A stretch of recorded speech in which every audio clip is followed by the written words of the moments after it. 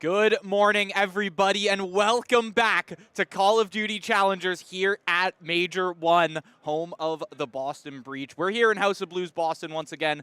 I'm Fundy, joined by Jobin. We got a nice 9:30 a.m. kickoff for you, and we've got a match on our hands, Jobin. Yeah, luckily going to get into the matches a lot earlier today than we did yesterday. We have a lot of great action to get into. Starting off in the loser bracket, it is going to be Wanted Goons taking on In Control. 13 playing the 14 seed. This is not much closer, or rather as close as it can get. And as you can see here, going to get a breakdown of the rosters. It's going to be T-Tej, Antonio, Careful, and Jamal for In Control. And on the Wanted Goons side of things, Vanity, Bala, Jake Kurtz, and Peaches. Yeah, we got vetoes to come through as well, and we even got surprises for you coming up inside of these maps. But as you can see, we are actually getting a nice spectrum of all of the maps here. We got Karachi, Terminal, and Invasion. This is the first series we've casted this tournament that doesn't have a repeat map in the map pool in any fashion, whether it be on the same game mode or not. Already, we're kicking things off.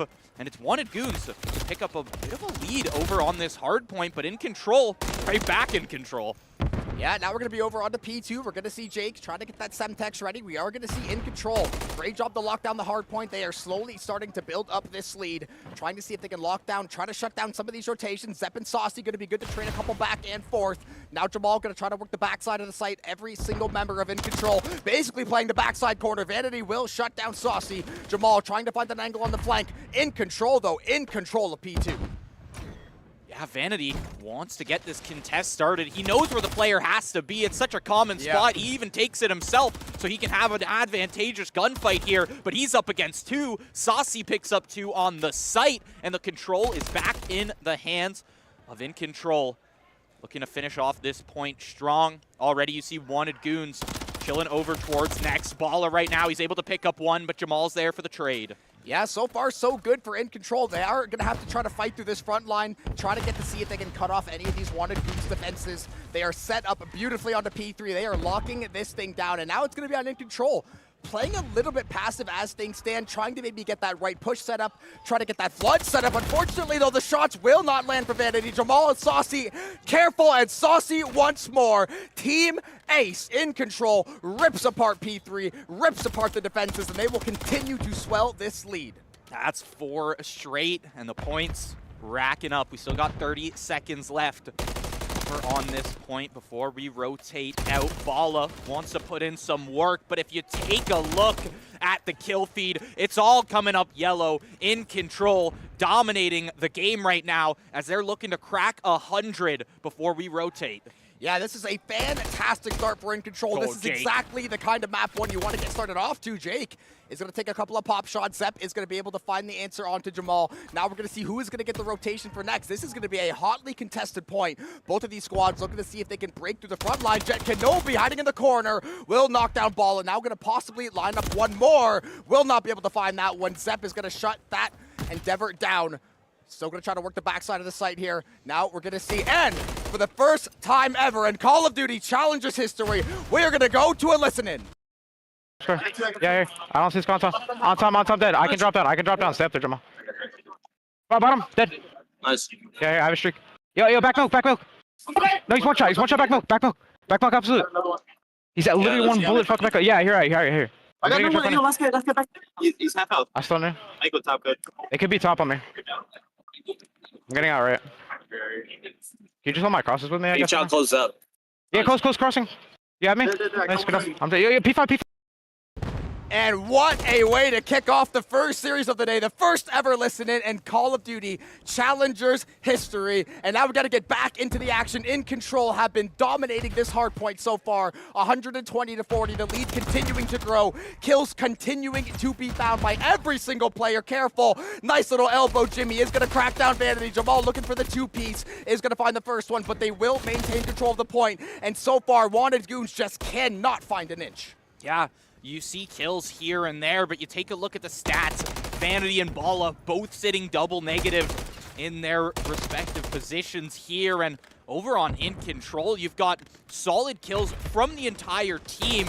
Mainly, though, we're seeing Jamal and Careful absolutely cook. Saucy has been fairly solid on these points as well for himself. Ooh. It's just Control for In Control right now. About to break a 100-point lead. Wanted Goons picking up some scrap time.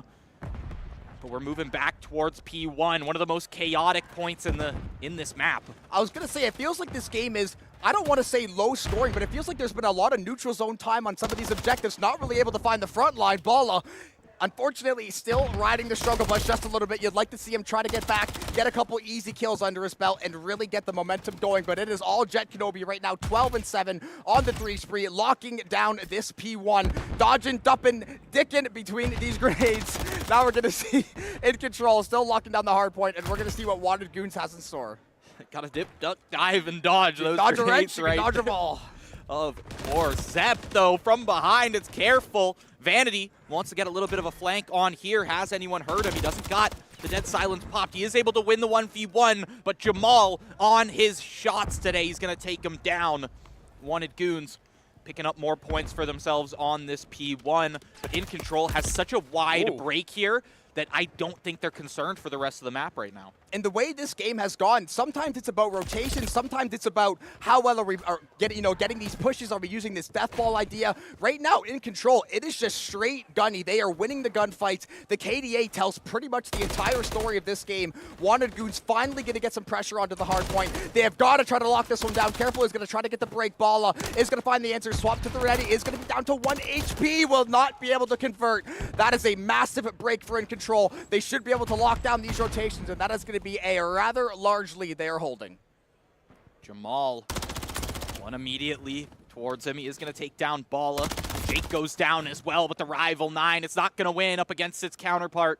Vanity will take him down. A couple respawns have to come through from Wanted Goons as In Control past the 200 mark.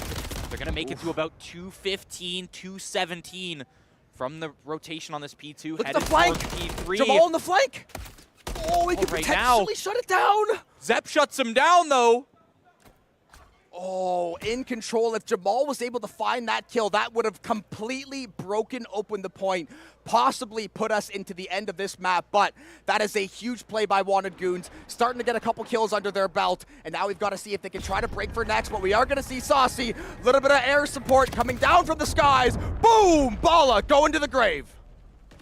That's, I think, the first cruise missile kill I've seen. It's 2 out of 8, I think. Yeah, there's been a lot of whiffed cruise missiles in this tournament so far that we've seen on stream. So seeing one land right there, it's gotta feel nice. That kill feed. Yeah, I know. This is just absolute chaos. And this is one of those points that kind of, I mean, look at it. It facilitates chaos, to say the least. Yeah, when you're playing in a 4x4 room with 1 bar between basically the entire team and yourself. Look at, careful though.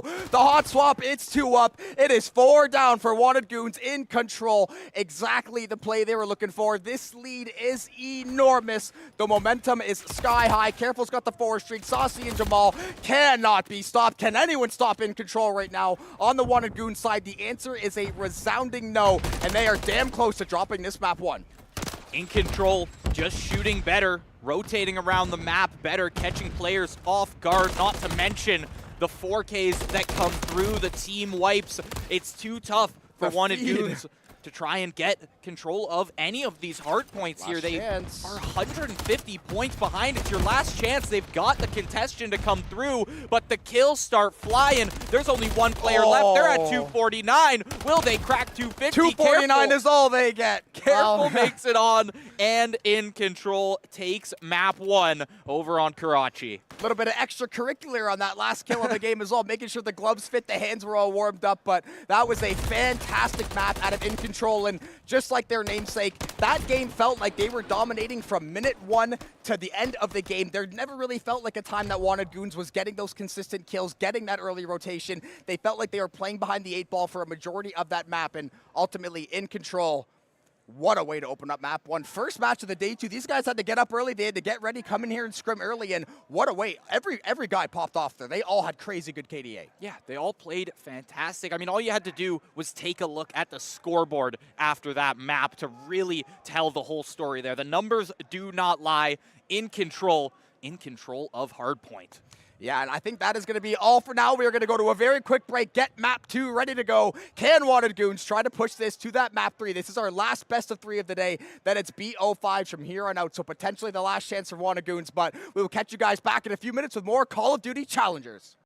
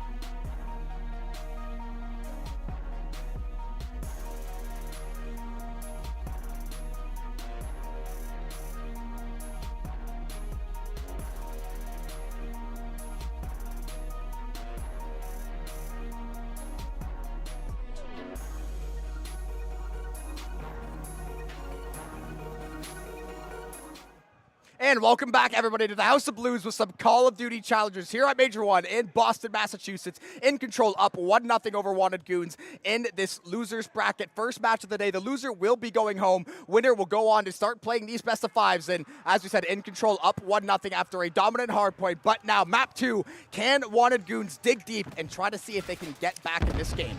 Some Terminal S&D, a classic in Call of Duty history in general. First kill, first blood goes over to Jet Kenobi. Bala is going to take him back down after that. Actually, I think we missed the first blood there. Careful, did fall as well. Jet, though, at least able to trade one out before Bala took him down. Wanted Goons is on the defense here, so you've got 2 men left from In Control, Saucy and Jamal, to make this attacking play to try and get this bomb down, or maybe just find those eliminations. Their gunny is feeling solid enough. From last map, you gotta think it is, but Saucy's taken down from Jake. Yeah, Terminal can be very difficult, especially playing at that disadvantage in numbers. There's so many different spots to lurk, to peek, to pop out, get a little bit of chip damage, have someone else get that info, and come and finish off the kill. So Wanted Goons right now looking infinitely better than they did on the hard points already. Looking to get this last kill. Jamal will get one for good measure, potentially just a consolation prize. Still has to go try to find the plant, and he is essentially in no man's land. It's going to toss the stun into the cockpit.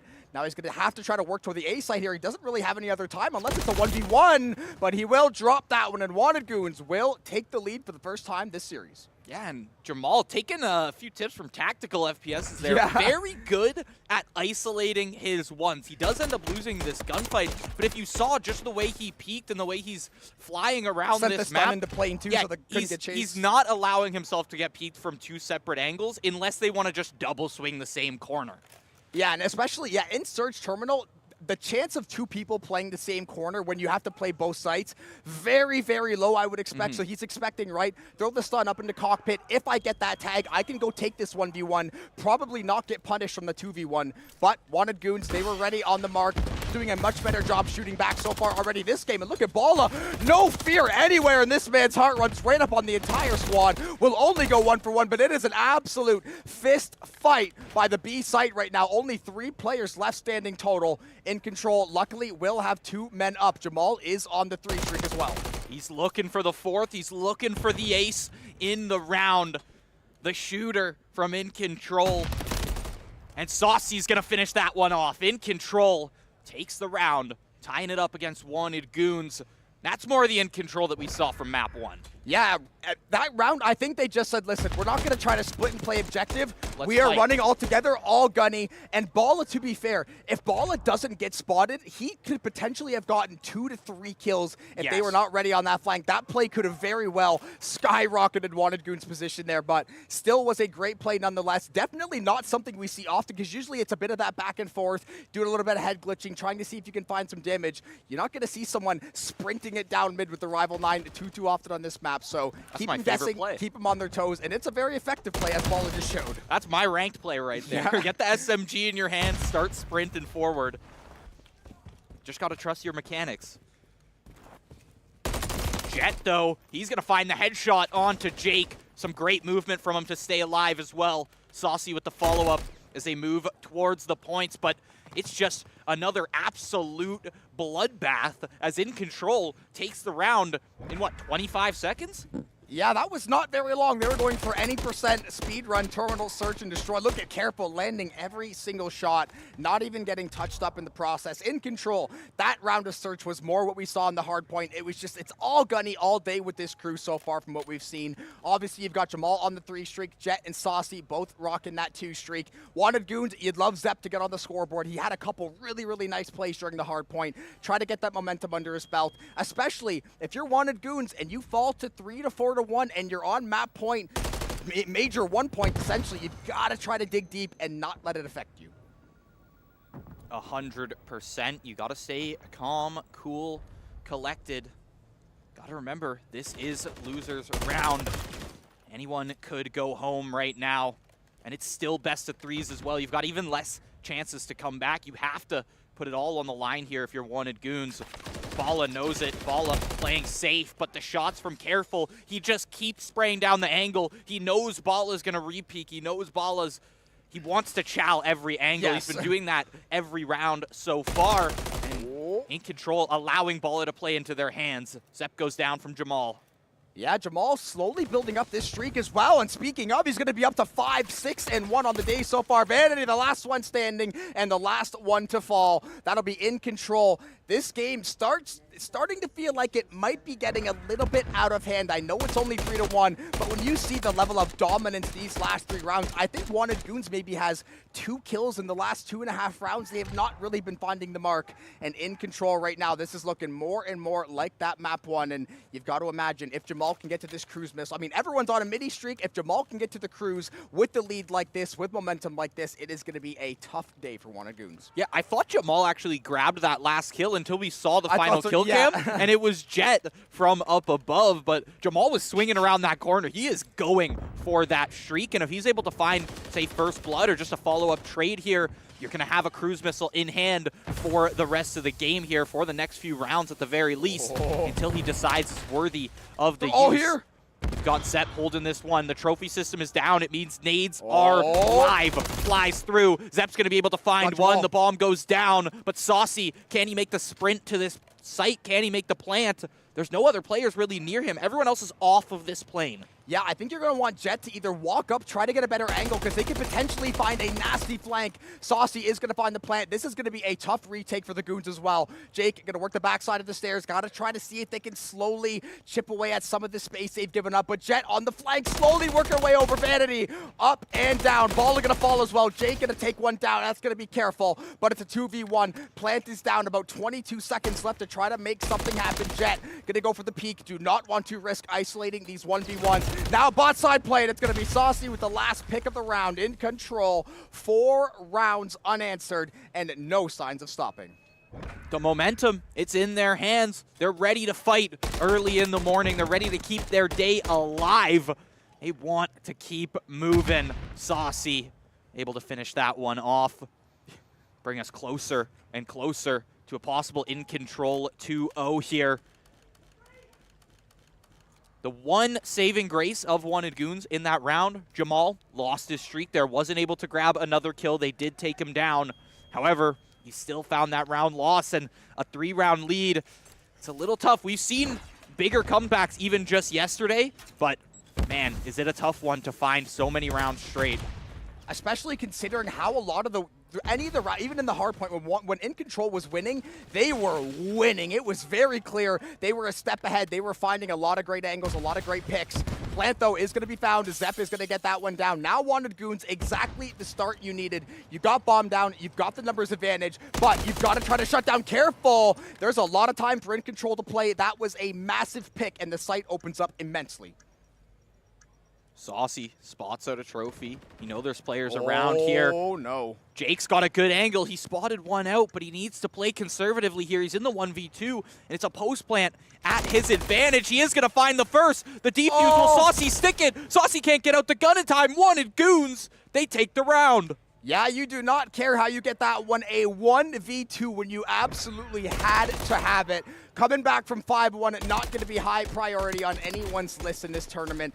That is a clutch play out of Jake, dragging the team from the depths, at least going to bring them to one extra round. Now it's going to be 4-2 for In Control, and at the very least, you broke up that 4-round streak where quite literally nothing was working. Everything's getting shut down. In Control's finding plant. They're running through the objective. Finally, you dug your heels in. Now, though, 4 more times to get this map done. That's the thing. You got to keep it moving. And you have to keep the momentum now. You had a great play from Jake to kind of bolster the team's morale. Now you're back on the defense. It's In Control who wants to get aggressive here. And when you've got players shooting like Careful and Jamal, it's not too hard to have that happen. Bala is going to get stunned up.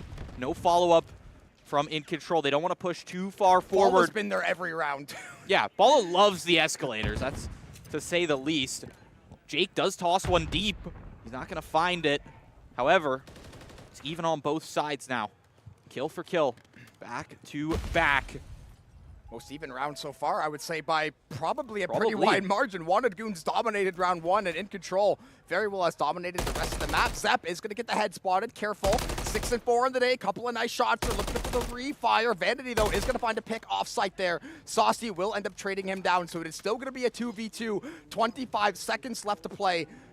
In Control, slowly working to the B site. Looks like Wanted Goons may have taken the wrong guess, but we do see the flank out of Jake. He is going to have to go huge, and it looks like he might have the opportunity to. That is one down, and now there's time for the rotations. Jake and Zepp should be able to put this pinch on and shut that down, and there is no time left.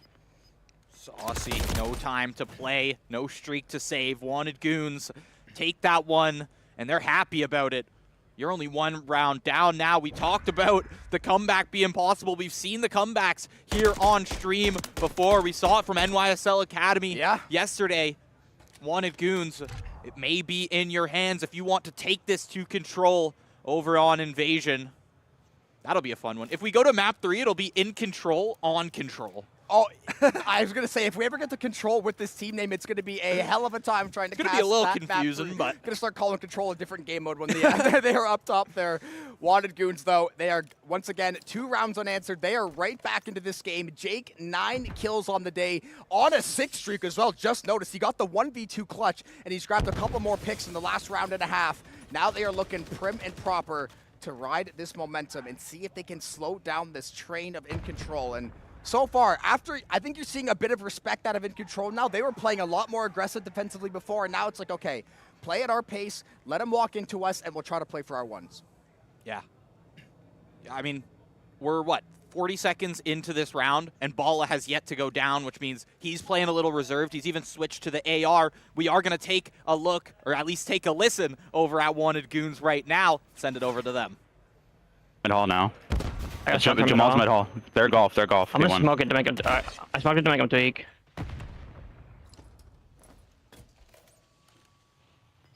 Just make a play, Johnny. I'll see his guy mid hall. Nice. Alright, I'm coming to plan. Nothing cockpit. Nothing in plane. Third and low skis. I'm laying it. Low skis. One shot low skis. One long haul shot me in the back. Fuck. Yeah. Damn. Fuck. Back into it, a couple kills, back and forth, and it's going to mean that In Control is going to map point. They're going to series point here. They're looking to take it down in a 2-0 fashion, move on in this losers round. Wanted Goons backs up against the wall. They were feeling it at the start of that round. They even found first blood, but it all fell apart in time, and we got to see, do they have what it takes? Keep in mind, they got to win 3 straight now. And Jake lost his 6th streak, 1 off the cruise. And the reason that round is a heartbreaker, Wanted Goons was dominating the last 2 rounds. In Control basically just went 4 for nothing at about 25-second span. So they kind of put their foot down and said, we are done. We are not trying to go to map 3. We do not want to risk any of that.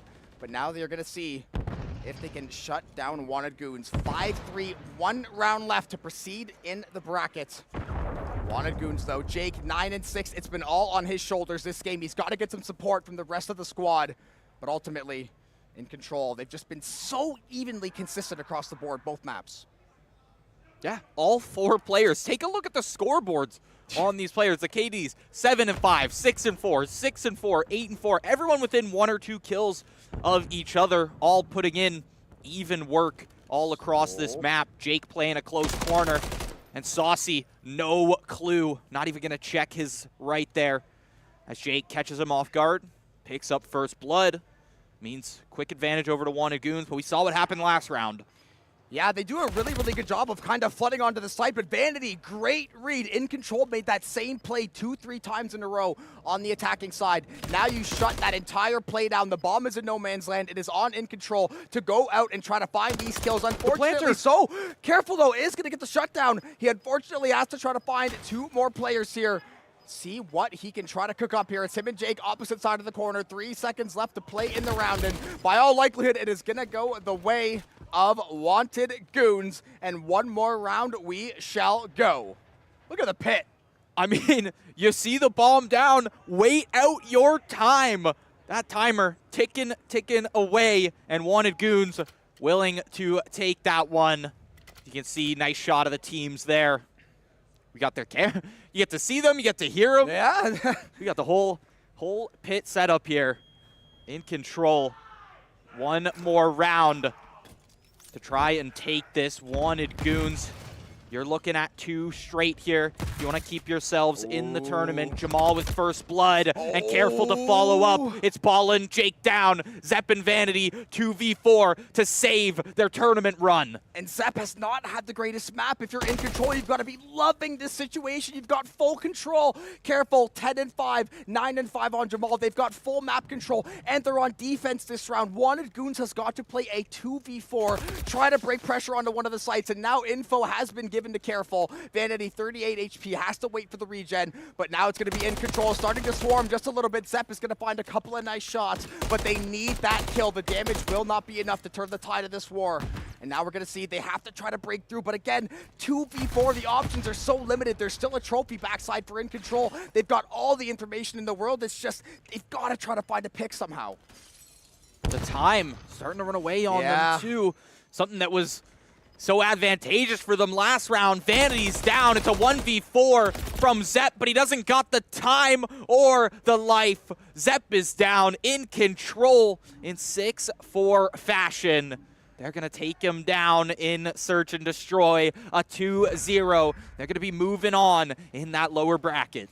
What a map, or rather, what a series one to open up the day. Yes, it was a 2-0, but every single game today, despite any of the scorelines, has been wildly entertaining. These challenger players, they know how to fight. They know how to put on the show. We have been treated very, very nicely the last day in this series. So a fantastic way to open up the day. Sad to see Wanted Goons go, but ultimately In Control. You played your way into that next round, and you gave yourself one more shot at getting to that final. Yeah. They're able to take it pretty cleanly as well. I mean, the first map was very, very convincing. Wanted Goons definitely stepped it up in that S&D, but in the end, goes the way of In Control. And for us, that means that should be the end of BO3 here on stream. We're going to start seeing some longer series here, as well as, you know, maybe a bit more variation in maps, considering we can actually make it to Controlled guaranteed in every single series there. But we're going to have to keep you guys updated on, I guess, just check out those Boston Breach socials. That's where you want to get all your updates for both Challengers and the CDL Major over at the MGM. We're going to throw it to a quick break. We'll come back with our next map right after this.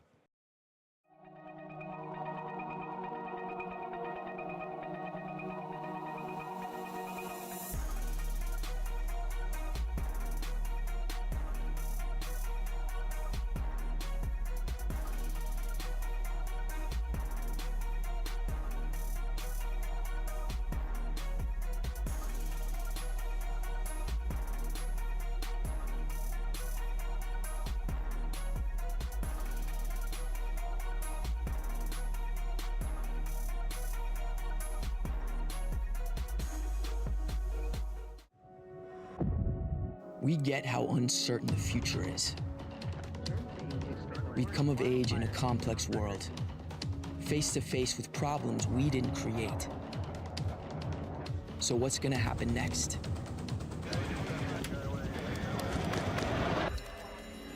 We are.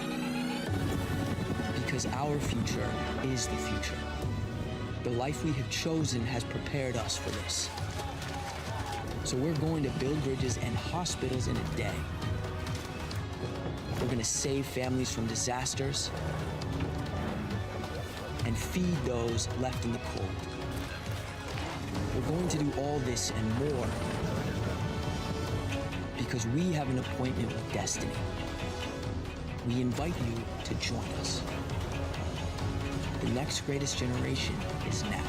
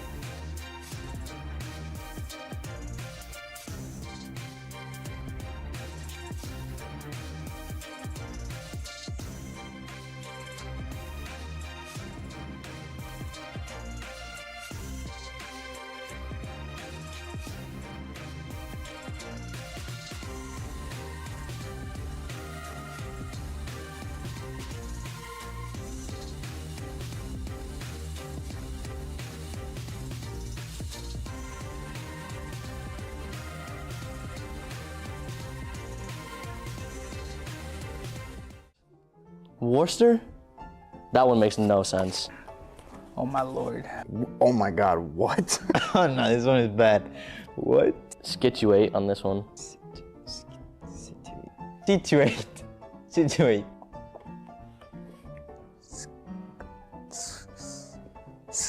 Skatate. Skituit? It is pronounced Situate. Okay, nice. Brooklyn? I don't know. Brooklyn? Oh, Brooklyn. Brookline. Brookline. That's correct. With so much confidence. Okay, see, now I'm gonna start pronouncing them weird just because. Worcester. Worcester. Worcester? I'm gonna say Worcester. It's pronounced Worcester. What? Worcester? That one makes no sense. Haverhill. Haverhill. I want to say Haverhill, but I'm going to say that it's pronounced Haverhill. Haverhill. I would say this is Haverhill, but it's probably like Haverhill. Haverhill, final answer. It's pronounced Haverhill. Haverhill? Haverhill? I was kind of close. Okay. Leicester, final answer. Leicester. God, this one's going to be weird. Leicester? Leicester. Leicester. It's pronounced Leicester. Leicester. Leicester. Leicester? That makes sense. That makes sense? What? Why is the I there? Karuit. I have no clue on this one. Katut. Katut. Say Kachut, final answer. Kochut? Katuit? I'm going to go with the same thing. Gloucester? Okay, I'm gonna go. I'm gonna say Gloucester, final answer. Gloucester. Gloucester. Gloucester. Nah, I don't know. It is pronounced Gloucester. Oh, Gloucester. Gloucester? Close. It's like Hingham or something, right? Hingham. Okay, I'm gonna say Hingham, final answer. Hingham. Hingham. Nah, I don't know. Hingham. It is pronounced Hingham. Hingham. Hingham. What? Wait, say it again. Hingham. Hingham. Billerica? Billerica. Billerica. Billerica. Billerica, final answer. Pronounced Billerica. Billerica. Bro, what?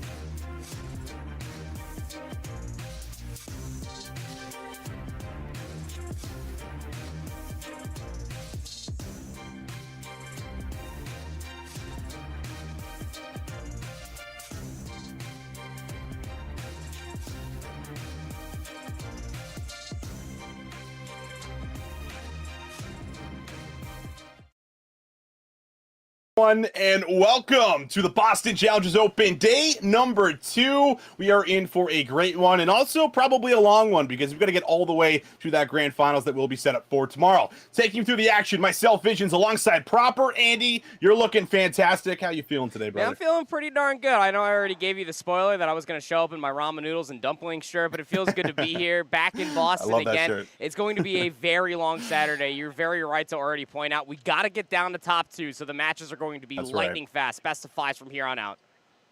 Yeah, so let's take a look at our rosters that are going to be coming up here for us because we got to jump right into the action. We got to get right into the flow for you guys. And we do, in fact, have Team War going up against Boston Academy. Team War on the right will have Bant, Hixie, Beans, and Nasty. And then, of course, on the left, we have Boston Breach Academy over here. Shawnee, Sensor, Pentagram, and Yeez going head-to-head here, Andy. Yeah, it's going to be storylines on top of storylines. Of course, Beans, when he first moved over to be playing in North America, when he got picked up by Boston Breach, he was on Boston Academy, so I don't think there's any animosity naturally, but you got to always think that Beans definitely wants to take down his former team, especially for Sensor and Shawnee in that AR matchup. Sure. Something that we're going to be pointing out constantly is going to be Yeez. Challengers champion with Omit last season, going to be having his work cut out for him, especially with the SMGs across the pond and now across the station. Well, we'll take a look at the map set that we have. Remember, we are also are moving into best of 5s here, so we don't have to get those best of 3s going any longer. Are getting right into the full-length series, and we'll be kicking it off on Karachi. Get a nice little double dose of it, move into a high-rise control, hardpoint skid row, and then we'll finish things off on a high-rise S&D, which we did in fact see Team War play yesterday, and they look pretty gnarly on that one if we go the distance here, Andy. One in particular of Charlie Hixie looked disgusting with the routes that he was taking, and I was down there talking to Coach Magic, the coach of the Boston Breach Academy, wondering if they were going to get rid of the high-rise search and destroy. He said, "Nuh-uh, Andy, we're good for this. We feel very confident on both high-rise control and search and destroy. That's why it got left in for a reason." This Karachi map number 1 is going to be quite telling. Of course, very different if you're just now joining us for Challengers comparatively to what the CDL patch is playing on. We are on the live patch, so the hard points have moved ever so slightly. The spawns adjusted accordingly. It's going to be fun to be able to see how each of these teams adapt to one another. Well, let's kick it off, baby. Day number 2, Team War and Breach Academy. I mean, you couldn't ask for a better lineup here coming in towards this day. Let's see how things really get started here for us. Boston Breach will be able to get themselves at least on the time initially, but we know how important the high ground is, and it's a slow start for Team War to try to just get the high ground, see if they can pick off some of the players, but so far so good for some of the early time for Breach. It's important to remember, of course, yesterday, through the matches that were played, Team War didn't drop a single map. This is going to be one of their biggest tests. We talked about their matchup last night versus Team Revive, where they did get tested in that sub-base hardpoint map number 1. Now you got to show up to the venue. The gunny's hot. Comparatively to Boston Academy, they did go the distance, at least in a best-of-3 format versus NGL Esports just this past evening. So it's going to be very fun to be able to see how they do combating against one another. Decent time coming through from Breach when it comes down to this P1, but most importantly, you got the 20 seconds you were looking for and the rotation to new. All right, well, let's see how the rotation goes. Just about a 10-point differential here so far. Nasty, 3-0 start. He was just absolutely firing yesterday on Subbase, so you have to try to shut this man down early. Do not let him get that streak. Do not let him get fired up, but he's already able to work himself into the hard point. Yeez now trying to get something done himself. He's able to come up with one. A little bit of finessing from Yeez. I like what I'm seeing. He's able to break in for 2, and Breach are good for a little bit of time. You know, when Breach Academy were going through the motions of trying to find that 4th player to complement Pentagram's playstyle, you looked at Yeez and what he was able to bring to the table, complementing Gwen. But Yeez is stepping into a role that we haven't seen since, like, Cold War. That man is just routing every single map that he's playing on, finessing his life, what you just saw in P2, and walking away with the majority of kills. That said, Team War have broken in. We're just down to scrap time, and they've already been shut down, and they have to take a look at the rotation towards Dupe. But look at the middle of the map. Breach Academy are finding kills on rotation. Team War are spawning so far out, and that's not very a good look signs if you are an EU fan, considering that Breach Academy have a decent setup when it comes down to this P3 rotation. Yeah, it's going to be tough for Team War to try to get through. Just 2 members on this early rotation, and even going to see a cruise missile actually come into play here, and it will find Sensor, so Nasty able to open up a bit of space. Pentagram turning and burning on Beans as he's starting to get fired up here, finds his first one. We'll see if he can try to turn that into more, but it's more or less his teammates that get the job done. Breach again, good to hold on, and now they have a chance to lock in the back 40. You already got the cruise missile out for this P3 rotation. That is early desperation signs when it comes down to Team War, and they couldn't find anything past the 50-yard line. Breach Academy have a good setup, finally dealt with a player inside a junk. That means that Pentagram's going to effectively spawn inside a bottom hotel, but the setup is superb. Yeez is up to 4 in a row. Shawnee soaking up hardpoint time up to 3 in a row. Team War might give this one last shake, but we're already down to 12 seconds. You got to rotate towards new. I got to rotate towards new right now. Breach have just been a step ahead, right? And not only that, but they're winning a lot of the key gunfights when we talk about those rotations. So that's going to allow them to have a nice lead. So now we'll make our way over towards Church and see if there might be a chance to maybe play for the high ground here, maybe even work for streaks. Yeez is on 4. We'll see how patient he decides to play. Not patient at all. Sprints right in. Hixie will deal with him quite easily, but he's still got more to deal with as he takes the high ground. Looking for a challenge to Sensor. Wants to back down, reposition, and play his life. Still a 50-50 battle for the Churchill. Battle through the stairs. Doug to the pistol. Compliments there against Beans. 1-for-1 goes the trade. It's a very difficult hard point moving out from the church and in towards the courtyard to be able to accrue a lot of time. But Team War would benefit to get them back 30 seconds. Pentagram. Remember, he started 1 and 4, and after that turn on, he was looking pretty gnarly as he built himself up a spree, but not going to earn any more streaks just yet. Shawnee up top will be able to deal with 2. Hixie, though, with the pistol. How about that double up? A chance to still secure the remaining 13 seconds on the point. And now we'll see if we can make our way over towards new. They're still, though, Team War haven't been able to get themselves a whole lot of time. It's been Breach that have been locking the majority of it, and now they're here first on the rotation. And now we move over towards this junk hill, this new P5. You can get a full 60 over here if you have a very good setup. Look at Shawnee's positioning on the minimap. He's all the way back market. You want to talk about anchoring spawns? My God, Sean is all the way into the back of the right side of the minimap. That said, Team War able to find kills through the P1 area of the map. Shawnee, though, just pounces, finds kill number 12. A combined 24 between Sean and Yeez. Yeah, we didn't really get a huge chance to set it up, but Shawnee versus Beans, right? Beans with his old teammates trying to get a big dub here, but Shawnee is certainly showing up, and we haven't really seen that kind of same prowess out of Beans thus far, as it's going to light up green in the kill feed. Shawnee again, he's not up to 15 and 8. I mean, this boy was shooting last year, and he's shooting again. He's looking solid so far, Andy. I feel like we are starting to sound like a broken record ever since Sean started competing in Call of Duty. That boy do be shooting all the damn time. 15 and 9 now for Sean towards the end of the first set of rotations. It is 130 to 49, a statement to say the least from Breach Academy on the opening set of hardpoints here on Karachi. Team War need to rectify some of these situations. The crossfires that Breach Academy are setting up constantly, the high ground control is just too superb. Team War need to wake up now. This is a beatdown here thus far. You need to find a way to get onto this P1 time and then actually extend that to somewhat of a rotation to P2. Hixie trying to find a way in. Yeez will not give him anything.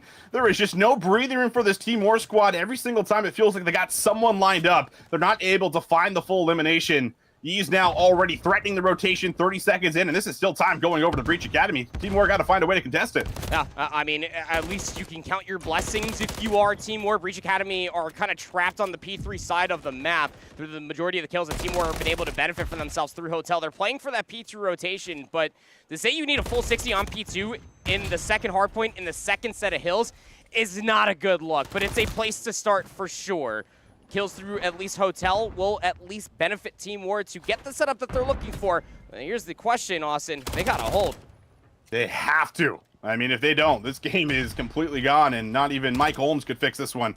So we'll see what ends up happening with a 100-point differential. Bance good for a couple of kills. And, well, this is finally a good moment for Team War. The only one that has a chance to slip through is Yeez, who finds some ridiculous shots there on top of Beans. So he's able to deal with one, but doesn't exactly have all his teammates with him as they slowly come through the back of Junkyard. Shawnee looking for a lineup. He's able to get himself one. Can't find the snap onto the second, and it's still Nasty in the point who's locking things down, and this has been a much better hold thus far here from Team War. Sure has. Team War now still trailing by just under 70.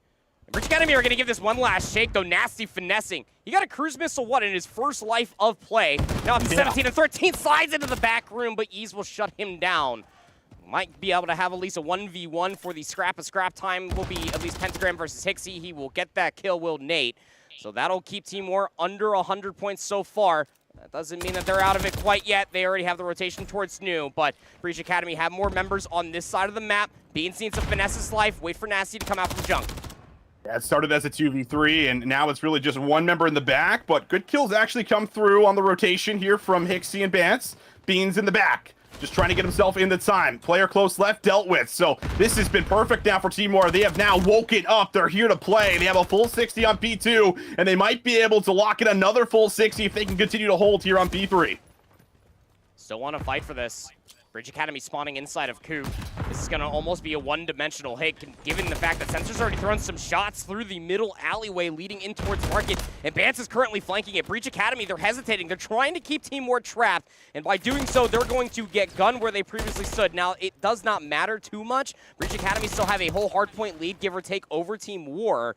It doesn't exactly mean that you're in a beneficial spot for the rotation over towards New. Breach Academy will finally break in for all of 4 seconds, and that allows Team War again to get through the middle of the map, get the spawns over by P2. Bance will touch the hard point first. Team War, they've cut that 100-point lead down to just about 50, and they are continuing to be at the first hill first every single time. So Breach are now the ones that are kind of on the back foot and need to find a way back into this game. Pentagram from the side, struggling here with the submachine gun to try to get something done, but we'll be able to have a chance to contest this time. Good win here from Pentagram. He's able to break open the point, get control inside of Bottom Church, and now Nasty even's got a pretty good lineup here with some of the high ground to see if he can find some free picks, and he does deal with one. I feel like Team War need to fight for every single second that is allocated here at the end of P4, but if they try to fight more for this Church Courtyard Hill, they're going to give up the spawns over by Junkyard, and Pentagram's already trying to pounce on such an affair. Already threw Junk down to 1 HP, finds Hixie, but going 1-for-1 is fine because his teammates are right behind him coming out of Hotel now. Absolutely. So we will see Breach Academy finally get some time here after losing basically 3 hills in a row. But still, Team War have a chance to get back into it. It's going to have to start with a quick break. Ease in the back, overwhelmed and dealt with. A couple more kills come through. Team War good for 3 of the 4 members. Those are also pretty deep spawns coming through for Breach Academy as they have to now set up a break and make sure that Team War do not find a way back into the game. Hixie has so much to do. You can see his arrow on the minimap. He's spinning around, making sure he's not getting flanked. This is where the majority of the hits coming from. Boston Bridge Academy setting 2 players on the flank. Hixie's timing needs to be perfect. Finds first through the side door, though. Yee's going to shut him down. Could be a potential opening for Bridge Academy to break the hill. And they do it. Tax nades over the top. Nasty able to open up, but Beans is still cozy in the back, ready for the push from Breach. He's looking for a lineup, but he's just got nowhere to go. He's trapped in the back. He is dealt with. Team War still hanging on. The teamwork is there, and the hold is good. They are fighting, and they are staying in this game as we'll head back to the middle of the map here, and we'll see if they can continue the dominance on the comeback. Oh, Hixie spawned over on the complete left side of the minimap. How do you read that if you're Breach Academy, but Hixie's shot's just a little bit too windy inside a hotel? Yeez will finesse his life once again, now just about even, 21 kills to his name. Shawnee, 27-19 off of that death right there. I don't want to go ahead and say that history is doomed to repeat itself, but Team War did get spanked in those first set of hard points versus Team Revive last night, and they bounced back emphatically. Breach Academy looking to shut things down, just 16 points to the good. Oh, they have struggled on this P1 hill, though. Hixie needs to go big, runs out of ammo, and can't get to the pistol fast enough. He's now in the point. He's got cover fire over top. Pentagram is lined up, too. Breach Academy might just be good for game number 1. Spawns are deep. Team War have to get a touch, have to break now. Hixie trying to get through the front. Not going to happen. Boston Breach Academy holds on, and they do, in fact, lock in map number 1. I mean, you feel like that leader's advantage in the first set of hard points was egregious for Team War. I wouldn't say that they allowed it to happen, but Breach Academy, the teamwork, the gunny from this man in particular, Sean, was just on a whole different level. Austin, it is 10:30 in the morning here in Boston, Massachusetts, and Shawnee looks like he has been playing this game for the past 8 hours. I'm sure he went to sleep. I'm sure he got some breakfast in his stomach as well. But that boy is shooting on the map to start things off here for day number 2 of the Challengers Open.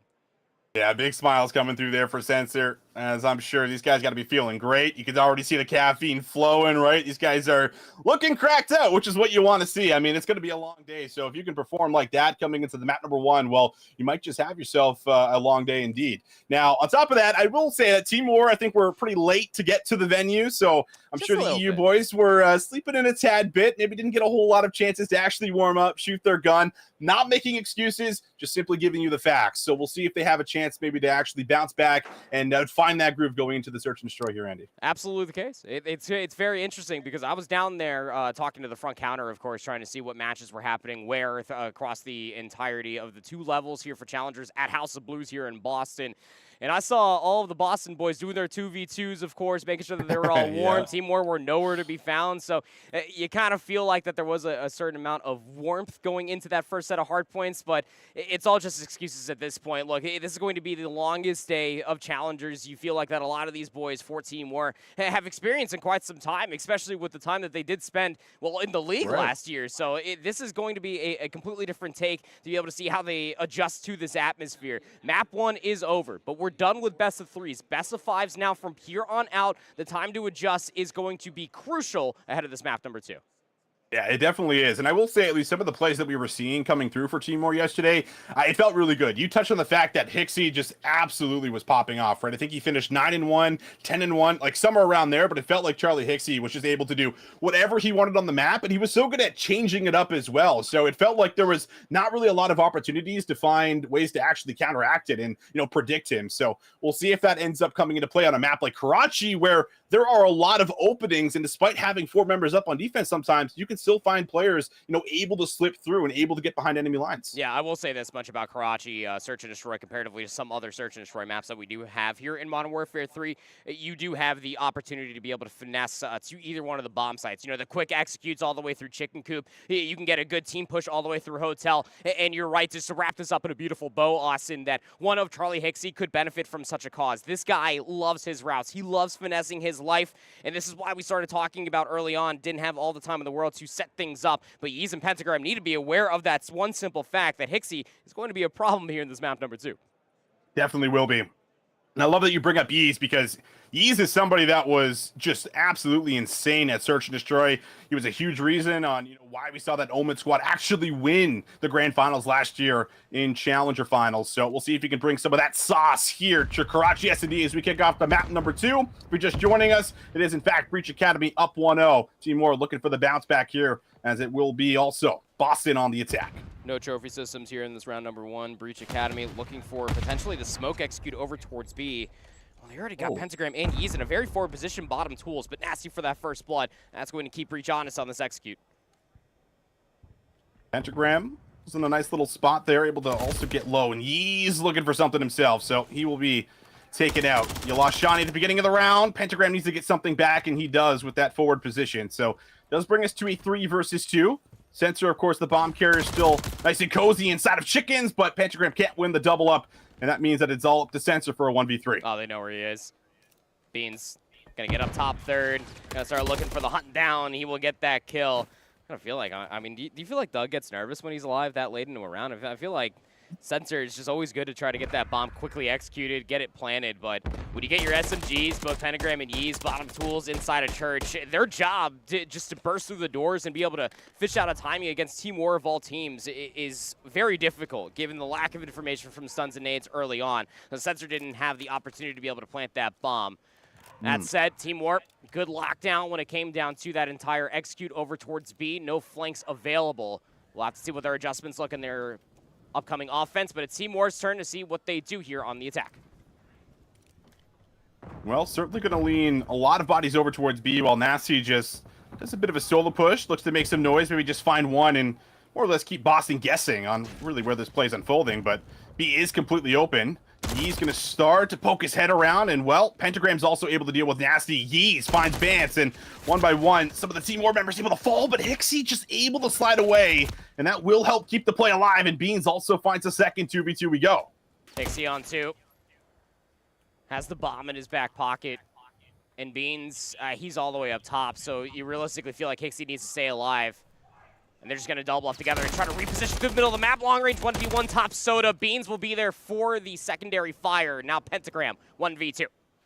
Yeah, how does Pentagram play this? Look at the patience from Team War. I love that play. What a read, right? You know that both players were spotted on the cross. Pentagram's trying to catch a timing to get behind there on the flank. Doesn't work out. Team War boys, they read it well. I mean, they bait out the kill cam, right? Where Sure you do. end up having that in that death screen from top soda. You think that they're just going to go ahead and bulldoze over towards Jung. Pentagram thought that they might just be almost inside of that archway that leads over by Coop, but not going to be the case at all. Both Beans and Hixie combined 6-3 between the two, 3 apiece. Make the right call. They double stack on top of each other, knowing that Pentagram will be right around the corner for the trade, and boy howdy, were they right. First 2 rounds going War's way. And the first bloods have also been pretty solid so far for Team War. Last 2 rounds certainly went their way.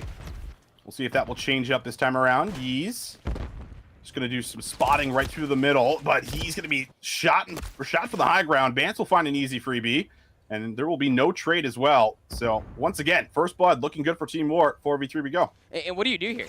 I mean, you feel like it comes down to Pentagram to try to almost make a play, but he's stuck inside a hotel with a sub.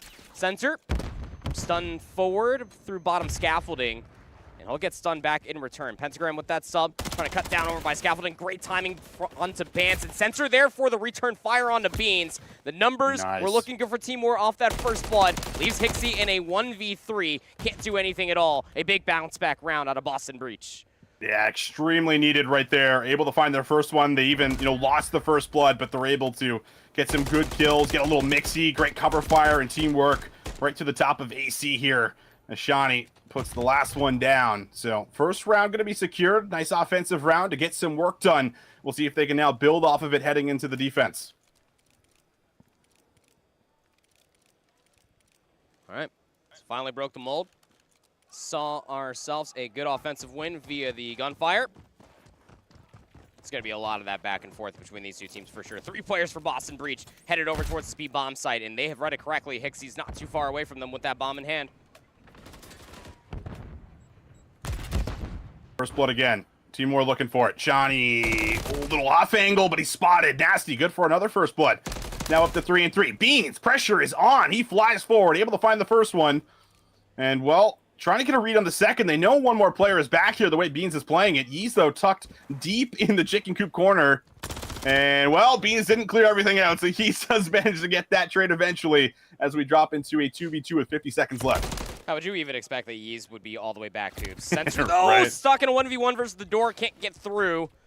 Nasty will gun him in the back with the pistol. And your last known position for Yeez was all the way back coop. So if you're Bance and Nasty, not only do you have to recover the bomb that's all the way as far bottom right of the minimap that you could possibly go, you also have to try to worry about where Yeez is at, and you don't have all the time in the world to execute towards one of these sites. It has to go to B. Has to go to B, and Yeez unfortunately has made the wrong call. He also doesn't have his dead silence up just yet.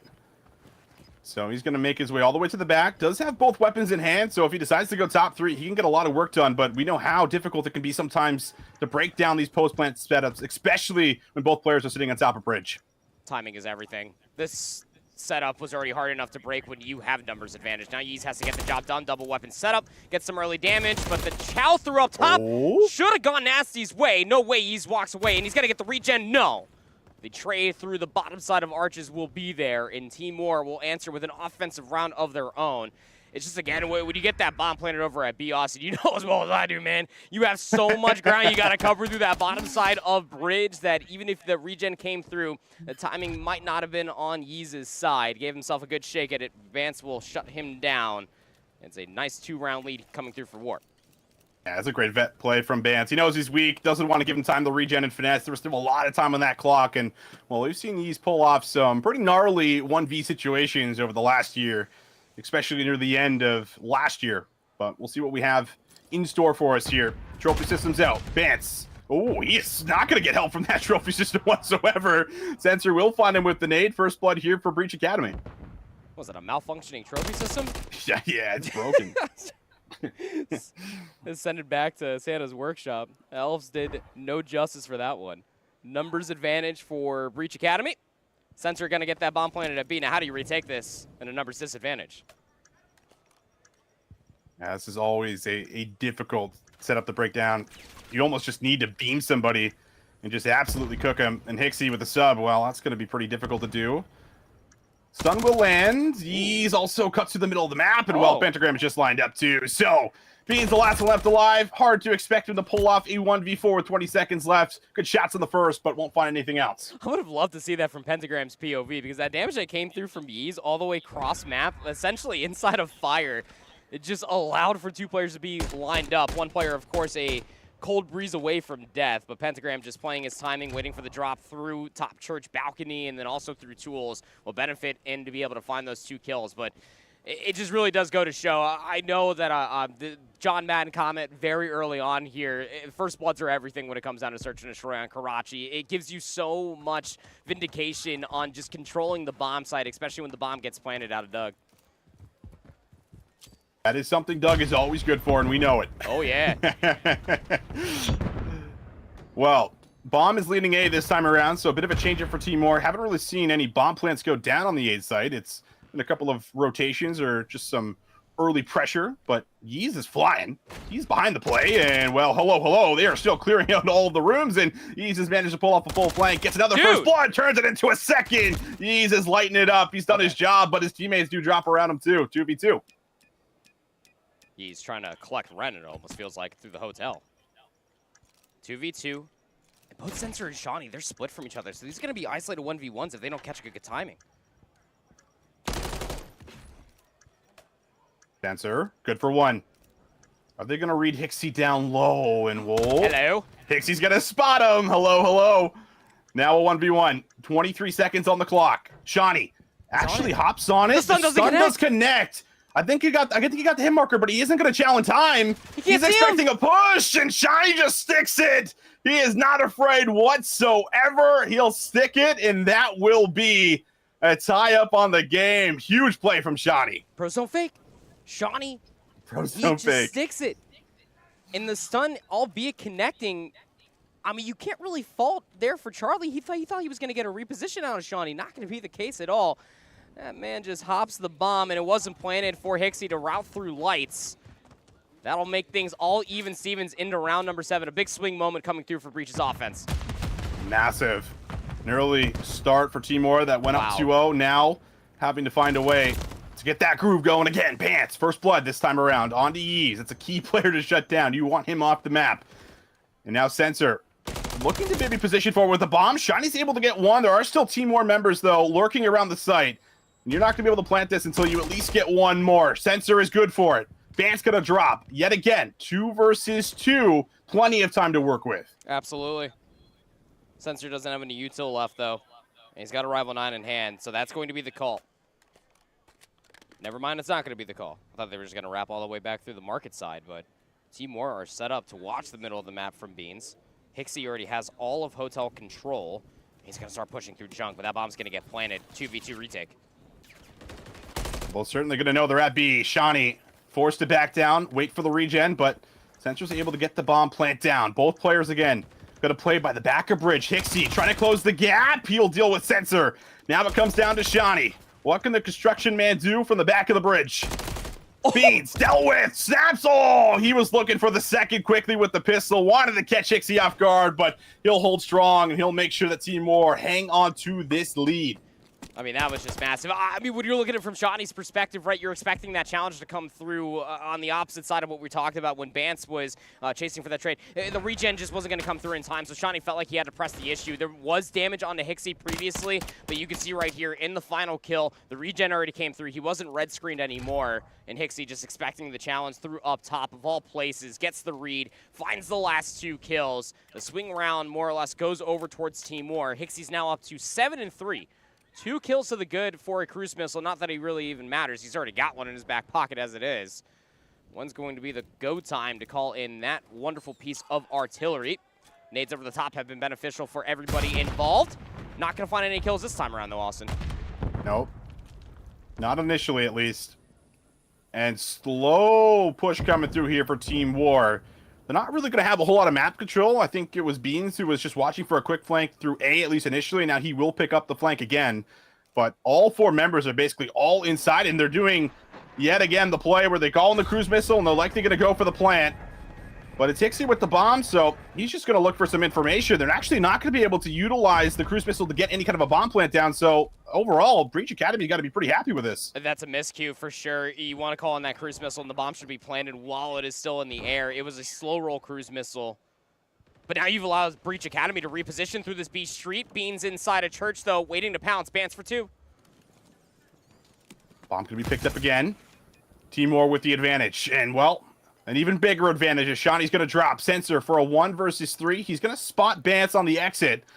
So he's got a bit of information, but he's now spotted. And, well, all 3 members just ready to fly out and challenge Team War. Despite maybe the cruise missile not finding a lot of value, they're still able to make it work. The information is good enough for the round.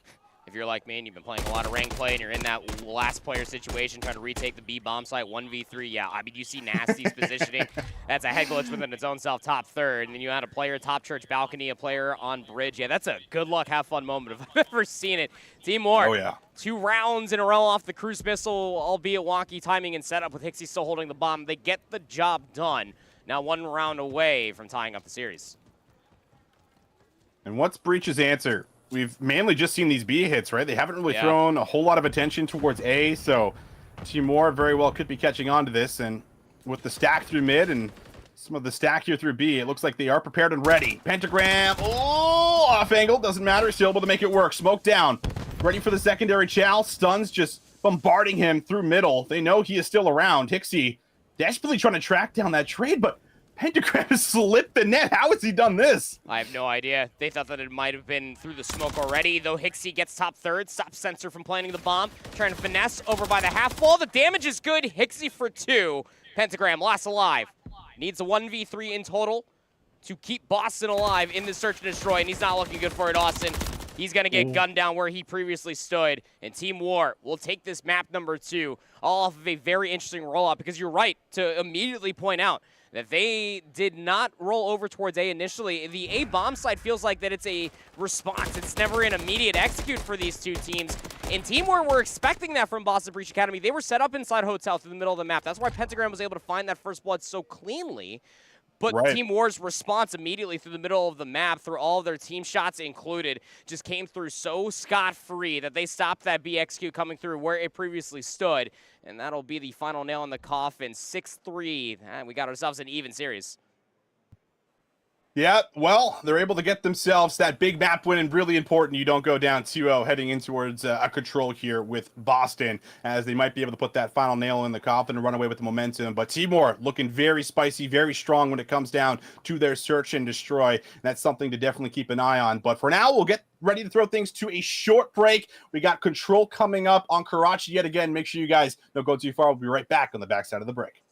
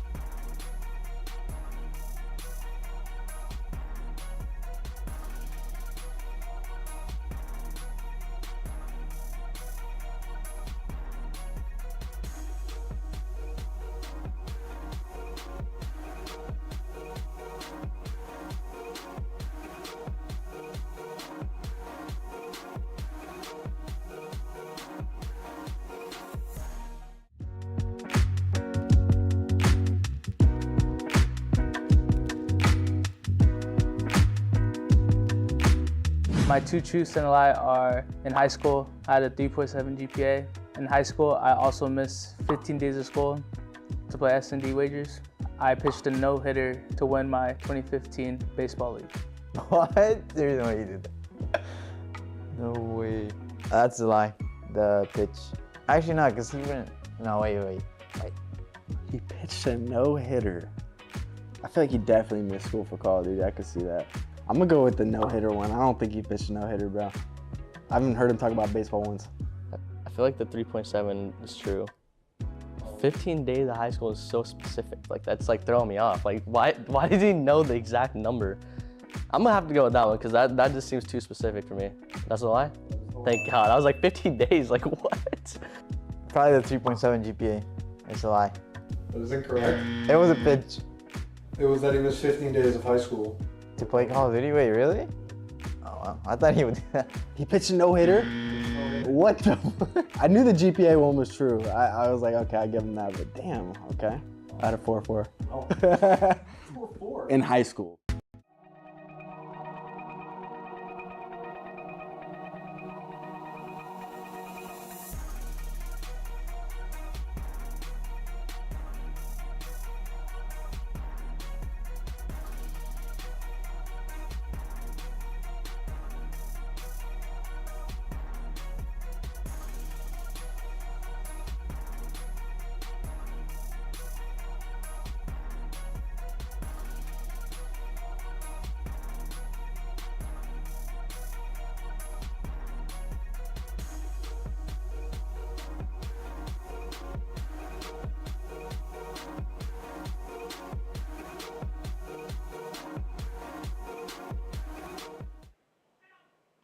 What's going on, everybody? Welcome back to the House of Blues here in Boston, Massachusetts, here for the Boston Open. Major 1 has been underway, and we are kicking off challengers with a very good matchup following the 1 to start off the day. Boston Breach Academy versus Team War, finding ourselves all evened up going into this high-rise control. Austin, it should be a good one.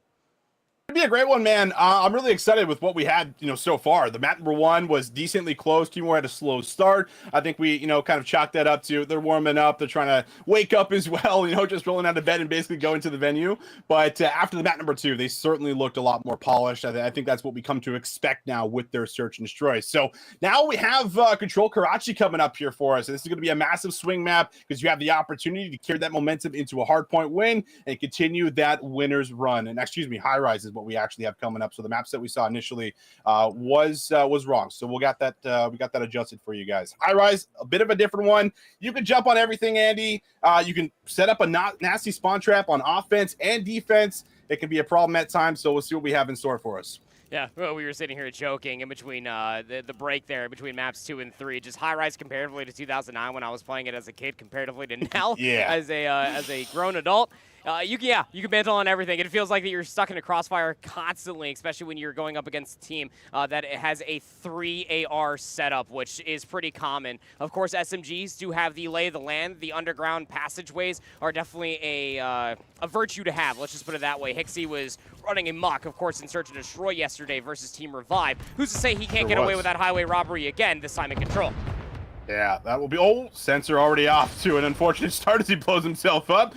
We see a lot of that here on high rise, and Beans now on the high ground trying to deal with some of the early pressure that's already brought into the zone, but some of the kills coming on through will force Pentagram off for a quick moment. He's able to deal with Bance, and we'll see if he can try to continue the progress. Beans says no, snaps on his head, and takes him off the point. Takes down his former teammate, laying down. Hit with the nade, though. Shawnee just has to pepper him. We'll take down Beans from that very annoying area, but the trades will always benefit that of the defense. That clock's going to keep ticking down. And it's going to allow player number 5 for Hixie just to push up. He will get traded, but any kills, any trades are going to be good, so long as Team War can just maintain the high ground. Sensor at a spawn. Oh my, Beans is shooting right now. These boys are here to play. And like I said, the spawn trap on this map is just filthy at times, and you're seeing exactly why. Dude. Pentagram is also not going to have any luck with the gun put onto Beans. Beans is still weak, and he finds another one onto Sensor as he just continues to batter his old teammates here. He's up to 4 in a row. 4 in a row, 2 more kills. He'll have himself a cruise missile. Explosion from the barrel up top will get him weak, though. Shawnee and Yeez will find the kills to get at least past the 50-yard line. And I love this call out of Sensor. He gets all the way past the A hut. Inside of the spawn now, essentially, for Team War, trying to keep themselves trapped, trying to get these segments of progression. Can't find much of anything whatsoever, but the first segment was locked in a B. And Beans is just not losing battles right now. He is a tough kill on the map, maybe even the hardest. Still seeing progress, though. Slowly go over at B. Yee's trying to keep the play alive. Hixie will, in fact, shut it down, and that could be the end, pending what Sensor's able to do by himself, and that answer is he's not able to find anything. They don't even get the second tick here on the zone either. Shawnee, desperation play to make something happen at A, alongside Pentagram, who will keep the play alive, stops the clock at 6.9, and now a bit of green pouring into the feed. A chance here maybe still for Breach Academy. And desperation, I mean, you're still trailing down heavily by lives, but any segments of progression are going to be good, and now you have players on both the 2 zones. Beans for 3 in the feed, 11 in 3. The final kill on Shawnee over by B comes via Bance's AR, and they will be completely wiped off the map. Sensor's last-ditch attempt to try to get on A will be all for naught. At least they got themselves those 2 segments, and I put that very gingerly just because they were stuck in a spawn trap from Bean's top helicopter for what seemingly felt like 30 seconds. Yeah, it felt like almost the whole round they were battling out of their spawn except for the break-off. Tough scenes for sure for Breach Academy. They're only able to get a couple segments here and there near the end of the round, but again, it's at the cost of just desperation, just having to flood through, having to pour onto the point to stop the clock and keep the round alive as long as possible. So Breach now have the opportunity to do the exact same thing that Team War just did to them. We'll see if their defensive round here on the open is as clean. Opening breakoffs are everything for Control, but it becomes so much more prudent for a map like High Rise. Hixie's nade will find Pentagram. How much more space can they get from this? It is flawless. Completely flawless for Team War. They already find themselves on the B control zone. They haven't lost any lives. Yeah, all 4. Shawnee drops as well, so not a single kill comes through defensively for Breach. That is not what you want to see. Team War already finding progress. First segment will be locked in. He's looking for some way onto the point, but he will be taken down from Beans again. Pentagram from the side of Heli Stairs. What can they do? Beans is lighting them up. Shawnee, the last one on the map. He is dealt with. Team War, they are just running amok on high rise right now. Breach Academy got to wake up. They've only lost 2 lives on this offense, Austin. That B zone is chalked as soon as the opening breakoff started. Golly, this Team War roster is just disgusting. 14-4 for Ben Beans. Are you kidding me? He's on another 4 spree. Getting so close towards that cruise missile. How crucial would that resource be to put this offense to rest? Beans is still staying alive, buying time. Pentagram laser focused on that kill and eventually has to give up the line of sight. Beans now able to grab nice little off angle here, and he's able to snap on Shawnee with ease. 5 in a row to the sub, almost for 6. But he will not be able to continue the spree. However, doesn't matter. Team War have basically done everything that they wanted. Minute 40 still on the clock, and they can start working towards A. Austin, Beans is triple positive. He's 16-5 for crying out loud. The closest person to him is on his own team, and it's Hixie at 11-8. Cruise missile in the back pocket. Might not even need it. These kills might just come through. That said, Breach do have a lifeline to try to hold on to this A zone. They only trail by 3 lives. Well, slowing things down a bit will be Breach. He's able to play his life just a tad bit longer, but is it going to matter? His teammates all drop, and well, Yeez is dealt with. Here comes a bit of a stack on the point. Bance and Beans side by side, and now they're actually just going to push forward and start looking for the spawners, and Breach are just in the blender on offense, in the blender on defense. Beans is 19-6. He is just lighting it up right now on high rise. Interstellar camo to boot. Nobody can trade this man. 21-6 now for Beans. Give this man 3 cruise missiles at this point. Are you kidding me? Beans. You can't even get out of your spawn. The A zone is going to get captured here very gingerly, you feel like. But they already dealt with all the players on the A zone. Breach down to their last lives. 14 versus 4. They would love the segments of progression, but I think they'll still settle for the round victory nonetheless. They are getting rinsed right now. My goodness. 4 lives, make it 3. Too much time on the clock still for Team War, and well, Shawnee and Pentagram would have to do it all. Good for a couple kills, but 1v10 now for Shawnee, and it's only a matter of time. Team War, they are here to play. Shawnee does have a chance to at least work for a cruise missile. That's kind of your only silver lining, but even that is denied. Team War, my goodness, they're here to play control, Andy. Oh, Beans is just going to war right now. This guy came into the venue with a purpose. And that purpose is to put his former team in the ground. Golly. I mean, I felt like he was going to be able to maybe find a 2-piece off of the respawns for Breach inside their spawn. Would not go on a Herculean spree. 23-8 out of Beans. What is going on down there? Unbelievable scenes. Team War now just 1 defense away. 1 more spawn trap away from Beans, and they'll take a lead in the series. I think Beans took this matchup a little personal. I mean, it does feel that way to you, Andy? I don't know. No, it feels that way for sure. Well, Sensei does manage to shut him down initially with a great nade, so that's at least a good start as any here for Breach Academy. And they do actually find a favorable feed. Bance is the only one up on the map. The rest are going to be responding for Team War, so a pretty big opportunity to actually get an early stack. Cruise Missile also going to come into play. Sensor deals with 2. Bance able to loosen up this push a tad bit, and well, the rest of the Breach members forced underground with that cruise. Have to get themselves back to safety. It gets them off the B control zone. Sensor's gonna tiptoe inside of it, but Bance, excuse me, breaks out the mitts. Gonna take down Yeez. Numbers not there for Sensor. He's up on a 4 spree. Oh, he would love to play his life up through the ladder. Hixie with the pistol will shut that spree down. The B zone was looking so good off the opening break from Breach Academy, but now they're back to the respawn. Nasty, good for another kill onto Yeez. Trying to keep everything clear in and around the A point. And, well, he's going to do some finessing, and, well, they've lost track of Nasty. I have no idea where he went. Around the outside, Shawnee goes, and Shawnee does manage to pick him up just barely there with a sliver of HP remaining. But he will also be taken out. Hixie just behind the entire play. Pentagram's been able to push forward. He's now cutting off some of the spawners here. So if Breach can get through the map, find some key kills, they might have a chance to get some more progress here in one of the zones. Nobody had any read on Bance. He hits through the underground. Shawnee will go prone. We'll take him down. But through all of those kills, they've kept Breach Academy off of the zones, which means that clock will keep ticking down. It forces Pentagram's hand to step on the B control zone. Gets off of it, trying to help out his teammates, but the kill feed just erupts in Team War's favor. Now just under 25 seconds. Pentagram forced to get a touch. Has to stop the clock. Breach Academy now. Need to get it done.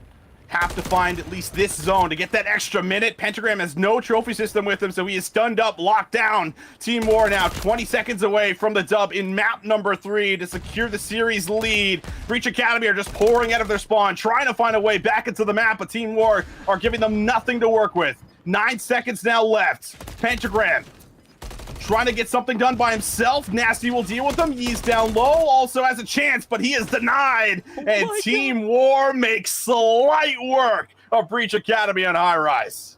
Oh my gosh. 3-0 in the High Res control. That is a statement. Remember what I told you, Austin, that I walked down there and I talked to Coach Magic of Breach Academy. He said, no, we're good for the high-rise control proper. Don't worry about it. I think you might have to go back to the drawing board on that one. Shawnee looked great, and that's fantastic. But when you have a combined 50 kills through 3 rounds in between Hixie and Beans, I think it was a little bit more one-sided. You can see Beans just having himself a little bit of a chuckle. It's all business for everybody else, but Beans, oh, man, that boy put in the work. Did he ever? I mean, that was just filthy. That was completely disgusting. Beans was just lighting it up. It felt like he was finding 2 or 3 kills just about every single life, and there was no one that could trade him. Shawnee was, to be fair, was actually shooting back. He was finding a lot of great progress. He was fighting for that high ground. He was doing what he could, but you weren't getting a lot of progress coming through for players like Yeez. He had a pretty slow one. I think he finished 9 and 25, struggled to really get going there. And I mean, it's just so difficult when you're running into ARs of, Nasty, Bance, Beans. These guys are just not missing bullets, and it felt like they put them in the spawn trap almost every single second after the break off. So we'll take a look back at that Beans 3K. That was filthy. I mean, you could put a whole highlight reel from that map right there together for Beans because he was just letting it up, Andy. Yeah, open up OBS on that boy's computer and just record his POV because this boy is shooting. And again, when you go back and you look at this replay and you look at this Beans montage, it's one of those things that we talked about going into the high-rise control.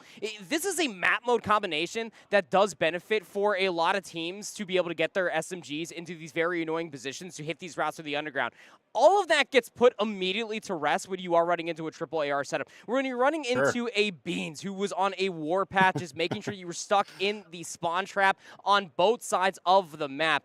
Absolute insanity coming through for Beans, who albeit did not have an electric map number 1. And then you're starting to see Team War slowly pick the pieces together and slowly become more and more warm as the series goes along. They looked undeniable in that map number 3, potentially looking to close it out here in 4 with the Skid Row hardpoint on the horizon.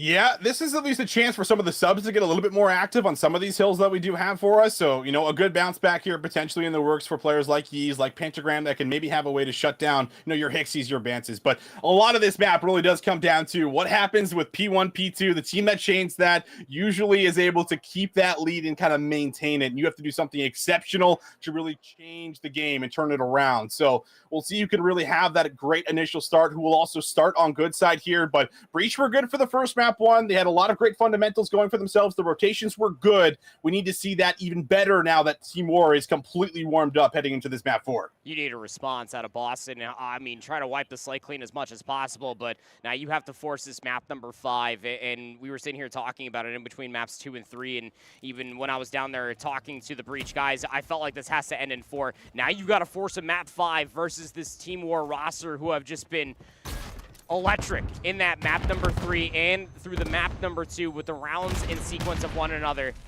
Battle through the top side here of apartments. Could be just about everything, but you can already see Beans. He's already inside of P2. Team War, they're going to send numbers through P1, but you know what they're playing for. Oh yeah, heavy focus on towards P2. Want to maintain that side of the spawns as well.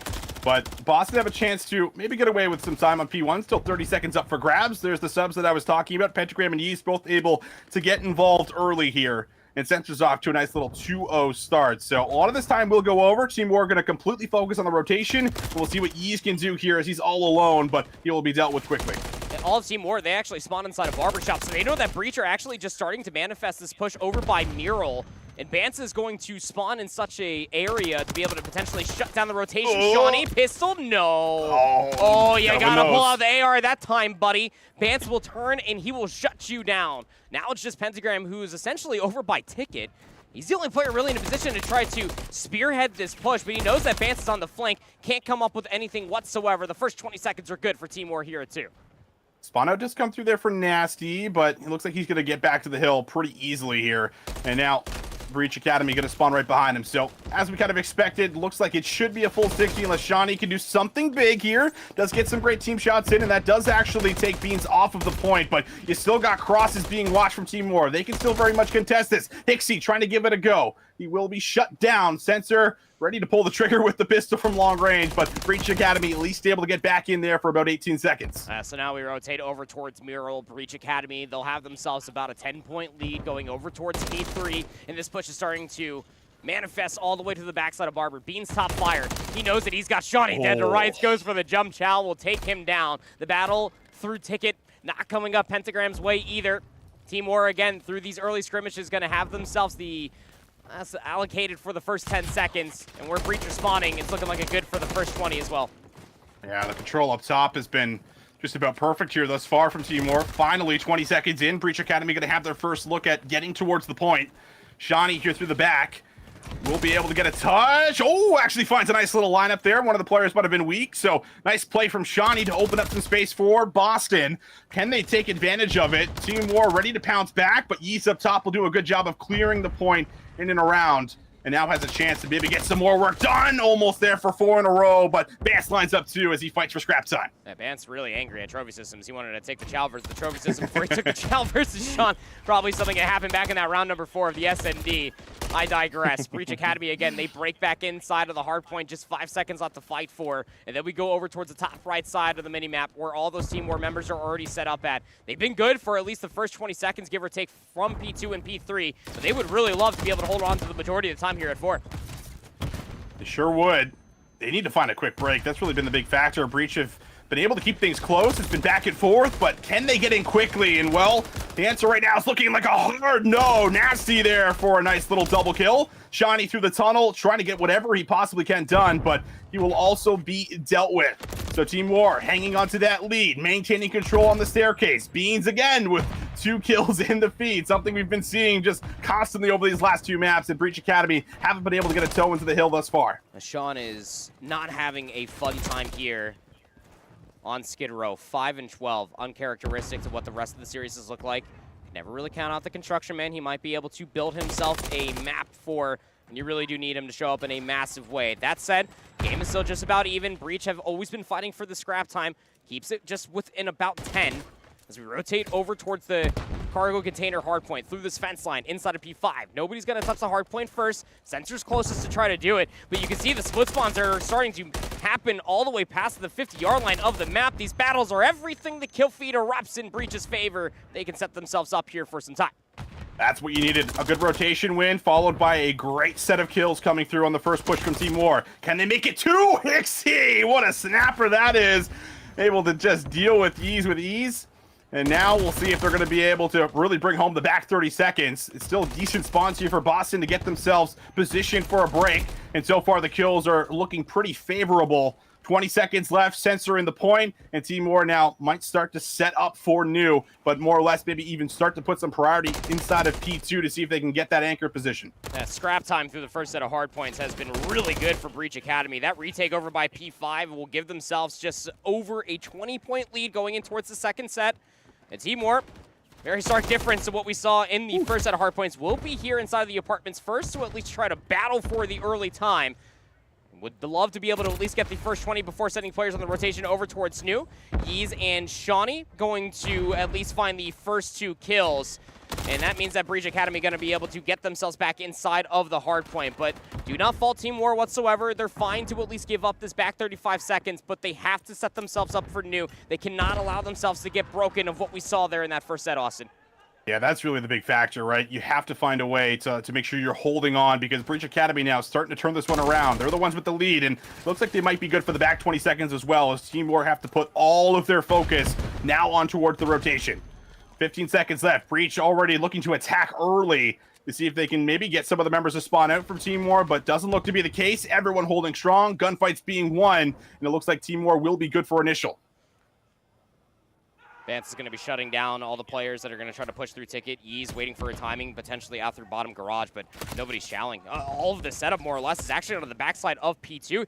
And Breach, they have no idea where the setup is located at. Big gunfight for Sensor through the tunnel. Hixie will keep him honest, but Sensor from the reach out will take him down. Last player alive is going to be Beans inside the hard point. Nasty from the respawn over by Mural will give him the assistance that he requires. Beans still going to get chowed through the stairs. I don't think he was expecting Doug to be in there.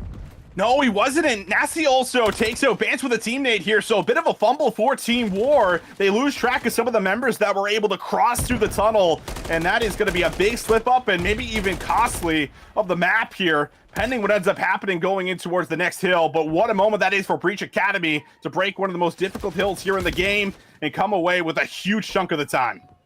Again, like I was talking about, Team War, they chalked P1 when there's about 37 seconds left inside of that hard point. That was the right call, but you needed about full 60, if not 45 seconds of P2. They get broken again. Breach Academy, 2 seconds away from the double century mark. Team War again will be the first to touch the hard point here at Mural, but the reinforcements are through the middle of the map. Vance Nasty gonna be able to find 2 kills. Yeez is now up on a 4 spree, trying to cut down those reinforcements on the last 3 players all set up around the hill. Team War, once again, asking for a big hold here. But Breach have been so good at breaking it down, getting themselves in. Shawnee, little spinorama there. Won't be able to find the second, but he's been able to weaken up a bit of this defense. Is it enough to get the full break? Bance and Hixie say no. Trophy systems down, and Team War continue to hold on. That's a massive moment coming through from Team War. You cannot allow yourself to get broken up for another hard point, though, with this leader's advantage. Breach Academy looking to fight for the scrap time. Nasty stuck up inside of the stairs. He's going to get slow chopped from Shawnee. Will cut him down. Now just 10 seconds remain. Sensor might think about just crab walking his way for the challenge for this last 5 seconds. Nasty aware of it. He's going to go for the challenge. He will get cut down. So Breach Academy, they will be over 200 points. Team War, they're lacking in numbers on this rotation. You already have Pentagram and Ease here. The slide challenge comes through, but Beans and Bance, they shut it down. Yeah, Sensor might have made a bit of a misplay there, right? He's not with his teammates on this rotation, so Team War are actually able to get just about all of that time on the last hill, and now good again for initial. Sensor now finally a part of the play. Can he break in? No, he cannot. Beans will find him. Shawnee from the side, looking for the same angle, but Beans is just holding tight in the corner, waiting for the challenge. And that will be the challenge from Shawnee, who deals with him. Now looking for the second. It's a 50-50 contest. Both players on the stairs here for Team War. Both are dealt with. Breach are good. They're in the point, looking for the back 25. Trophy Systems will not allow Sensor to put down his own. But again, it comes down to the battle for the scrap time, and albeit, yeah, I agree, that was a very interesting moment coming through from Breach Academy, just fight for all of scrap time when they were already had themselves such a big lead, but I guess it's all good. Breach still hold the lead, but Team War have cut down this lead to just be following by about 30 seconds. They have the rotation towards New. Look at this spread setup. Nobody's over by Ticket. 2 players around P2, Austin. 2-2 split right now. If you can find some kills, you can really weaken up the defense. And Pentagram, has he just ran right through? Okay, he will be taken down. He had an angle maybe to actually get a look onto the hill.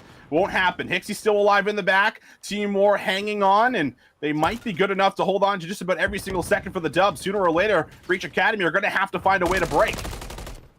Big gunfight up top. He's trapped. Beans going to challenge him through the side door as well. And the push through Ticket was going to be everything for the potential push that could come through from Yeez through bottom garage. This setup is superb. Team War, still enough time here at P5 to close things out. Team War, they're going to grab the lead. They might be able to grab the series. Sensor on the cross, looking for gunfights. Bance just waiting down low. He's got cover fire, and he's able to deal with the first one in. Boston Breach have to find a way to break. Seconds on the clock. You have to go, have to touch. Nobody can get in. And Team War hold on to the entirety of the hill. They close out map 4, and they send Boston Breach Academy to the lower bracket.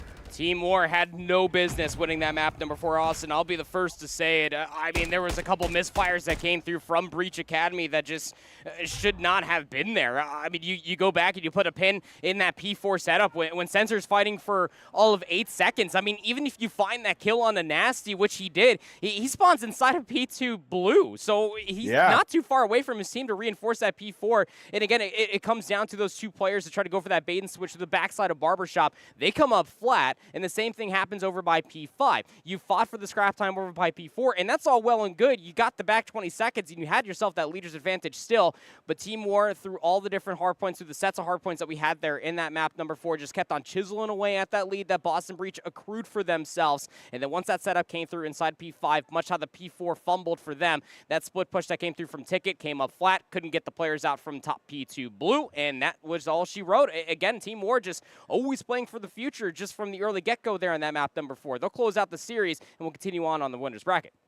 Yeah, I mean, it felt like nobody really wanted to hit the go button there at the end either for Boston, right? Everyone was taking it very, very slow. No one really wanted to chow out. Not that it's an easy gunfight whatsoever. You're fighting from that top P2 position. Bance is laying down, but they took a little bit too much time, I think, once they made that cross finally happen. And, well, it's going to cost them the game, cost them the series. Not what you want to see for, a lot of the fans, I'm sure, that are rooting for the Breach Academy boys to try to make it to Sunday on main stage. But it is going to be a long, grueling run down in that lower bracket. So we'll see if they're going to be able to get that done. But first, we are going to, of course, give another big shout out to one of our sponsors here, guys. We have a lot of partners for the Boston Breach Major, and we want to give a really big shout out over towards Oakley. If you guys are looking for some new products, they do have the Baxter Gold ones that look absolutely fabulous. We'll be, I'm sure, showing you off some of those throughout the day with some of our other caches that we have on board. But if you are looking for more, make sure you guys do head over to Oakley, check out that new model, and see if you can get yourself all swagged out. For now, we're going to throw things to a break. We'll be back with some more action. Don't go too far.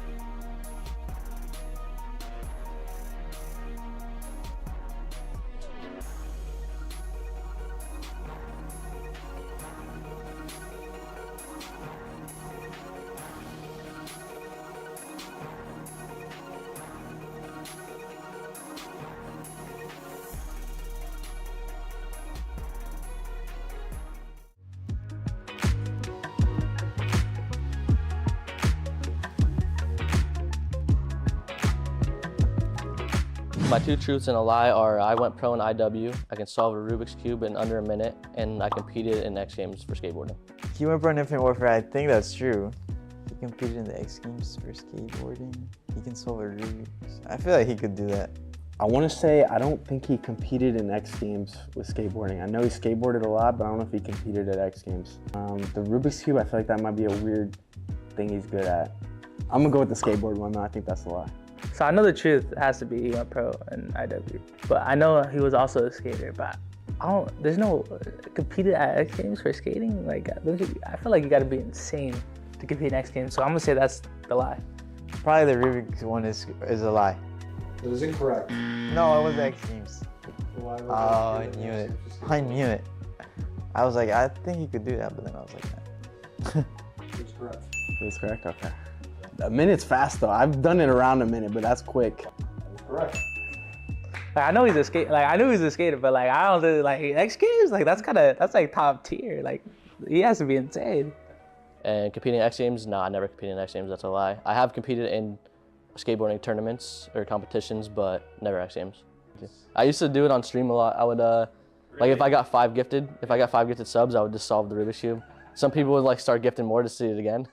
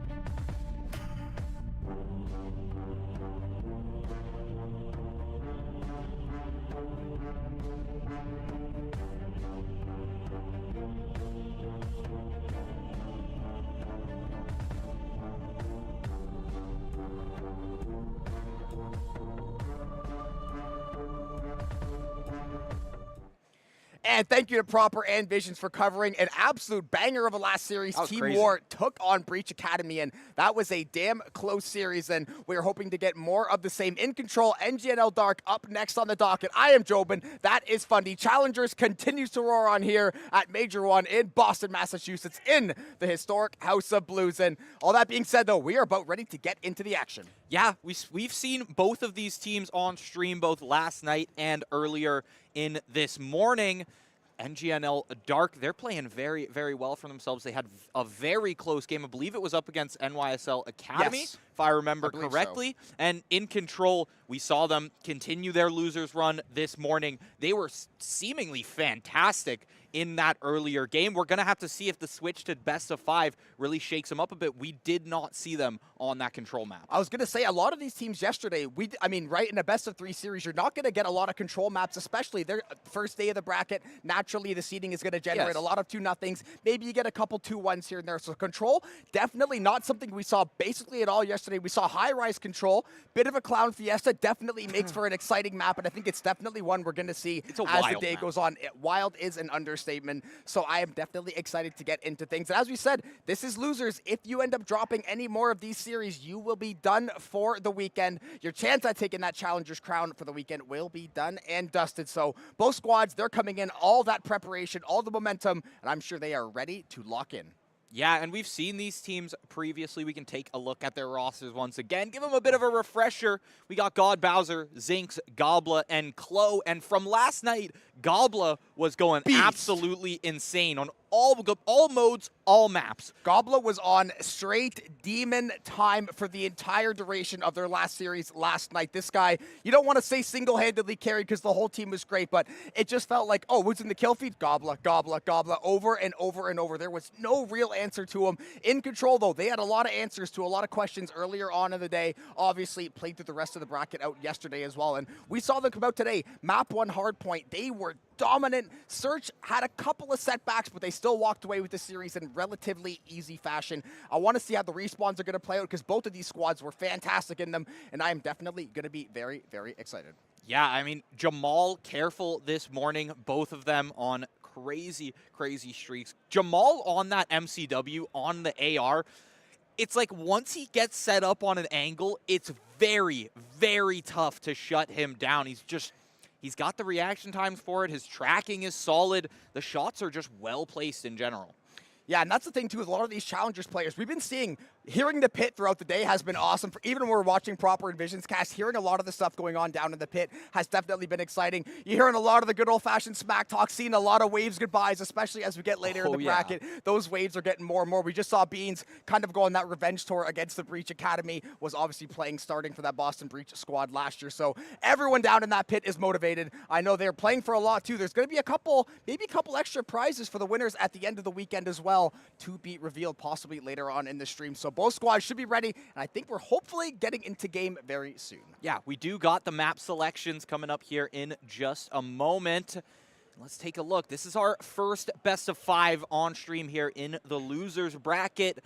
It looks like we're not shaking things up too much. Invasion to start. We got double Karachi, double high rise, and we saw a bit of high rise Control yesterday. It's definitely something that can go either way. The defending team, or pardon me, the attacking team can have a very, very hard time making it out of their spawn if they get team wiped, if the spawn traps start to get set up. It can be brutal on that attacking side. But we also saw some crazy quick caps if you're able to get 3-4 players onto those control points. It's a very toss-up of a map. I think it just depends on comfortability from the roster. And High Rise plays a lot different than the original Modern Warfare 2 version. You can mantle every single thing in the game now. There is infinite amount of angles. There's an infinite amount of options to try to get a lot of these gunfights. And that being in that map brief, it's a 1-1 series or a 2-0 series. That's going to be that swing map that is going to have massive impact going on into the latter stages of this series. Both of these teams, I'm not sure how much Control High Rise they played, because even if you've got that map down to a T, it is so hard to stay alive on that map. There's just so much going on. Same story with Invasion as well on some of these more open points, but we are just about ready to get underway with more losers bracket action. Obviously, the loser will be done. Their time in Boston will be complete. In Control, NGNL Dark I am so damn excited. Good to see two teams we've already gotten to see on stream as well. Yeah, we have a bit of history, a bit of a storyline from this event for these teams. Now we get to see two very solid rosters stack up here in the losers bracket, and that's the best part about open brackets like this. Holy, wow. Look at the shots from In Control. The kills start flying through in the kill feed, but it's NGNL Dark who's actually got control of these points to start. Yeah, great first job to open up that P1. Usually P1, right? Explosions, grenades, there's a lot going on. It's really hard to get that consistent time down on the point. So right now, though, it was a decent start by NGNL. We're going to see a couple kills starting to go back and forth. Chloe, the last bullet, will find the mark onto Jet. That will be a beautiful shot down. The point is still going to be in favor of NGNL up to about 20 or so now, and they are still locked in here perfectly. God Bowser and Goblet both got 3 kills already on the day. Saucy, nice little long-range engagement will win out that duel, and now it's going to be the rush for next. See, we got 5 seconds for that rotation. You do see Chloe is close towards that next point. He is going to hop on it right as they get there. He's got Goblet. He wants to take that gunfight, but Careful takes him down. Careful finds another. It was actually Jet to be able to find that one. The trade out from Zinx is Careful. Wants to re-peek once again, but he has to be careful himself if he doesn't want to get taken down and give more time over to NGNL Dark. You see Zinx in the corner. He's shut down by Saucy. The control has flipped. Look who's got it now. First few points in the game for In Control. Yeah, and right now, this is a bit of a back and forth. It's a 1-for-1 battle all the way back on the side of this point. Not really a lot of time was able to be garnered by In Control. Only got to about 5 there. NGNL played the retake absolutely perfectly. They're going to start to rack up this time a little more, but the headshots are starting to flood through for In Control, and not a moment too soon. This is not one of these games. Granted, best of 5, you've got a lot of chances, but you do not want to fall behind too early on. Yeah, luckily, only a 30-point deficit for In Control right now. They're able to start on this next rotation, but Gobla, he's in for one. Not going to move on to the point just yet, but he will just find his shots, find his picks. Keep it moving. We are going to take a look, take a listen over at NGNL Dark. One could be gas tank. Yeah, they could be laundry. He crawls deeper. Deep, yeah. ACD, child out. He went freezer. Freezer, weak. I'm dead. Weak and freezer. Going small. I'm trying to go small. Fire truck and then front mannequin, both weak. Both small. I'm gonna get left, guys. Here, I'm gonna get left. I have our side. They could shot me. One's our side. One's our side. I'm trying to get left, guys. I'm trying to get left. I'm gonna stun it for you. Freezer. Okay. Freezer might go ACD. Oh, 2. Zinx and Bowser no. One's Rugs right now. Rugs. Out straight on me, call it dead. Trying to get out left here. Pushing out straight on me, dead. I'm going top blue. Are you out left, Rose? Yeah, I'm staying out top blue. Yo, ACD a bullet, bro. Try needing us on it. I'm just gonna stay top blue. Close right corner. Nice, I don't see him. On old and fire truck going up the street, 2 up the street. They street. ACD. One got out right. One got out right. Yeah, one got out right. I got one right. Getting some good comms out of the NGNL Dark Camp. That was a nice job on the listen in. Got to see a nice little piece of that cruise missile as well. Did find the home. NGNL Dark up to that 50-point lead. This P1, though, is going to be hotly contested by both sides. In Control will be able to find the space to try to slowly get this ticks, but Chloe, turn and burn, is going to drop off too. Jamal now kind of pinned down in the corner. Has to run for his life. Goblet will say, no, you shall not. And now it's going to be the point once more back into neutral territory. Or rather, NGNL did slip their way onto it. This lead continuing to grow, but these kills just coming from all angles of the map. Yeah, how does Careful manage to find that shot for a re-peek from another player? You've got Jamal in the long range, looking to try and grab some scrap time here before we rotate. NGNL Dark still in a good position, keeping their lead consistently 30 to 50 points ahead for most of this game, if not all of it. They're going to start on this next. In Control, having a tough time with the hard points themselves. However, the shots are not too bad. Gobla, though, once again, an absolute monster in the respawn game modes. If you were to just look at the stats alone, you would think this is a pretty even game. In Control, very even frags across the board. NGNL, Zinx and Chloe are playing fantastic, getting those 9-10 kills. 18 kills already for Gobla. We are barely halfway through the hard point so far, picking up where he left off last night. Absolutely frying in this map 1. And NGNL, they have a nice lead to boot as well. Only 15 seconds left until it's going to be the rush for next. Going to see if In Control looking to maybe grab a little bit of scrap time, or they're going to find a couple of kills as well. Saucy, can he find the second? God Bowser gonna take him down. He's not able to convert anymore for Saucy. However, we rotate towards next. Look who's right on top of it. It's the side of In Control. They're going to start picking up these points as Zinc wants to creep closer. God Bowser picks up 2. Will it be enough, though? Grab the control back for themselves. Careful, that is a big kill for In Control. He's able to pick up 2 before Gobla trades it back. NGNL Dark, though, right now, they are just cementing their lead even more. We're looking at about a 75-point lead here. Looking to maybe crack 100.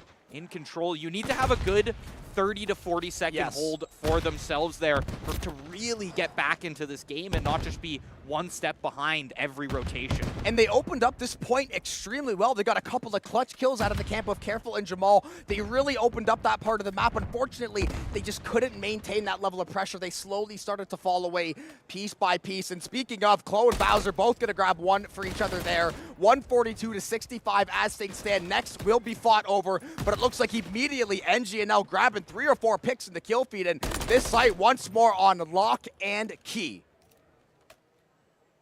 They hit the 150 mark, only 100 points to go for NGNL here. In Control, starting to get to a place of desperation. As they need to start making plays now. They need to make long holds now before they get too far out of reach, and NGNL Dark is able to just pick up scrap time here or there to take the game, because that's what can happen once you hit that 200-point marker. And with kills like this from the side of NGNL, it's going to be tough for In Control to really find much. And even though NGNL wasn't able to fully break down the point and get all the kills, they got just enough done where they had to evacuate the site. They have to leave it in this neutral territory. So even though In Control is winning a lot of these gunfights, they got to the objective first. They're just losing the gunfights one by one, primarily at the hands of Gobla, 24 and 15 so far. And NGNL just feels like every time In Control gets a shred of hope, they just find a way to break that point down, start to cut into this lead once more. And as you can see, it is continuing to grow and grow. A little bit of a slowdown in the kill feed here. I think this is the longest we've seen with no kills. Jett, he's going to fly in onto the site, switches to the secondary, but gets caught switching back to the main AR, and he will get taken down. It means In Control is going to have a bit of a break here. Trophy for trophy. I love that. Always in this room. It's hilarious because it's like you just forget there's another trophy on the point, and then you lose your own. It's tough when it happens to you, though. Yeah, it really be your own man's doing you dirty. Chloe is off to the 6th streak, though. 19 and 8. Feels like he has just quietly been racking up these kills. It was mostly the Gobla show for the first couple minutes, but now the entire team there to support. That is a 7th streak for Chloe. That is going to be a cruise missile in the back pocket, and that is going to be so valuable when you've got a damn near 100-point lead. They're going to be very, very well set up to at least try to contest next. In Control, you've got to get this game under control before it slips away. The rotate has been live for about 10 seconds now. Chloe's going to be the first one on the point. Long range from Saucy.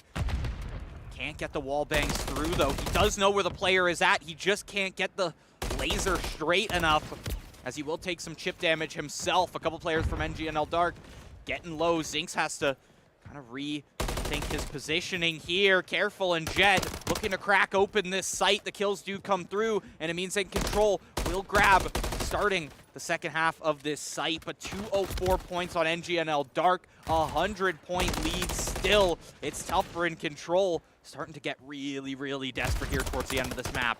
And that's what the tough thing has been. In Control, they've been getting a decent amount of time on the objective. The only thing is they got so far behind, so even if they were to split each point 30-30 the rest of the way out, NGNL, it's 46 to the dub for map 1, so they are more than happy to play 5-10 seconds at a time, get 1 or 2 picks, slowly get this lead up, and they're already jumped on next. They're going to find a couple of picks as well. This lead is going to become very, very hard to sum out, but Saucy and Jamal not ready to say die yet on map 1. Saucy and Gobla possibly going to look for an engagement here. Saucy just out of range is going to swing, and Jamal and Kenobi both going to find it. Now Chloe, air support, what can he find? Anything at all? Trying to find it, will not be able to.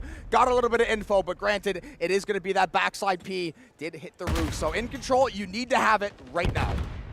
Scrap Time wins games here. We saw 15 points from NGNL Dark. They bring it up to 219. They're getting closer and closer, inch into that 250. Gobla's able to take one down, and Chloe at his assistance as well. 1 apiece for this entire team. Careful, not going to go down in the 1v1. He has to make this rotation. No ammo on either of these players, but Gobla's got him. And that break, it kind of felt like the backbreaker for In Control. If they were able to grab a 40 or 50-second timer on there, get this lead cut down at least a little bit, make it a little more manageable, because now you've lost the rotations for next. You're 10 points away off of dropping this map 1, and they have not really found a way to shut down a lot of these gunfights. Gobla's got 33 kills on the 5 streak, will finally get shut down, but NGNL, all they need is 6 more points. They will wrap things up, and In Control, you have got to play virtually flawless the rest of the way through. Virtually flawless is going to be tough when you've got God Bowser sitting on the point, racking up the points, and 250 has been secured for NGNL Dark. A great start to their next losers bracket series here. Yeah, especially coming out. That game is a little bit weird as far as the scoreline goes, because it felt like a lot of those points were very evenly contested. It felt like In Control was winning a lot of the initial engagements, but it's that second, it's that third wave of pressure that NGNL was putting on. Every single player getting 20-plus kills, basically going positive. You couldn't really ask much more out of that team effort, and then you got to have those 1 or 2 hyper carries that can just get you those last picks to break through, find those breaks on the point. And NGNL, fantastic job in that map 1, but luckily, for the other side of things, it is a best of 5, so you're going to have a couple more cracks to get back in it. Yeah, you definitely have time to make these adjustments. If Invasion isn't your strong suit, removing off of that, we've got Karachi and High Rise coming up for the rest of the series, and you get the game mode switch up as well. However, will it be enough for them for In Control to really lock in? Because we're going on to S&D. If you remember Gobla from S&D yesterday, this man was on a tear, and he took that straight into Control as well. They're able to just keep that alive. I don't see how this couldn't be a 3-0. Yeah, the way he's been playing last night, and basically, if not playing better this morning, at least playing to the same level of last night. If you can keep that going and get the rest of these teammates to at least get to that 15, 20 kills, that is that perfect formula to win out consistently and win out against a lot of really, really great teams. But with all that being said, we're going to cut it to a quick break in between maps here. We're going to see if NGNL can continue this rate of dominance. Grab that map too. More COD Challengers back in just a few.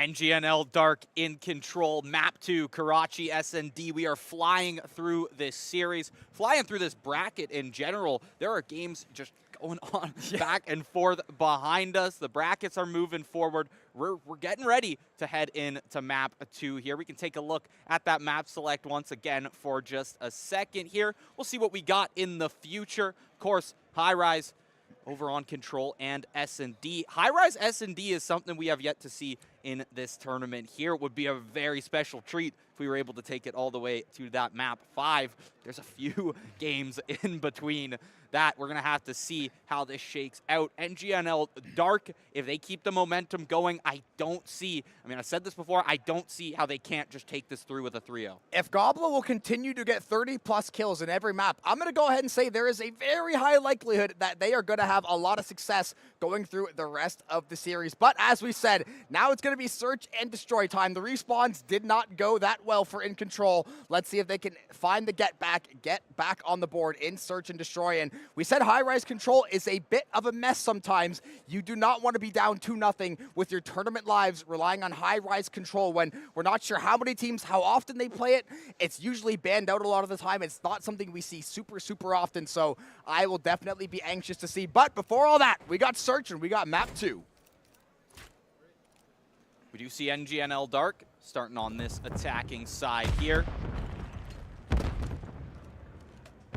Nades fly out from In Control. No contact just yet. Zinx does take a few shots over towards Careful. He's down. The nade with the assist. The two-piece there. Nades, yeah. Yes, sir. And look at him, Careful. He wants to keep following up on these players. He's able to take down Gobbler as well. It's a huge threat down. You've only got one player left in this 1v3. It's Klo. The momentum slowed down from NGNL Dark is In Control. Explosive at the start of this search game. Yeah, if he was able to find that kill, maybe there would have been a decent chance to win it. But now all that is information. Look at, they are starting to get the pincer maneuver. Klo has absolutely nowhere to go. Locked down and locked up. And In Control will finally, I think that's their first lead of the series technically, and that is exactly how you want to start that map too. You can't be happier with any other beginning than that. Each player on the team getting close to grabbing a kill there. Gotta feel good. Get the hands warmed up. Slow down the game a little bit for yourselves there. Yeah, it was just Jamal who's not part of the action there, but he didn't even fall in the round. He just simply didn't see any enemies. It happens. Sometimes it be like that. You walk around and go, all right, my teammates took care of business. I'll get ready for the next round, guys. I promise I'll start shooting back eventually. But I mean, hey, if you can be a pacifist, walk through and get that round win, that is going to be all smiles of the In Control camp. NGNL definitely looking to try to get that round back. It's going to be God Bowser doing just that. Will be good for the first blood, but short-lived immediately. 2-for-1 traded back, courtesy of Careful and Jet. All right, so In Control, serious contenders here on Search and Destroy. We're now down to the 1v1. Klo, damage, but he's not going to die just yet. He rotates out at max speed, pulls out the secondary for extra effect. Yeah, slow creep through the door there. Just trying to lurk in the peephole, just trying to find out where Careful might be located. They are on a collision course as it seems right now. Bomb is going to be down right in between, the matter of fact, I don't think he knows. I think they're going to see each other eventually. Just crossing the building is going to spot him out, and he is going to win the gunfight. Nice little swing, nice little tap, and that is going to be NGNL Dark finding some retribution. They're going to tie things up. Yeah, I don't know if Klo knew if the bomb was down or if he just wanted to take high ground and kind of cover all angles there, because you saw him continually peeking that B site, almost like he was expecting a plant. But nonetheless, it's the first round for themselves. NGNL Dark not going to go too far behind, not going to allow the lead to go towards In Control. Going to have to see if they can bring some aggression here on the attack. Last time they were on the attack, In Control said nope, and that was pretty much the round. See if the cross that nade lands. Just going to be a little bit short of the mark there. Still a decent toss nonetheless.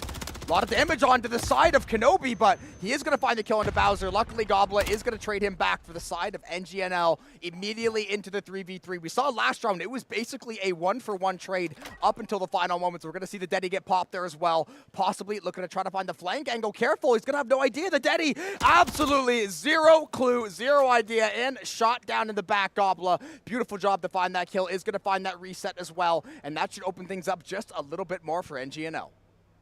Yeah, take a look at Jamal right now. He does got an eye on the planter, though. That's palm down on site, and no players They're to so follow separated. up from NGNL. In Control right now, has the entire map locked up.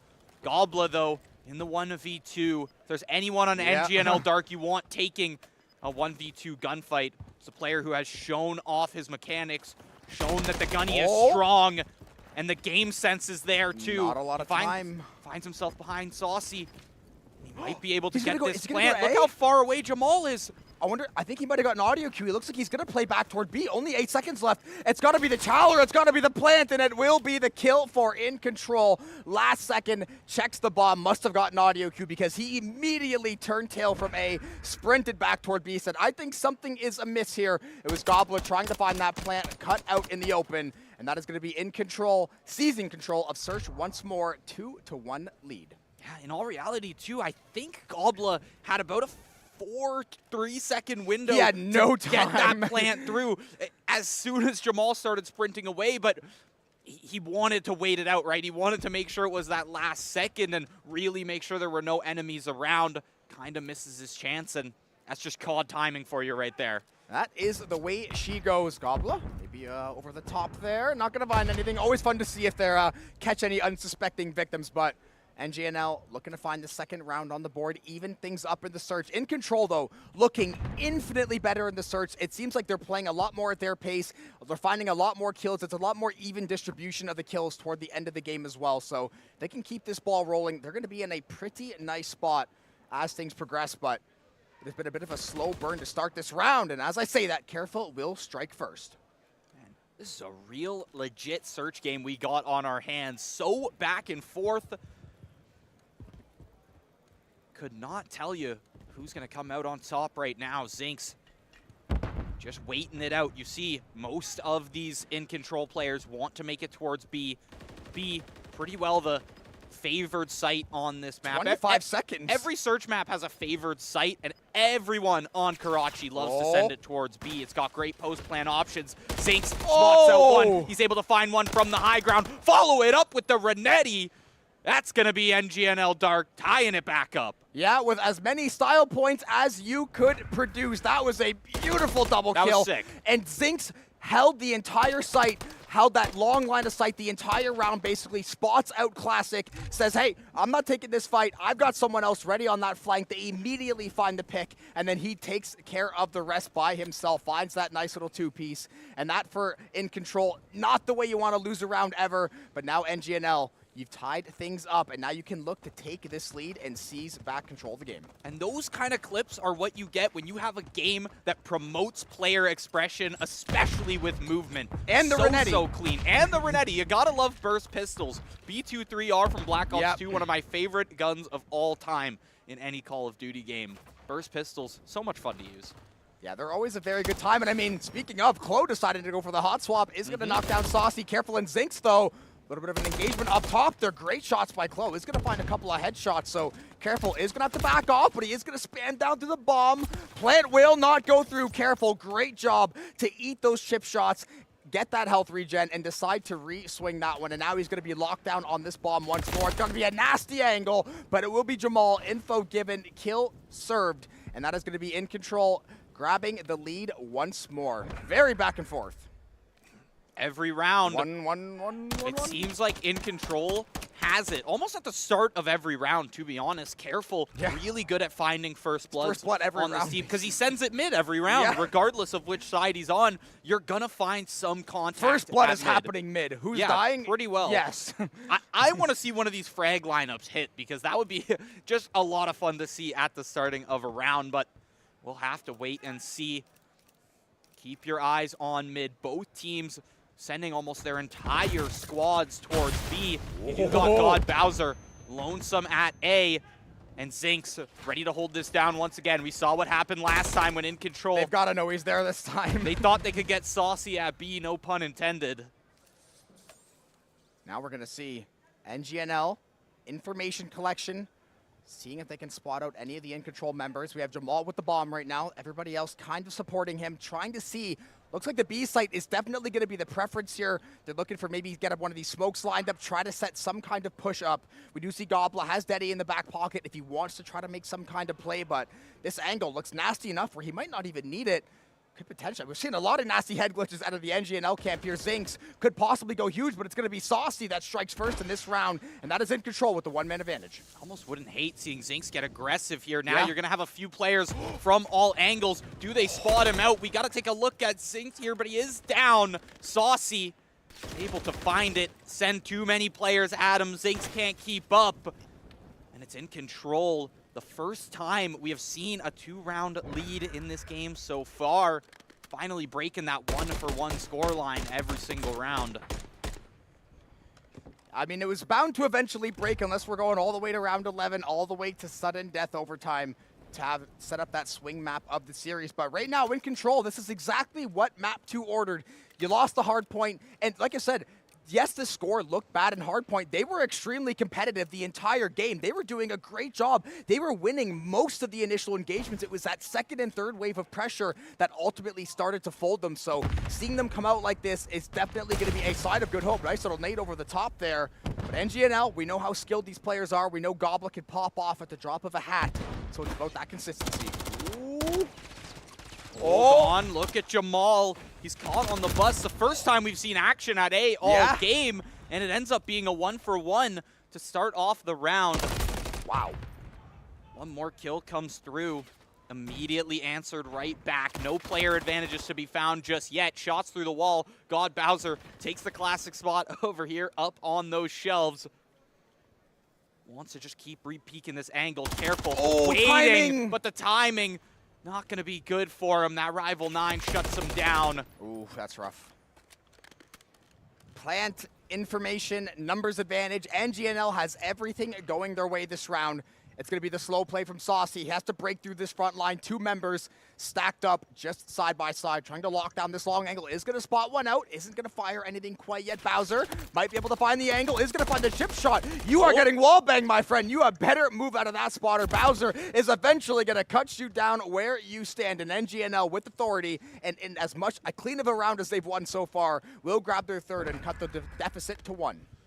Yeah, trying to close the gap as best they can. And honestly, can't complain about the entertainment value of that round. We saw some chaos at the start. Jamal was going through it on that bus. I know. He sees 3 players fly by, and he's still able to take one down, which is a pretty good accomplishment there when you're up in a 1v3. In a bus. Surrounded. Just 3 players covering all different angles, all the doors, and we finally saw some action over towards A. However, I think B, we're still heading straight back to it. We do see the bomb over towards A side. And NGNL Dark still content to send 3 players B side. So we do see Gobbler kind of rotating over towards mid. He wants to keep mid control on this map. Jet Kenobi was spotted out by Zinx. Close, yeah. They know there's one player. Oh, I think he's got the info, but unfortunately, if you're prone like that, that head is very vulnerable. Lucky for him not falling there early in the round, but eventually will succumb to God Bowser, and a nice little headshot is going to get spotted out, but will not take any damage. He'll be able to back off, reset, give some information over. Again, they're on defense. They are in no rush to take these chows, but Jamal, he certainly is. Rival 9 up close and personal is going to even the numbers at 3.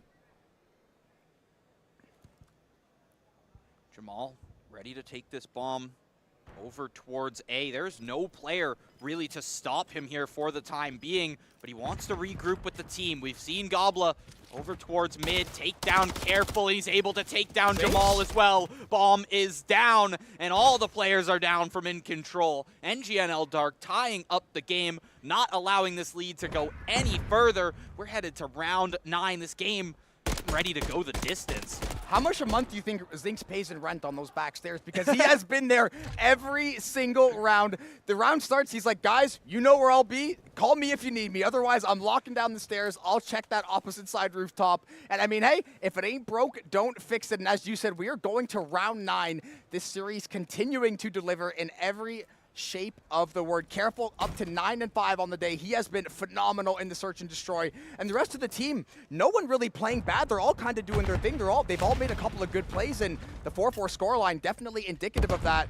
Maybe a bit of a misfire there. Potentially Gobbler, though, careful. We just talked about it. Is going to take down that top frag, and that is an excellent way to open up the round. Yeah, careful. Finding a great game for himself here as well.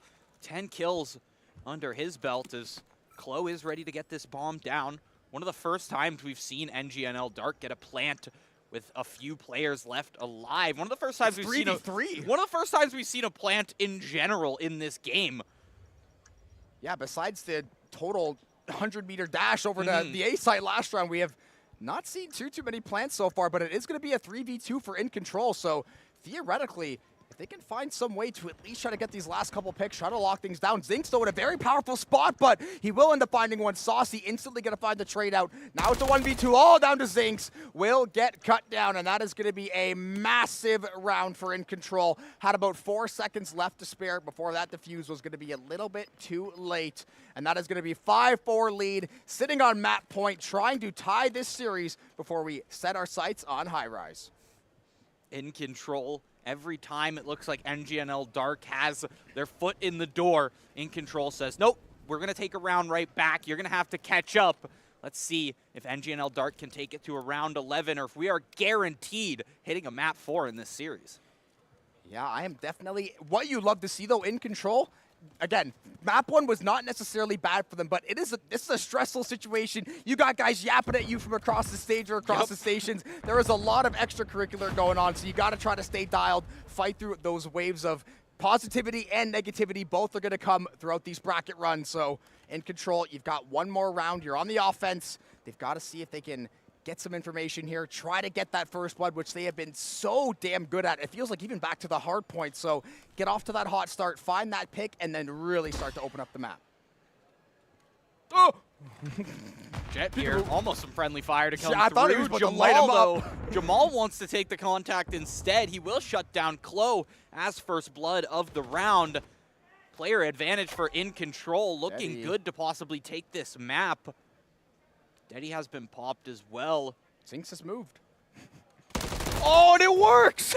Wow. It looks like they were ready for it, but Zinx a little bit quicker on the trigger, so he is going to be good for that kill. But In Control, it is still a 3v2. They are still in an advantageous spot. Should be a free plant over at B. In Control, though, they're going to try to lock this down. A little bit of chip damage. Now it's all down to 1. God Bowser, are you going to make this a 2-0 lead, or will the 1v3 be a little bit too much? And the latter looks like it will be the outcome, and that is going to be a tie ball game, 1 map apiece. Going into High Rise Control. In Control looking solid on the S&D there. And now we get to shake up the maps once again.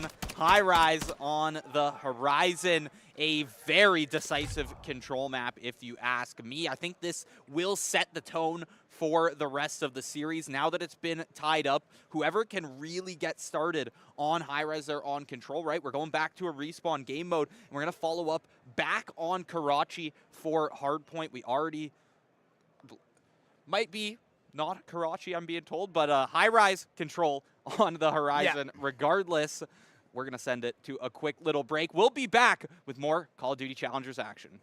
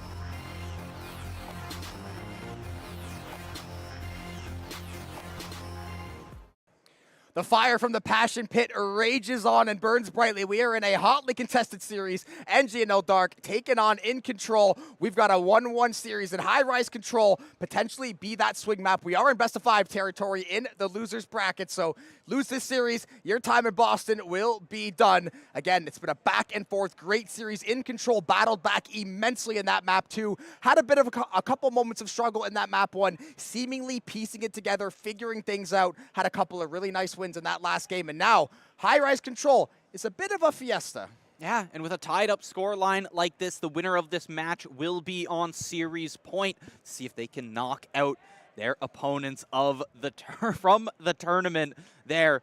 We are going to be headed towards High Rise, as you mentioned, and this is a wild map. That's my favorite word for it because it's just so back and forth. You see a ton of action towards that A control point, but you can also just have insanely dominant games if you get the right timing on your kills and the right timing on those respawns. Yeah, exactly. If you get one of these teams back in the spawn, it's almost like the map, I think the one map on Modern Warfare 2 where it's like you get stuck in the spawn, the game becomes Al-Bagra, yeah, it becomes they removed it from control. Yeah, it becomes borderline brutal, unplayable. High Rise, not quite to that level, but damn if it's not close enough. So both of these, I was gonna say, yeah, maybe pretty much exactly the same. So both teams, you got to get off to that fast start. You got to fight for map control. As High Rise map control is everything. You got to have someone playing the backside spawns. You got to have Gobbler grabbing a couple kills as well, and we're going to see as things get sorted out here, hopefully in a second or two, but NGNL In Control, still going to fight back and forth.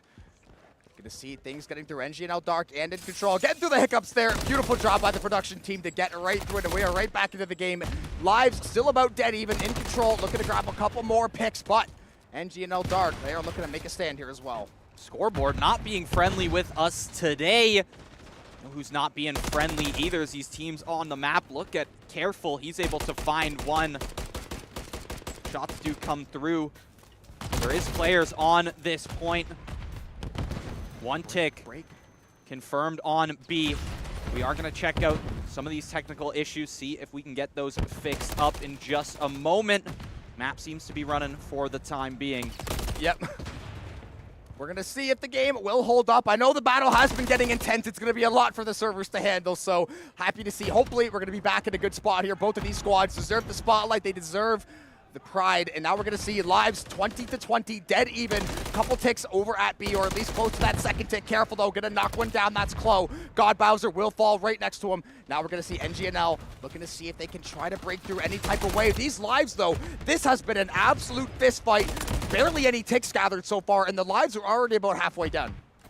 Careful. He could have a beautiful angle right here. He's not going to be able to find that one. He is going to fall to that player from behind. God Bowser over there. Gobbla's able to find that. We are going to be sending it over to us, back over to us. We're going to see if we can iron out a bit of these scoreboard issues here. As far as I know, the players will continue playing out this map. We'll send you back over to either a Passion Pit cam or a team cam there, so you can at least check out some players' reactions, check out the venue, and we'll be back hopefully with map 3, if not map 4. We'll keep you updated.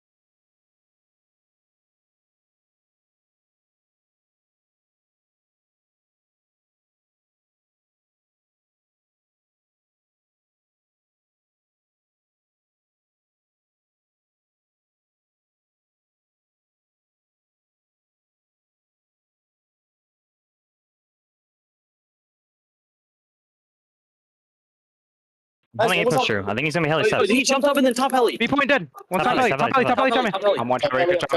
Chong me. He's weak. He jumped out green hut. He's a bullet, dude. He's Archer fast. Nice, that's him. Let's see, he's got a top heli. He died. He jumped off. Alright, I'm in their spawn. Yeah. On B. Trying to refill. Be Trying to stun B then. He chow Yeah, mid. cross left glass. Stay left glass. One shot on B. Bowser. In the tower. Back B street. Yo, Okay, okay, Street. stairs left street as well. Pitch B street. He's on the elevator. Yeah, let's play right then. Fuck that. Yeah. B street. Hold on. Top heli. Close top heli, then once push out our B stairs. Yeah, on our green torpedo, like the box city green I gotta torpedo. take some B. On the green torpedo. Bowser one shot on our green torpedo. And one's their heli steps. One's one shot on our green Top torpedo. heli, Yep, he's on point. Oh, this guy green tarp.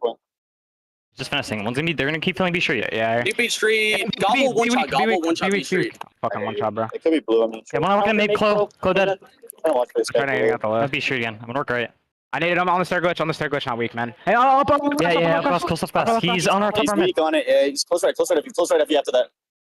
Nice, that's huge. Nice, they're me. On our sign. Yo, he's That's nice, a jump. Three. I'm trying. On point. Yo, close on me. B street. In the mid, guys. Fuck, I'm one shot, guys. I B can't street on shot. you. One's out of right. Running at you. Oh, I got fucking needed myself. Right in the middle. Weak. He's our side point. Weak. He's hopping down our ladder. He's like on point on me. ladder. I can hop point. For like 2 seconds. On point. I'm trying He's to. weak on point. Close left. Yeah, in tower. Fuck, I'm not gonna get On there. point. Go on point. One shot, man. Fuck, man. Yep. Just gotta kill fucking Scalp. Yeah. And we gotta get someone in this corner and just sit on this corner. That's where I was. And They everyone just else just ran stay into B street right there in mid at the end. Yeah. Like we were out. We're good. Just shit on this defense. Yo, trophy. I haven't. You don't B street. Yeah.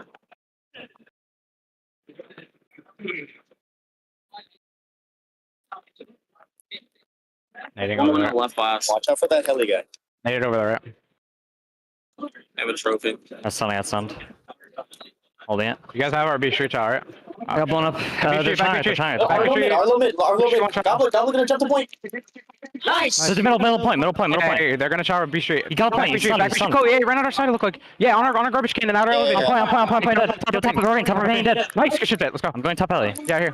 I'm upping the right. I'm refilling the right. I got naded on one shot. One's there back green on me. Yeah, I'm one shot. They can push blue on me. I'm backing up here. Watching low mid. Back right glass on me, guys. They're gonna double chop me. I got stunned. I have up a little bit. One take mid. Top alley. Shit on. Watch out, Mike. One of them. One watch out. Alright. Zink's dead. Nice. What's a little yo? B street. Laying down B street. He's laying down B street. Like in front of the elevators. I'm pushing up green tarp. He's weak on point. Back going right windows. It's gonna be right windows. I got some get my left windows maybe. Six is right windows. I can't. I'm gonna try to. Jump out B street. I got one. Stunning needing over. I can get to left, yeah. He got me. Left. Back window. I have you. Stay down. One shot. I can't really stay down, bro. There's two of them. I killed him. There's one more. I'm up in B street. He's happy street. Yeah, B street. I mean, dead. Sunny over. Another one back B windows. Back B windows. I have your object. Made it. There's a bullet. There's two back right. About shot shit. Yeah, challenge it. Chloe, dead. Those numbers 6. Yo, coming A on me. Coming A. Yeah, here. Here. And only dead. Nice. I have your glass object. Watch left. On their spawn weak. Yeah. I'm gonna bring on the right. I love glass. They're just playing left. Didn't get a take. Let's go. Fucking go, man. Come on. Good shit. Alright, get that fucking street. Let's go. Big offense right here, man. Yeah. You have a trophy? My bad. And I didn't know. I thought you were still like on the outer. I was in the fucking mix. The fact that you lived Do we have a trophy? Yo, did we get any ticks?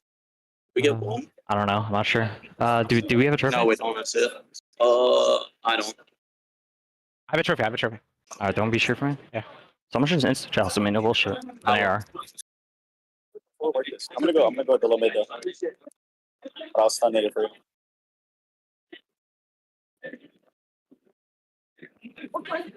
Sundated. One shot. One could be out. They're heli steps, guys. Yep. When I hit the Reach out. Somebody. No, back street. I'm in the middle. Alright. One's on B. Stay alive. They're pushing our left glass. He's in our left glass. Head glitching it on the left side. He jumped up outer. Bowser front windows. Nice. One top propane. Yeah. I have a Yeah, straight. still top propane. Hey, close glass on me. Shit on. Nice. One still top Trying to get propane. right. Or something. Trying to get Purchase right. guys, still top propane. I don't see this kid top heli. I can't really get out, guys. Still top propane, just hold on. Could be blue maybe? Nothing on point. I didn't don't see think, that, I'm blue. Heli stairs. Almost broken. Heli stairs and you dead. I'm on point. I'm on point. I'm about to get out check. I'm about to get out check. Back right, I'm getting out check. one shot. Top of paint, Low close. Yo, I have all. Low blue really fucking weak. I have all their right glass, Sorry, guys. my pinch. Low blue is really weak. I have all their right glass, Yeah, guys. yeah, I'm making them play for me first, guys. Nice, that's huge. One more, one shot. I'm playing Yeah, dead. on me, on me close. On the crane weak, on the crane weak, on the crane. He's Salt just shouting their the cross. spawn, He's just shouting the cross. On the One crane. shot in their spawn. Nade in their mid window. I spawned There's on one the buzzer. Two in their spawn. Two in their spawn. Mid glass. You got him. Nice. That was good mid glass. I'll be straight, Cole. Dead. Yeah, wait, Nade don't beat. My child, Good shots, yeah. I work up A on you. Are you on He A? was in the tower corner. Yeah. I'll be at home. Yeah, I'm trying to be. I got naded here. Yeah, I have your right. Chubby. One's on your right. One's on your right. I got Close you. up, team kill. Still on the crane, I think. Nice. Close up to me. Going mid. Going mid. One shot. There's two of them. Going middle. One They shot. team kill one guy, by the way. Yeah. Top heli. Top heli, yeah, top heli above you. Nice, that's They huge. could be. They're mid wall. He jumped over on the Mid, jumped over and then outer. He's heli stairs. They're heli stairs. Blue. One shot. You man. One shot. Nice. Blue. He's trying the barrels. I'm trying to get the P. I'm trying to get Snaking the the They barrels. need up B Street. Snaking the barrels.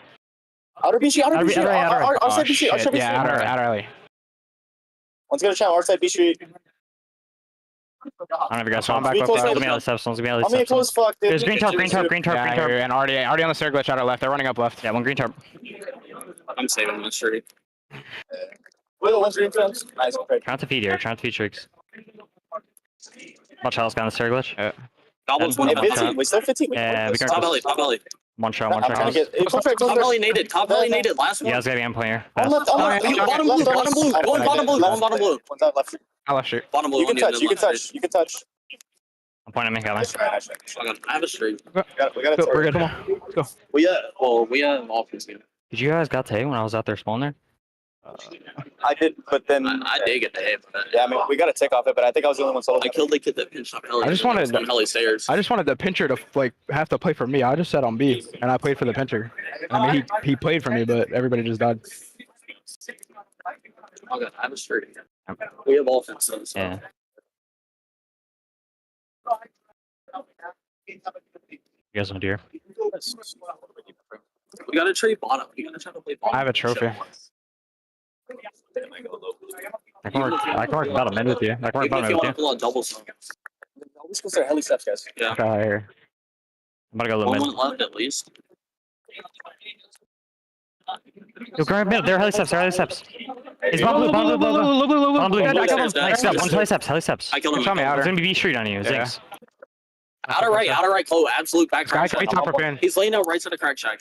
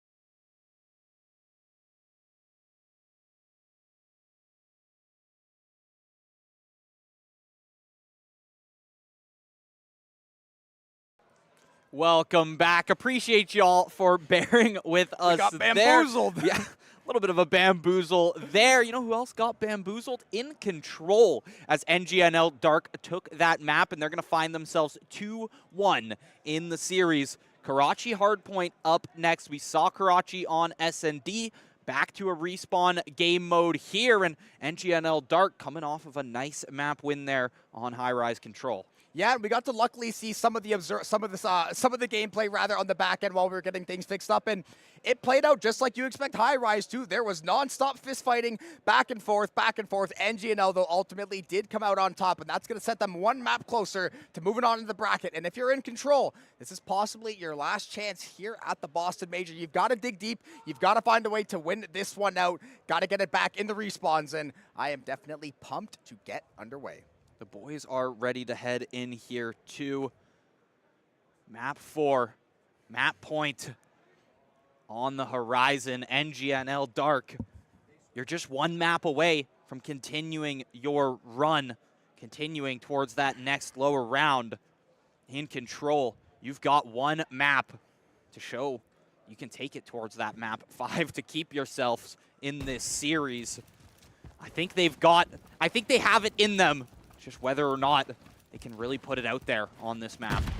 Yeah, it is all going to come down to this, potentially one hard point to rule them all if you're in Control. You've got to have it. There's no other way around it. God Bowser will drop first blood. Careful will be the first one to fall into this map. Saucy and Kenobi, though, easily there to answer with a nice little two-piece. Bowser should get spotted out there. It's going to pass every single person. The info was not received, but Saucy is going to work that way down, is going to grab a nice little double kill. It is a lot of one-for-ones back and forth. Zinx on point with the shots.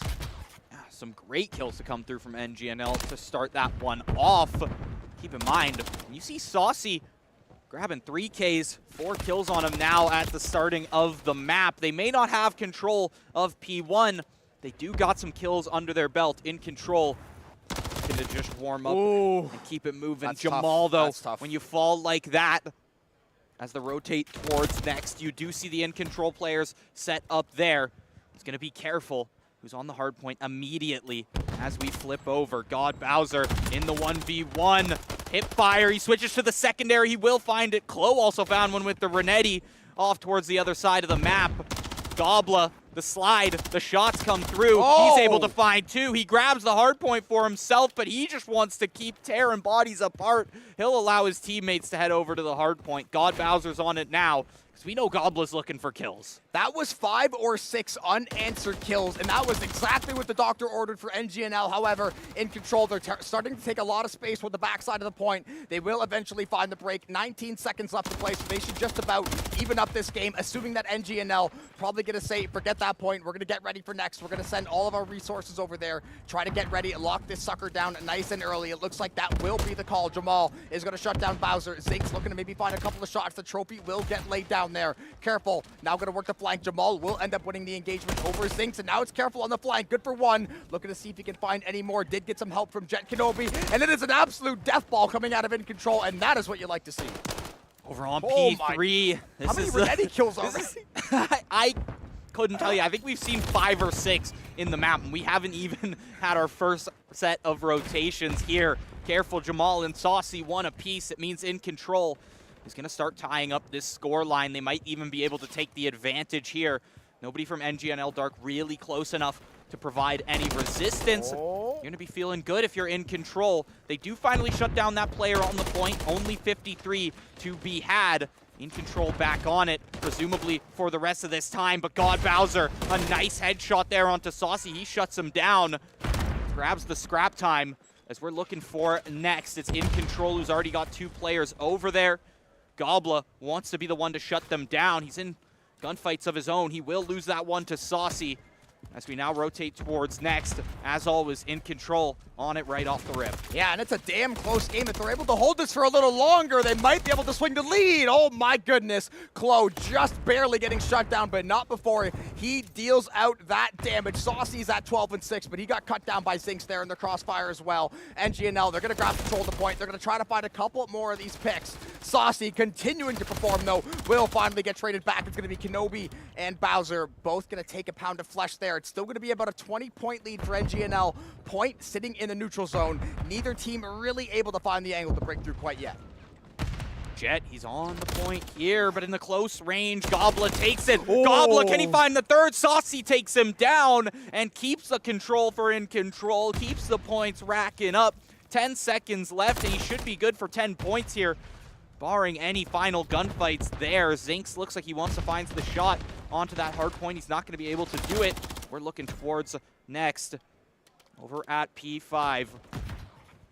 That is going to be In Control of NGNL. They're going to have first rotation to it. Zinx is good for the first kill as well. Take off some of that pressure. A lot of grenades in the backside. Klo is going to escape on 45 HP, and until the help arrives, Gobbler going to cut down Kenobi there. It's going to be Saucy and Bowser still fighting it out into that building. Saucy is going to be good for that second kill there. 16-8 this guy is. I know. Absolutely frying, essentially single-handedly keeping In Control in this game, getting these key kills for the break, giving them a chance to win it out, but God, Bowser steals that chance and shuts it right down. This is a very, very competitive hardpoint map right now. A stark contrast to map 1 is In Control. They've locked in for the series. They know it's do or die. Gobbler, though, shuts down 2. Not enough to grab control of the hardpoint himself. Jamal taking chip left and right. He does drop the trophy for himself, but the secondary does ring true. Klo shuts him down as we rotate back towards P1. Klo's there, and he's got a trophy. Yeah, it should be set up very well. This can be a bit of a tricky point to break. You usually send the rest of your teammates, zone off the offenders, try to keep them out of that zone, keep some pressure off you, but careful. That's a great job to penetrate the front line, looking to see if they can find anything more now. You've got to try to flood that site. You've got to get your numbers, but your numbers have now been cut in half courtesy of Klo and Zinx. They are going to keep this P1 locked up and locked down, and Zinx raining terror from above. Look at Gobbler. That's 2 over to NGNL. Dark, keep it going. A quick double kill for Gobbler. Klo found one towards the other side of the map as well. Look at the control on the hard point. What a P1. Take in. This was dead even for the entire map, and now we're seeing a 50-point lead, close to that for NGNL Dark. They do crack past the 50-point lead right there as we're looking to rotate towards P2. In Control, typically they will start on these rotations, and it has worked out very well for them, sending players over when there's 10-15 seconds left before the rotation. However, he does fall in the backside. That's Saucy. And the kills are just flying over to NGNL Dark side. They want to close this up on map 4. They do not want to take it back to high rise. And Zinx has 5 in a row, looking to work his way toward the crew. Should be a nice, easy 6. All he's got to get is that one last kill, or actually rather, has it in the back pocket already. And now you see these kills are coming in droves. Zinx tapping heads left, right, and center. NGNL, they are taking full control of this game. It really feels like the ball is starting to roll downhill against In Control. They've got to find some way to try to put a stop to this, because this has been essentially back-to-back 60-point hard points. They got 50, willingly gave up last for rotations, got to this one. They have been on it from jump. It was 93-90 in favor of NGNL. It has been 100 unanswered points, essentially, and this game has completely broken wide open. Oh, a little bit of a missed parkour there from Gobbler. Will mean he actually runs into the sights of Saucy. He's going to sprint into at Semtex. Saucy stunned up, though, and way too low to be able to win that gunfight. Unfortunate right there. Oh my goodness, Jamal is going to get run up and done up by Bowser. He's going to find the trade with Kenobi. Gobbler, though, going to run and gun right through the halls. Careful, is working the backside as well. The contest will come through, but will immediately be shut down. In Control, this is exactly what you have to do. Down 100+ points, you've got to try to get both of these hard points locked down for as long as you can. And when you're finding frags like this map just feels so much more free to navigate. 1,000,000% yes. Look at this high ground now. Careful, so much control here. Gotta take a look towards his right, though. There's a few players he might make contact with. Gobbler, the movement, the shots, it's just so clean all game. That's why he's hit that 23 kill mark right there. 19 deaths, that guy is built to fight. He just wants to scrap all game. That's all he wants. He wants to take these gunfights, and he's hoping that they go his way. Finds another one up against Jamal right on the point as well, increasing his hill time there. However, this Rival 9 on some of these longer angles may end up being his downfall, but for the time being, Oh, timing. He's may do pretty well with it. The cruise does come down from Zinx. It will shut down Saucy. That was big, too. It's not, I don't think this is enough to hit them towards 250. We will have to have another rotation after this if NGNL Dark is able to get some more, but they can get damn close.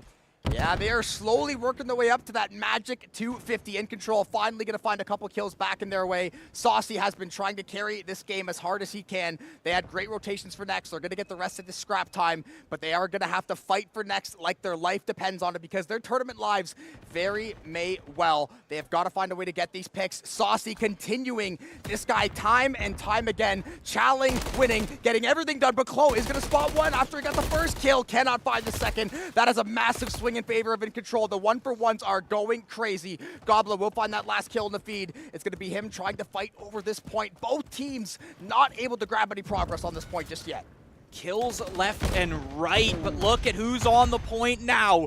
It's NGNL Dark, and they've got 2 players set up. You've got Zinx grabbing that objective time, grabbing those points for yourself, so hard to break. And you have Gobbler, the absolute sharpshooter, in the back providing cover. There is a good nade that is going to take down Zinx. It means that Jet has a little bit of a break to possibly get in here. Points. There's so many players on top of them, and they're able to bring it to 235. They could have taken it to 250 with the time left, but only one player left. Gobbler finally went down, and NGNL Dark, they know they're just looking for this rotation. They do not care about that last 15 seconds. And the last time we were at P1, they went crazy. It's what started this lead for themselves after being tied up at around 100. Let's see if this can take it home. And yes, he's got a 30 ball, but Gobbler was basically 1v3 on that last hard point. Single-handedly got them 15 to 20 points probably. Now they are in striking distance of ending off the series, ending off map 4. They've got to find a couple more picks. This P1 has been very generous to them so far this map. 11 more to go. In control. It's not out of control quite yet, but the fact that NGNL just needs 3 seconds here, 2 seconds there, and they will get to that magic number. It's going to start to put that pressure on. It's going to start to feel the weight of the moment, and Gobbler, he is taking control of the moment, and God Bowser there to support. 4 up, 4 down, a triple kill for Gobbler. Sight completely broken open, and you've got to think there ain't much longer left in this map. It's all up to Jamal, but he's down. Zinx finds the kill. And after all is said and done, it's NGNL Dark finding themselves staying in the tournament, in control. You are out of here. Enjoy the rest of your weekend in Boston. Yeah, get to go check out the grand finals tomorrow and everything like that. Still lots of fun to do in Boston. And I mean, that's a hell of a showing.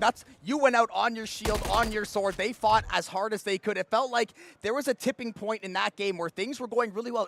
It was 93 to 90. And you look at that final score, that does not seem like that was going to be the final outcome. I think NGNL got 100+ points unanswered. And while you can come back from that, that is a very tall ask. And Gobbler, he was built to fight. He was like 15 and 15. Then he gets on that huge 6-7 spree that we're used to seeing him. Started to really take control of the game, and ultimately NGNL takes control of the series. And as you said, run will continue.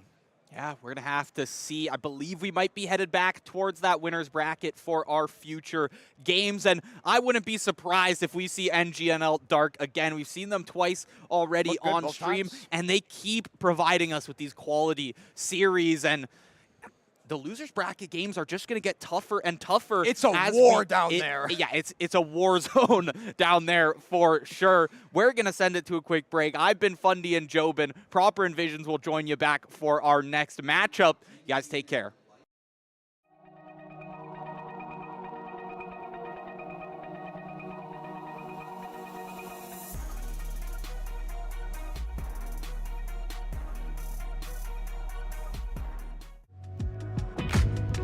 Get how uncertain the future is. We've come of age in a complex world, face to face with problems we didn't create. So what's gonna happen next?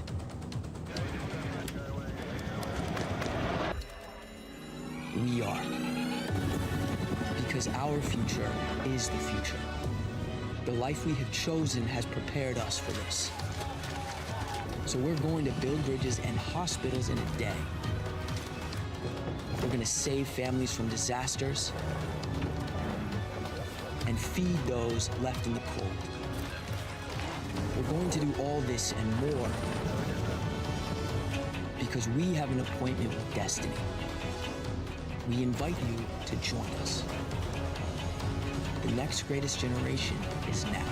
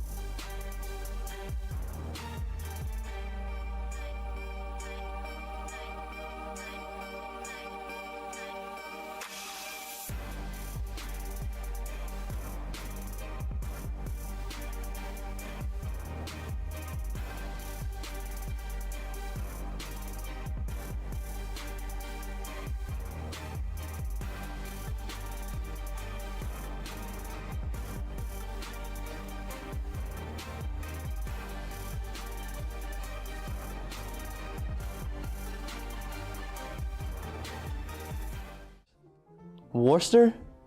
That one makes no sense. Oh my lord. Oh my god, what? Oh no, this one is bad. What? Situate on this one. Situate. Situate.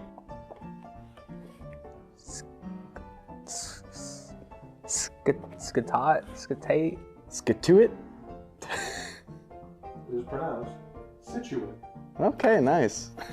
Brooklyn? I don't know. Brooklyn? Oh, Brooklyn. Brookline. Brookline. That is correct. I said it with so much confidence.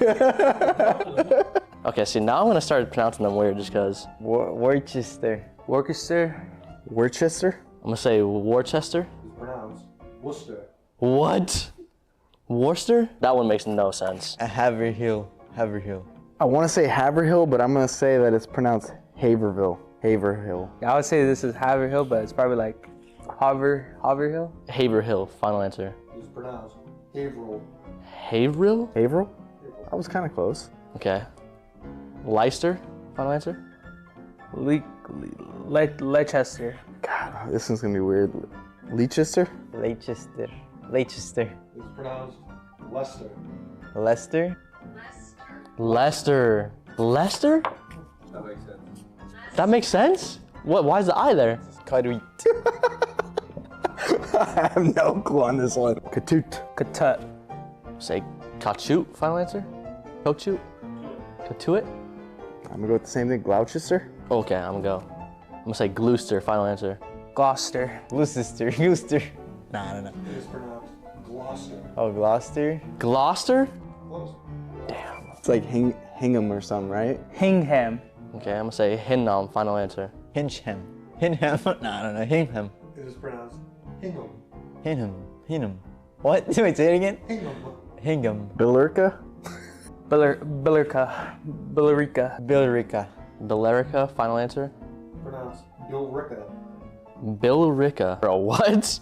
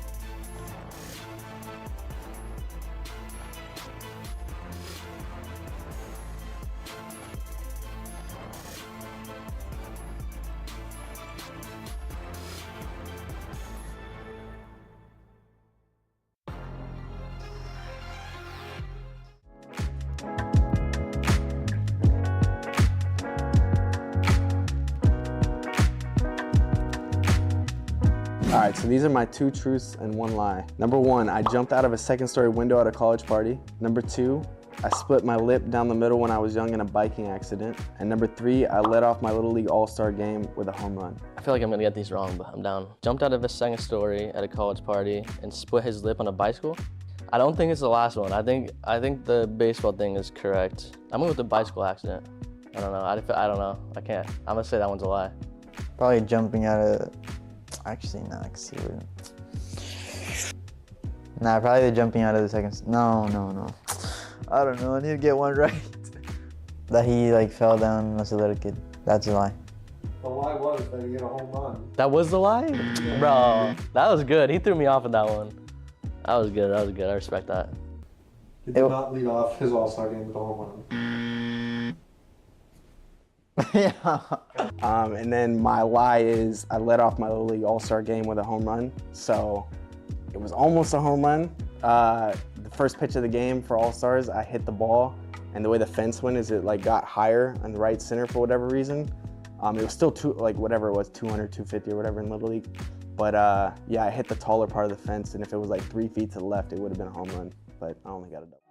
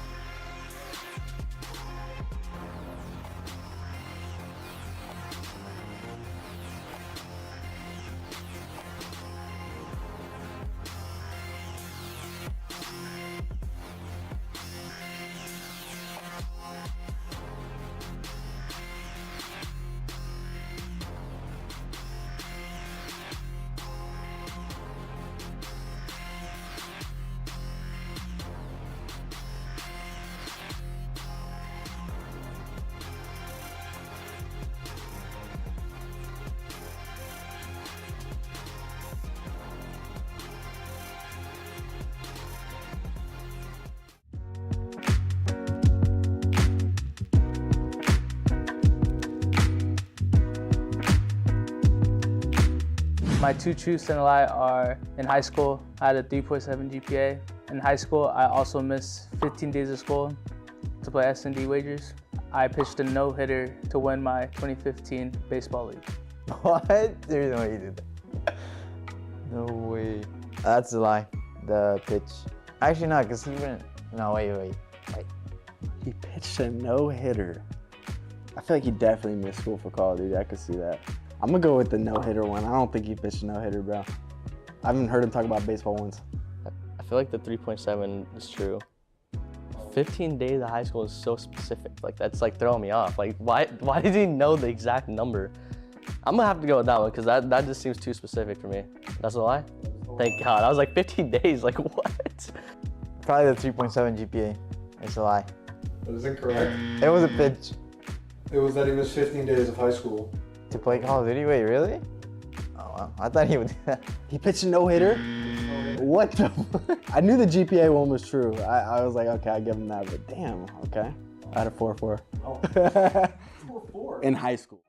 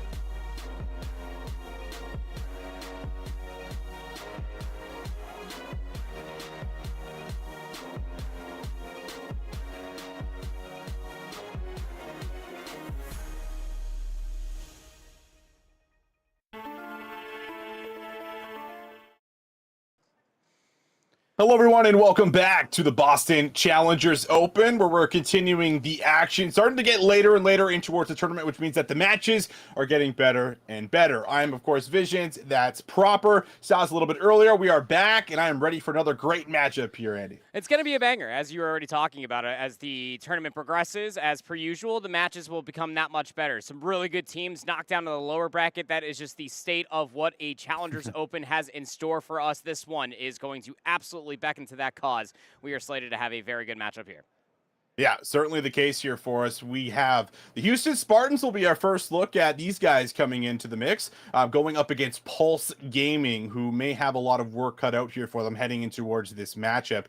We should have an opportunity to look at the rosters here for these two squads coming in towards the mix. But this is going to be a great one, Andy, because there's a lot of players that I sure should be very familiar to a lot of people here in the community. We take a look at the Houston Spartans, and we have Spart, Dylan Rex, Prolute, and Fire. And on the other side, we have Pulse Gaming, Dimensions, Major Maniac, Ojani, and we have Big Head. Yeah, look, if you've been living under a rock and you haven't really been watching the progression of the CDL back in Modern Warfare 2019 across the board for all the 8 of these players, well, about half of this lobby has actually been in the league at one point or another. Spart, with that emphatic run that he had going back at the Minnesota Open through Vanguard, of course, with the LAG. Prolute spent some time on Optic, then, of course, playing on Vegas Legion alongside Clay.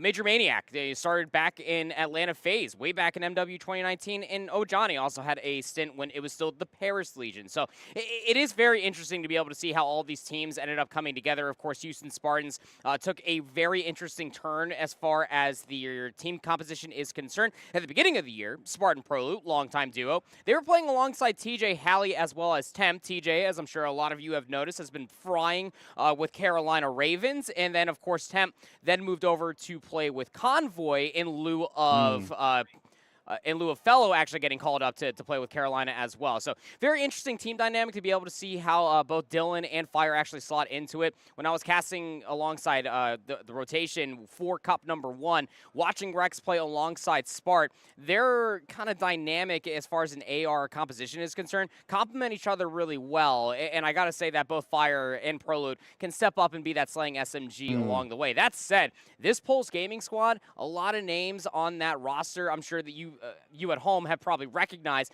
throughout the long tenure that was at the end of the year, specifically for both Big Head and Dimensions, for the work that they put in at the Toronto Open throughout Modern Warfare 2, and almost qualifying for champs, just barely missing out.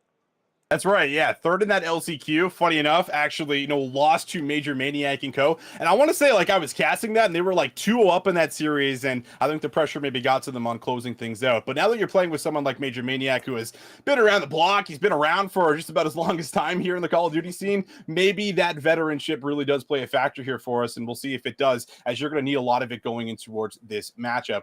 Should be taking a look at our maps as well here very, very soon for as far as what we do have. And if we do take a look at them, well, we're going to get a triple dose of something. That, in fact, will be Invasion. So once we get past the sub-base hardpoint and the terminal search and destroy, we will be on Invasion for the rest of the series if we need to be. I'm very interested to wonder the reasoning that the Skid Row S&D was available for Houston Spartans. They have been playing it quite a lot, and it was actually the 5th map that they had in their previous round to complete the reverse sweep versus Mock and Gus & Co. So with that being open, I start to pander the question why Terminal S&D was chosen over the Skid Row. But the sub-base hardpoint, that was map number 4 in that best of 5 series versus Mock & Co. And I gotta say, Rex stepped up in a massive way. He was a few scotches short of dropping a 40 bomb. He went on about a Herculean 10 spree in his last life, and they swung about 75 points or so at the end of the first set of Hills. Again, pop-off potential galore. That is what you're going to end up seeing, especially for these first 2 maps. S&D Terminal is not exactly a map mode combination that you can solo carry per se, but it also opens up a lot of avenues for a pop-off player like Rex to be able to find those avenues, those holes, those plot armors, if you will, to make his team step above the other. Yeah, that's going to be the big factor here for us. And you mentioned the fact that the ARs have, been at least popping off and have a good dynamic between Spartan Rex. A map like Subbase, I mean, this is a great place to show it, right? You control the high ground, you're typically controlling how the map goes. It kind of goes, that's just how it is when you talk about Subbase. So it's a constant fight for, trying to get up top AC, whatever it might be. And the ARs on the other side, when you look at Dimensions, who was actually popping off, as you mentioned at the Toronto Open, as well as the LCQ, you need that and some if you're going to be able to beat this squad. So we'll see what we get here. A lot of synergy over the years between players like Spartan Prolute, but will it be a factor coming in towards the mix? We're going to have to see. Kicking things off, though, on Subbase is where we're heading into. We're jumping into a hard point, Andy. I'm ready for it, baby. Yeah, Subbase is going to be a fun one, especially for the ARs that are across each of the stations. Of course, we talk about Major Maniac, long tenure. Hasn't always been the fastest AR when he's playing at the pro level, dating all the way back into BO4, of course. But down in Challengers, this guy thrives. He's not afraid to chow literally everything. So you'll probably end up seeing Mike pick up maybe that 3rd SMG at certain instances of time, given that they do have the spawns for maybe the backside of P3. But it's going to be a fun one to say the least, to be able to see how these two end up going up against one another. Just from a dynamic purposes, of course, there are a lot of those chinks in the armors for Houston Spartans. Almost lost 3-0 to Gus and Mock. Not a bad team, to say the least. But that opportunity is there. I would probably kind of coin this as an upset should this Houston Spartan squad's not win it. Just off of namesakes alone that's on the roster. Agreed. I think so. I think without a doubt. Like, you look at these guys, and you almost always expect players like Spart and Prolude, you know, even Rex after last year. Like how good was he individually? I know he maybe didn't always perform when he was on that Gunless and Co squad, but it felt like whenever we were watching Rex, whether it was online or on land, he was always somebody that was able to drop, you know, 30 kills at least, it felt like. So I'm sure we'll get a lot of that coming in towards a game like this too. But I think I'm right there with you. This would be an upset, I think, in a lot of people's minds if Pulse Gaming are able to come out. And if you're going to do it, you know, a lot of the ways that you do beat a team like this is, you know, by coming out strong, shutting them down, and making them bicker and making them argue. That has always been a problem, I think, with a lot of these combination of players that you have on Houston Spartans, where if you can check them, if you can get them a little unsettled, or they aren't exactly comfortable, I think that is maybe one of the weaknesses that you could potentially expose. Oh, absolutely. And from the other side of the coin, of course, talk about a momentum swing for a player like Dimensions, who turned 18 halfway through last year's season, playing Right. alongside of Big Head, who's been getting just a lot of shade thrown his way throughout his very long tenure of competing throughout the amateur circuit, of course, the year through Call of Duty.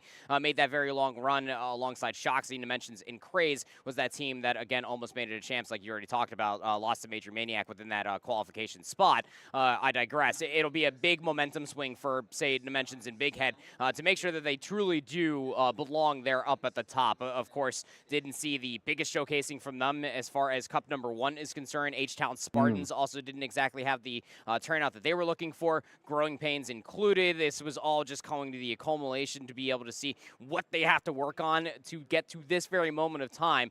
But that was the flashback. This is that moment that you do have to put up or shut up. You want to win this match, stay in the winner's bracket. Of course, matches will get a lot more difficult along the way, but you also get to hold on to that that one-up mushroom, that extra life, if you will, of that lower bracket still being available. Yeah, and while we're waiting, you know, to jump back into the game, we do apologize. It was a bit of a crash, but it always feels like the first event, especially, you know, like the first open of the year, is so important because what do CDL teams look for, you know, as soon as they are looking for a change? They're looking for who is popping off in challengers, who did good on land, right? It's something that we've seen year after year, you know, really since the CDL has been a thing. So I think it's always that much more important to have a really good placing. If you can get into the top 4 and you are able to play, you know, some of those really strong squads, put up good individual performances, good team performances, that's really how you can get your name in towards the mix and maybe even be given a shot with all the talent that we have here in challengers. It's difficult maybe just to pick one, but if you can get yourself into that conversation, that's how you really get that opportunity. And we've seen it again, you know, going all the way back to 2019. So having a really good first event matters that much more. And like you said, the longer you stay away or stay alive in the upper bracket, and well, the better chance, excuse me, they have at that. But it looks like we are having issues. We do apologize, guys. Bear with us. We are trying to get into the game. We want to get into the game. We want to cast just as much as the next person. But we are having a little bit of tech issues here with the PC restart. So we're going to throw things to a break. Bear with us. We'll be right back after this.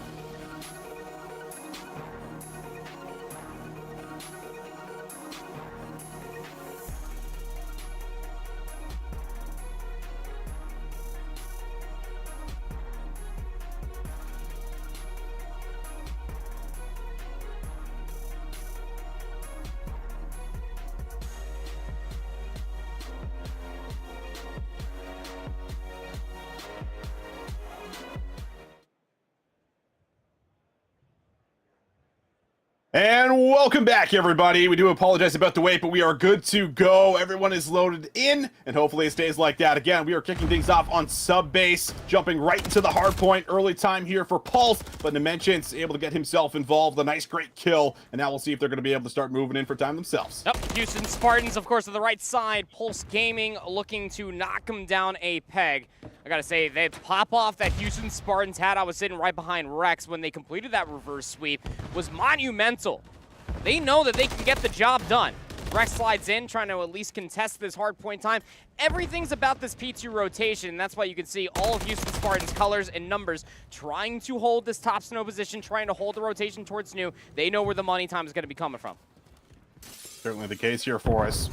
Just about dead even off of P1, but you mentioned the rotation, and well, a lot of those red arrows on the minimap are set up and have a solid line of scrimmage to see if they can really shut down everything that Pulse Gaming is looking to do. Major Maniac trying to get a read on where some of the players might be lurking to see if they can maybe pull off some kind of a flank. Again, fighting for the high ground. We framed it up coming in towards the matchup. It is extremely important. Pulse Gaming, though, taking their time on this cross. So 15 seconds going to be secured, just about uncontested. Finally, the move is made. Johnny's great on the entry for one. Thought he had two, but Prolude's actually there for the double up, and now a chance to lock in some time for Pulse Gaming. That's something we didn't actually end up hinting at. Of course, the return of Johnny to Challengers. Last time he was in the city of Boston when we were playing through Fenway last year under the banner of Team War.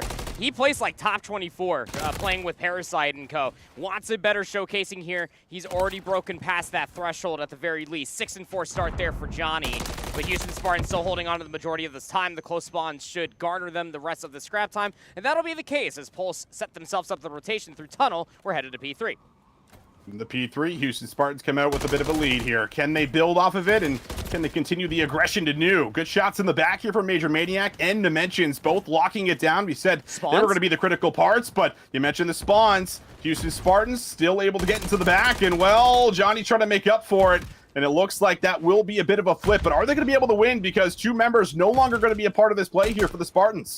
That's a little bit of a fumble coming through from Pulse. They start pushing through Tunnel, but nobody was expecting the water push through Pillars. Fire makes that happen, and the spawns have now flipped. Still spawning in towards the back. Rex is currently controlling top third, and over by the catwalk, maybe looking at the rotation towards new, as Pulse are spawning around him. I don't think that Rex knows that he's going to be in a 1v1 versus Big Head in towards the back. Gets the damage. This is the battle for the rotation towards new. Does not flip the spawns, but Houston breaking the old hill means that they got themselves about a 30-40 point lead. 30-40 points or so. Johnny doing a good job of getting all the way to the back here, but his teammates not going to be with him whatsoever, so more is going to have to be asked of Johnny, and they know that he is going to be back there. Excuse me, Dimensions. Now up to 7-5. Can he build off another? Good shots from Dimensions. He's able to put together a two-piece. Fire gonna drop. Major Maniac now getting a part of the play through the middle of the map as he's in a long gunfight here with Spartan. He gets help from Johnny. So Dimensions locks things down. That's gonna allow Pulse Gaming to set up a very nice rotation and now some time. The one thing that kept Houston Spartans within the last time on sub base in their previous matchup was their triple AR setup. Fire's going to be that third AR alongside both Rex and Spark. Prolude just trying to bob and weave his way to get inside the hill, but Pulse holding onto these spawns. Still a lot of time left to fight over here as far as 25 seconds is concerned, and they have a really good pinch. Big Head is actually already top server, finds himself 3 in the feed, and that should be all she wrote there as far as P4 is concerned. Now we can rotate over towards the tanks. Yeah, heck of a pinch here for Big Head. Was 2-9. Now building off a bit of a spree. He's going to have a lot of players though in front of him, and he's still able to find Rex. Could he put together another? Tack, nades, everything being thrown his way, and well, he's able to finesse his life and likely will get the regen here. His teammates now also starting to meet up with him. So this is a really solid rotation out of Pulse Gaming, and it's thanks to Big Head, who's still up to 4. He's got a trophy system to keep him company. He's ripping heads. Big Head is frying. Now up on 5 in a row. 1 kill to the good of a cruise missile. There's so much time being soaked up by Pulse in the previous 2 hard points. They have flipped the lead. They have it by 20. Here we go on the break attempt. Major Maniac looking left to right. Not sure where the attack is coming from. Now starting to figure it out. Everyone hitting down low, except for Fire sitting in the stairwell. But we know how difficult this gunfight is. Big Head doesn't exactly lock the kill down. Trying to earn that streak. Just looking for just about one more kill. Will they be able to get it is the big question. He is tagged up. They know where he is, and no cruise missile will be secured as of just yet. Houston Spartans make their way through mid, and they will get the back end of this time to keep this game close. Smart gets caught with a trophy, but you want to talk about goal. Just ends up hopping through top office, takes Big Head off of that spree. That's a cruise missile that could have been earned by Pulse. There's that fifth player from the trophy system. Fires trophy, takes down Johnny. Smart there for the cleanup onto Dimensions. And although it was a critical break, there wasn't enough time to soak up there for Houston Spartans. 90 to 110. Back over towards P1 we go, and it's a scramble through the middle of the map. Woo. How about Johnny right now, man? He's 19 and 11. We didn't get to see a whole lot of Johnny whatsoever really last year, except for maybe like a sub-in for Breach Academy at one point. But the man is here to play so far in Modern Warfare 3. But can he continue it? Pulse Gaming still up by a bit. This P1 hill has actually been very great for them here thus far. You can see the focus from the Houston Spartans, just willing to give that up, putting focus on the new point. But Fire is actually able to get some great work done on the rotation. And, well, meanwhile, 1v1 actually goes the way of the Houston Spartans. So maybe they are able to win the war on both fronts at the moment, as we got 10 seconds to do. Yeah, and Pulse have been playing for this rotation over towards New for the past 25-30 seconds or so. That was still left over by P1, so they have the setup that they're looking for, but they lost Major Maniac along the way. So realistically, this should have been a 4v3, but Johnny already takes down one. The trades are in. Houston Spartans are breaking on inside of P2. This is a fast break, so they come flying off of P1. And they're going to keep this one close, but can they grab the lead? Major Maniac from the back. Looking to get Mixie on the point. Good win on the Fire, able to shut down two, and that loosens up the numbers enough for Pulse Gaming to get right back in. Spawns in the back, though, for the Houston Spartans, ready to go again on their attack. Spawning in towards the back, though. Houston Spartans might just be caught in a little bit of a blunder. They're forced to fight through the old time. Major Maniac's already holding in the middle of the map, so Pulse, they have numbers inside the hard point, and Nemi up top, he's letting them have it. The frag grenade from ProLoot will at least take Big Head out. Last player alive is going to be Johnny inside the hill. The break comes through with just 10 seconds to spare, but Pulse, regardless, have a 30-point lead. Spartans going to need something big to change in this game because Pulse Gaming have been really controlling it. Still marginally, but in control nonetheless. ProLoot on the attack, up top, big gunfight, able to find Big Head. Now some pressure from the high ground that you're going to have to deal with.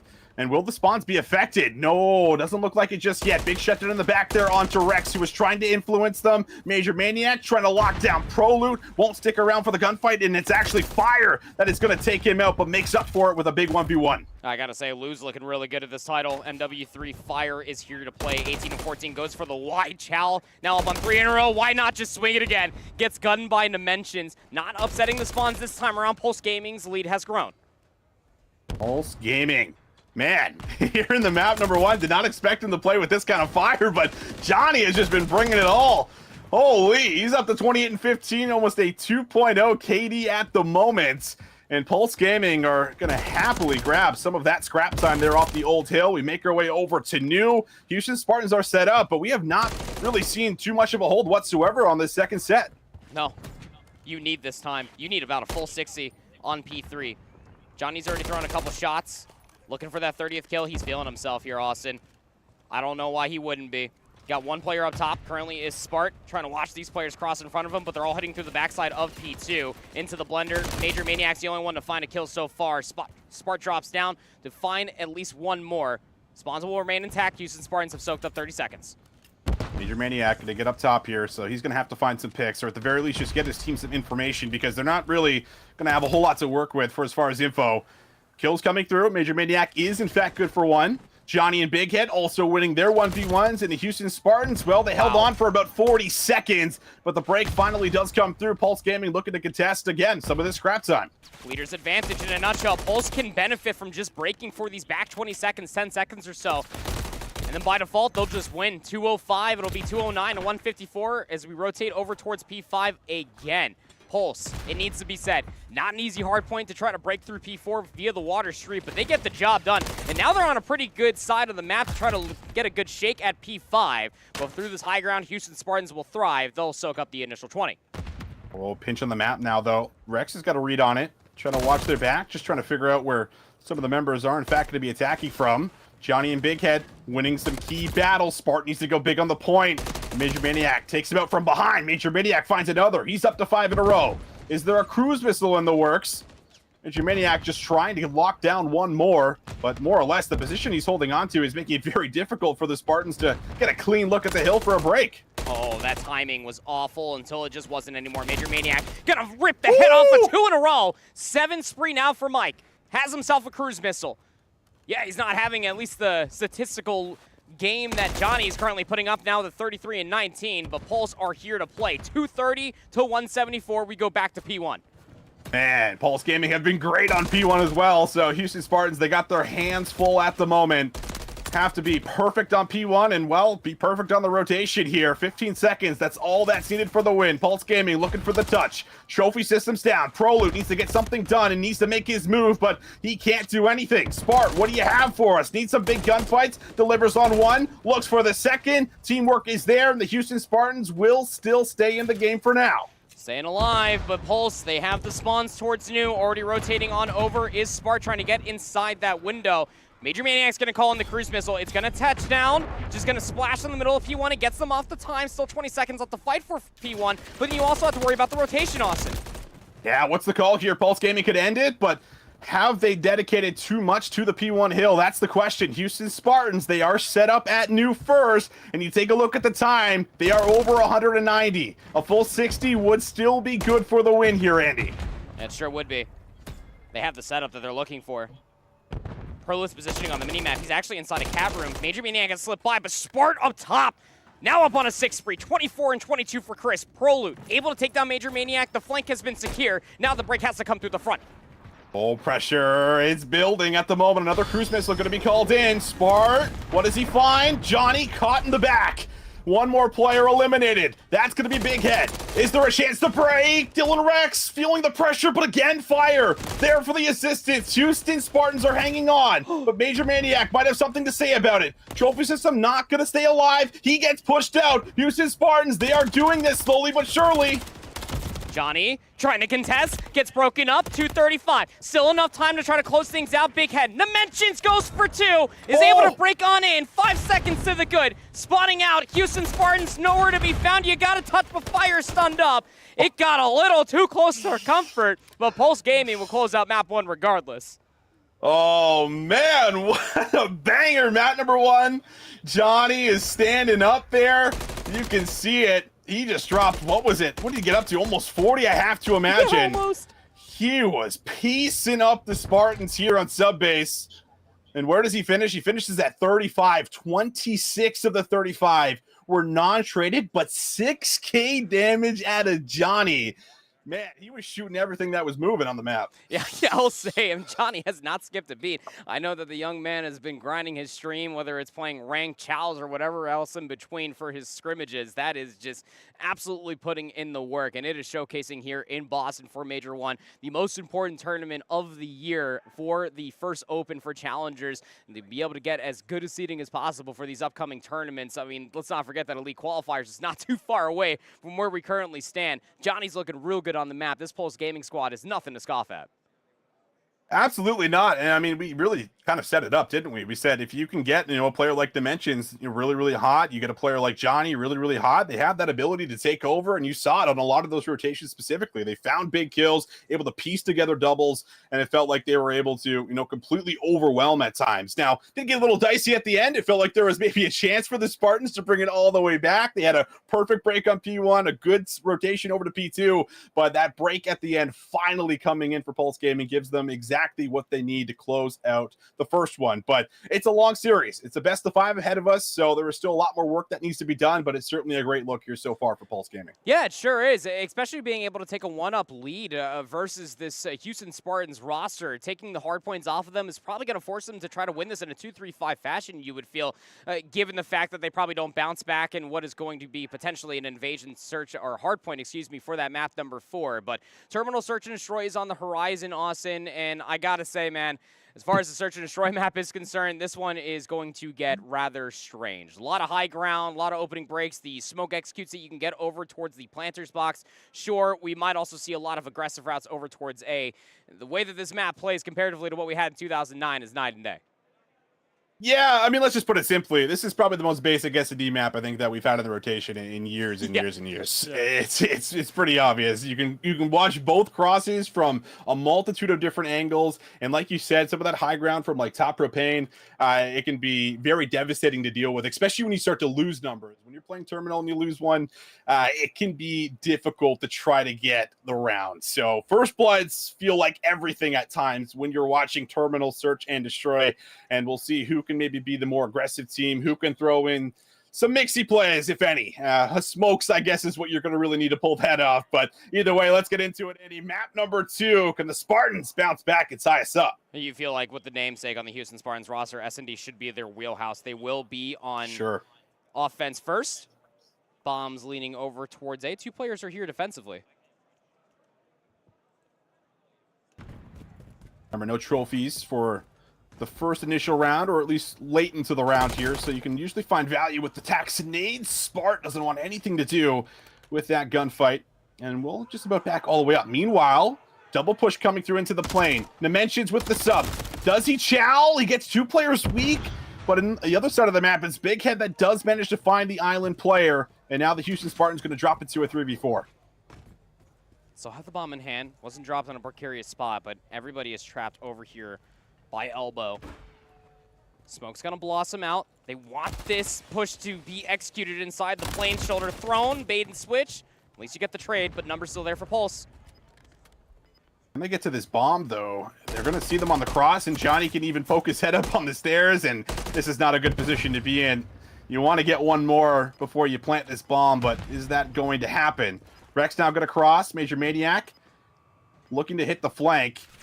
Fire has so many angles to watch, and well, it looks like Rex doesn't actually stick for the bomb here, so time now becoming the biggest problem for Pulse Gaming, or rather the Spartans, and Johnny is just waiting, and well, nothing you can do here. Fire's gonna get one, but wow, what a way to work the clock there for Pulse Gaming. I think that was a beautiful accumulation of what you got to talk about before we actually hopped into the map number 2 there, Austin, and it's simply put that the amount of line of sights that you have just to watch the crosses to be able to gain information, that was so much utility that was still left over into what, about 25, 30 seconds left of the round just from the players inside of the plane. The information that you get from the cockpit alone, just looking inside of the bookstore, you know you're going to get at least a shoulder thrown when it comes down to elbow. They have to push the advantage if there is one for an offensive team, and Pulse were able to hold on to the resources. Big Head found 3 within that round.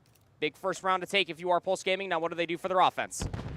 Yeah, the player that's usually sitting right where you're seeing Rex right now, this is just one of the most key positions on the map, because as soon as you lose this player, well, the B site can be open, but it looks like everybody here for the Spartans willing to give Pulse Gaming a bit of space if they want to take it.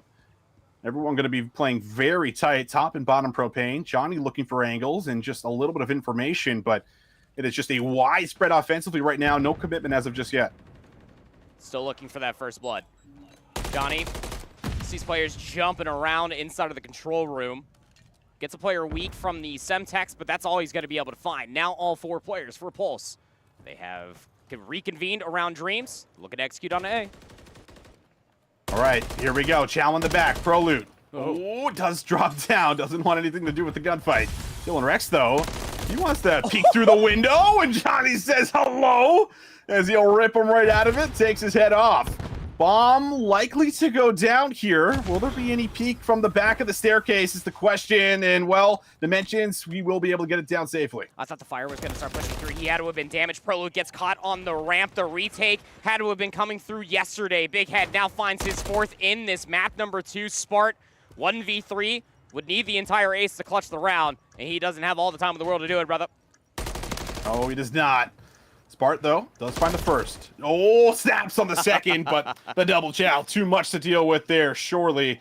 And that will be 2 very early rounds. And I'll also say 2 very clean rounds. Pulse Gaming, I mean, you can see them really working just about every second of the clock over these past 2 rounds. I will say this much, though, as far as a defense is concerned from H-Town, is that they put themselves in a position to allow that AX good to come through. Realistically, you want a defender to be top AC to be able to watch that cross, if not to expect the push to come through from Burger Town. There was nobody there. The one defender was Prolude on the backside of the plane. He had to reposition. It left Dylan Rex in a very weird spot to get caught out top ramp. That plane was too easy to take, and it looks like H-Town Spartans looking to up the ante a little bit, trying to rush over towards B.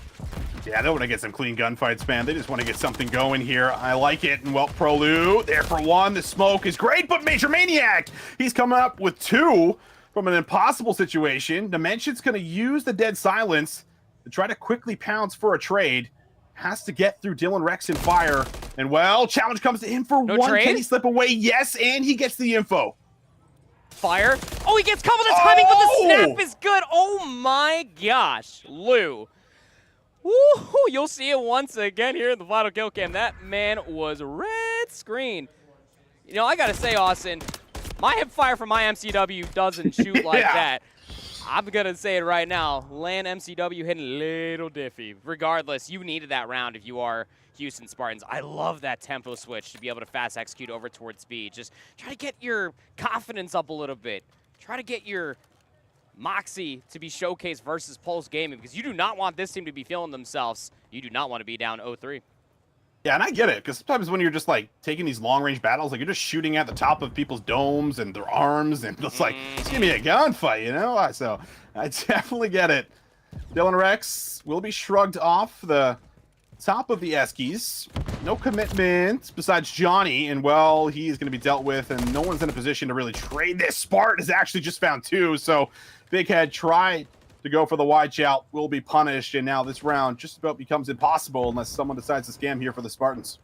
Spart is that ace, man. Never want to count out Chris in any map or mode. Saw it there in the sub base on that Herculean 6 spree. Showing up in a big way here for Houston Spartans. Fire's going to get all the information. Yeah, Prolute has the nade, just going to keep them at bay inside an elbow, but the Chow still coming through. Here we go. There's the trade. That's about all you can ask for, but Major Maniac would have to find a 1v4 now. And well, has to get the bomb, has to find Rex through the middle, and that will not happen. Finally, the Spartans able to get another one on the board here, and that will be because of Spart's great opening there with the 2-piece. And it's that slight adjustment from their previous defense, Austin, that I was asking for. Instead of just giving up top AC, put an AR of Spart's caliber in such a power position to be able to watch all those different crosses. He helped stuff that initial push that was coming through over by the planters. Yeah, Major Maniac found a crazy 2 spree from the positioning that he had for himself, but still, the trade game that much better from Houston Spartans. The information that Spart then collected to watch the push over towards A set Prolute up for success. Love to see it. Can the Spartans chain together 3 in a row? Smoke going to come out through the middle of the map here. That's going to block some of the vision in Book. Johnny, he's going to sit down low, and he's going to call the cross on this. So they're going to have full information on this push that is going to come through. Prolute going to slide on in. Major Maniac just poking his head up and down to the back, waiting for maybe a chance to pick the carrier off of the bomb. Johnny also going to be spotted with that stun. So they have full information. Bomb going to go down. Now they got to hold in the 4v4. Retake is mostly going to be coming through from a pinch formation, but Rex gets info, at least one, inside of the control room. Mention's not going to get anything much from that stun. Has to force his way up through the stairs with Major Maniac. Oh, Johnny's going to get a lot of tags. Now he's on the other side of that gunfight. Doesn't feel too good, does it? And well, everyone else comes flying on in. And the Spartans, again, starting to piece it together. It all started with that fast-paced round, and since that point, it feels like they're starting to find themselves as they've grabbed 3 in a row. And that, again, is why you simply cannot allow a plant to go inside the plane that freely. I mean, I definitely respect what I got to see out of Pulse as far as the defensive operation is concerned. They were expecting another fast hit over towards B, maybe through the middle of the map, but that wasn't the case at all. And that's why I start highlighting the S&D prowess that is Houston Spartans. They did a fast hit over towards B. They go back towards the execute over towards A. This time, no defenders to be found. Now Houston Spartans win 3 on the bounce. Yeah, it's Pulse Gaming that we're going to have to find a way to win an offense. Always a tall ask on Terminal. Stun's going to connect on Rex. Hasn't got a trophy here, so could be vulnerable if they decide to use some more utility and bring some more members over, but meanwhile, it is both island players just kind of bouncing back and forth.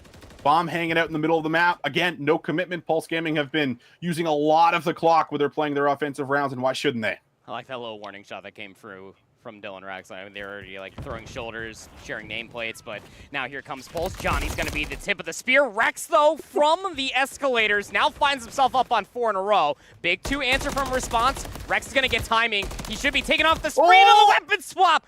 Oh, he got prone block ever so slightly. Now Prolute 1v2. Oh, Major Maniac might get caught from behind. Prolute doesn't finish him off, though. 30 seconds on the clock. And now a recommitment onto the bomb here for Major Maniac. Big Head will spot Prolute. It's just the sub in hand, I believe, right now. Yeah. But he does have a nade. The nade finds connection. He could do this. He's going to find one. He should have info on Big Head. Oh, does Big Head say it? Doesn't matter. Prolute with the 1v2, and he just rips Big Head off of the heady. I just had the flashback when he was playing as a substitute on Optic Texas. You had Hastro walk over with the contract. That's exactly why you never count out Byron Prolute from a clutch in a 1v2. He got the information on both, Austin. You called it so wonderfully. The late nade comes through from that A defender, and he gets damage on both. And the sub just was good enough. A little bit of extra pepper at the end of that cook, and I'll tell you what, man, Prolute is looking pretty damn good on the map right now. 4 rounds in a row for Houston Spartans. They grow their lead by 2. Can always count on Prolute in some of those clutch situations, and that is another dagger that Pulse Gaming really should have had. Should be a 3-3 scoreline, but instead it's 4 in a row for the Spartans, keeping the pressure up. Prolute ready to make his move back into the plane. Bit of a change-up dimensions. Going to be sitting at the back of the plane with an AR. Needs to find one, and, well, he can't find anything. And Johnny's also going to drop here, too. So this is now a free A site if they're able to get this bomb down. It's looking like another round here for the Spartans. It was 2 players on the back of the plane. The A-bomb site is open. Spart's plane cut off through the middle of the map. Big Head gets his head ripped off. Major Maniac, look, he's been pretty good across the entirety of the years, but a 1v4, that might just be a little bit too far out of reach for Mike. Repositions underneath the plane, finds the first, but he gets flanked. Houston Spartans, golly, have they made all of the right adjustments now up on that point? Yeah, Pulse Gaming, they have looked puzzled over these last 5 rounds. And I think, again, that 1v2 is certainly the dagger, and one that is difficult to recover from, as you are seeing. And now you're forced to find every single round from here on out. And you're going to have to do it here on the attack again. Where Pulse Gaming, they haven't really thrown too much aggression except for maybe halfway through the round. Wondering if that's going to change here because something's got to be mixed up. Going to have to come away with 4 in a row if you're going to steal this map too. Combined 14 kills between Big Head and Major Maniac. Smoke push, Rex, he is shrugged away. That is what was the biggest problem for Pulse Gaming when they execute over towards B. Player top AC, getting closer over towards B, but the smoke is dissipated. Nade, not going to find value, but Fire does through the middle. Oh, he chows out for 2. No trades to be seen. Johnny, though, does catch Spark going a little bit too aggressive, and that does give Pulse Gaming a chance here in the round. There's still a minute on the clock. They do not have to commit to B because the bomb will be held from Big Head, so there is still a chance here, but you're going to need another big pick. They don't have info on all 3, so they're slowly clearing away through Bookstore. There are 2 players double stacking through this long haul. You feel like Johnny and Big Head are about to chow this at any moment. Clean. Big Head. Oh, that's gross. Doesn't even matter. No trades needed. That will be the finisher. And 6 rounds straight. The Spartans come out swinging, and they'll tie this series up 1 apiece. It was a 14-point game in the sub-base map 1. Houston Spartans almost make the massive comeback happen. And 6 rounds on the bounce of losing the opening 2? Or are you kidding me?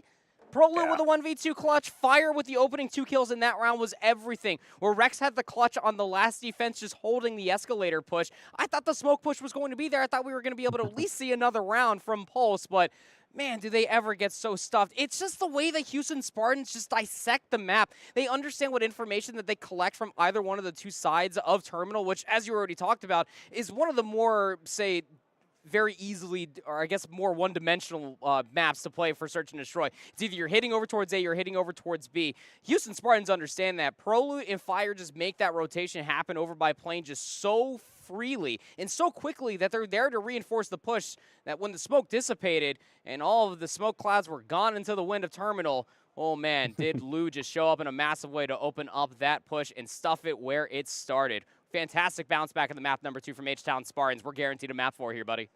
Yes, we are. And, well, we love to see map 4s and maybe even a map 5 potentially because both teams playing at least decently close, but the adjustments looking a little bit better, at least so far here on the S&D. And as our producer just confirmed, the next 3 maps, all the same, baby. So we're not leaving Invasion for Control, Hardpoint, and S&D. We are going to get a triple dose of it, so hopefully you like it. But we will be jumping into that Control here to see if maybe some of that respawn pressure that we were getting in the sub base will translate here for Pulse Gaming heading in towards the Control. Yeah, I know that it's still very early days as far as MW3 is concerned, but so far, even up to the CDL level, Invasion Control is the lowest offensive conversion of all 3 Control maps so far. So will we see an offensive conversion? Is it going to be 5 rounds straight of defense? Only time will tell. Well, we're going to have to see. I think players are taking a small break, so I think it'd be a good opportunity to also send things to a break as we get ready to set things up. So we will take a small break here, ladies and gentlemen. When we come back, we got Invasion Control.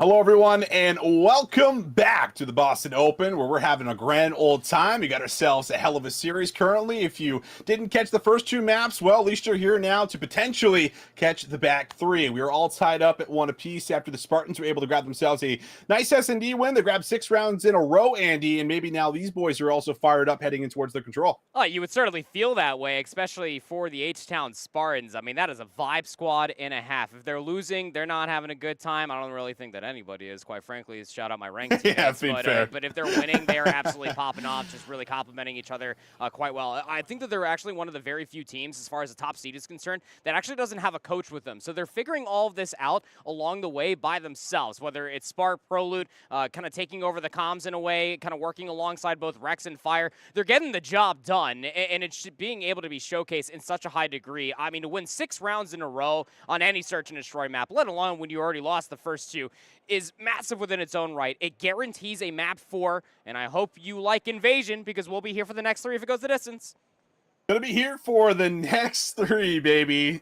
And I mean, I do like a little Invasion, so I'm here for it, man. Long range AR battles, big flanks that can really change the tide of the game. So we're gonna get it all here. As we will see, the attackers first will be the Spartans, seeing if they can try to get something done. A little bit of presence on both sides of the map, but an early touch on B. Johnny, though, does find a big one on the Fire, loosens up the defense, now has a chance to collapse with his teammates. I mean, Control is already so break-off dependent, Austin, and Invasion just becomes so much more of a head-scratcher when you try to fight through the middle of the map, let alone trying to get over towards A early. It is 1 kill shy of flawless for Pulse through the opening engagements. 28 plays up against 24. The Houston Spartans spawning right parallel over towards that B zone. They're working on the progression.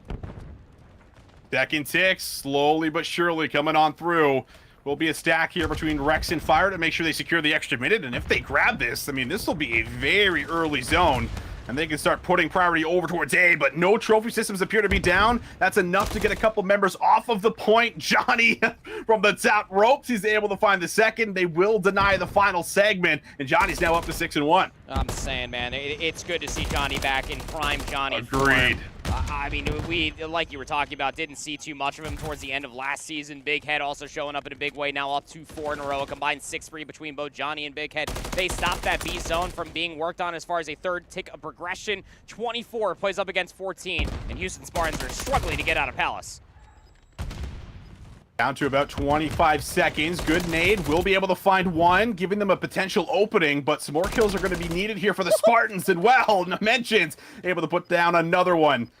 Furthest one push forward here. Going to be Prolute. Teammates starting to back him, but the trades are just back and forth, and it might not be good enough. 9 lives playing up against 20. Even if you were able to capture the zone, that would probably be the only one you're going to get, and they're not going to have another look. That is just going to be complete decimation here from Pulse Gaming as they lock things down after the breakoff. So in case anybody was questioning what I was talking about, how this is literally the lowest offensive conversion rate for any control map that we have here in MW3, go back, rewind it, and just watch that opening breakoff coming through from the defense of Pulse. Just reading through the middle of the map, getting the skirmishes, no trophy systems, the nades were on point. They only lost 1 kill through the opening 6 that they found versus Houston Spartans, and from there on out, you're just struggling trying to get yourself out of the spawn. I mean, Rex, who was one of the most, if not the highest statistical player that we had through Challengers Elite last year in MW2, finishes 1 in 7. That really does kind of candor to what you get when it comes down to Invasion control. Now it's Pulse's turn as far as an offense is concerned.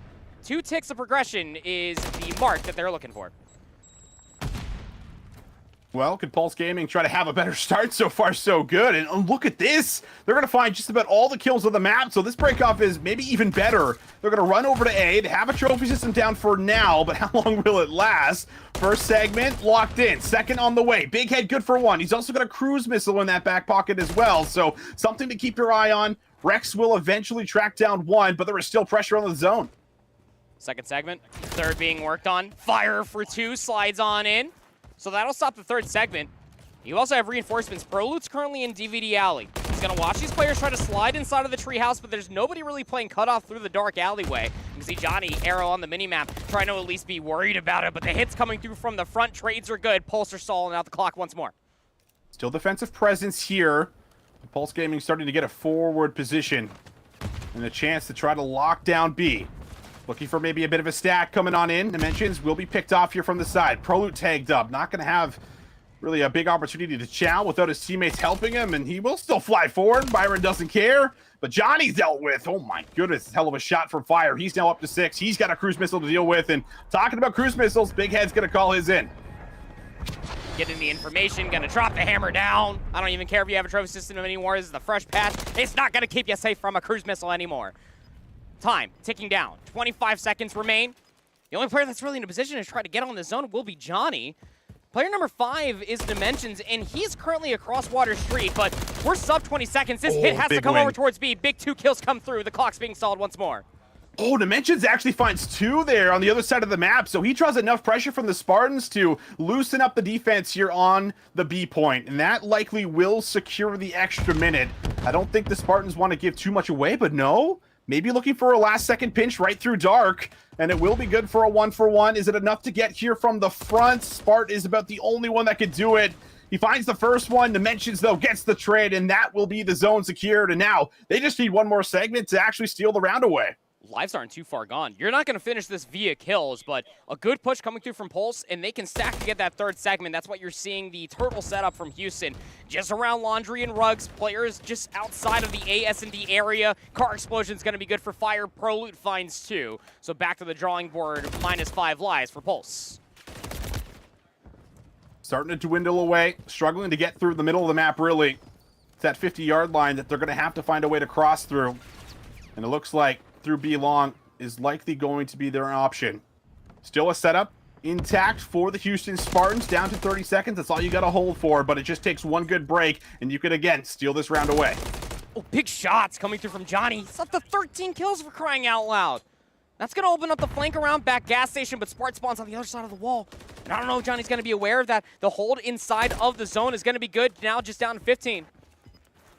And Mike 2 in the back here, checking his corners, but he doesn't have a whole lot of time. And, well, his teammates are nowhere near, so Mike would have to do it all and get a touch. And he is going to be shut down. 4 lives remaining.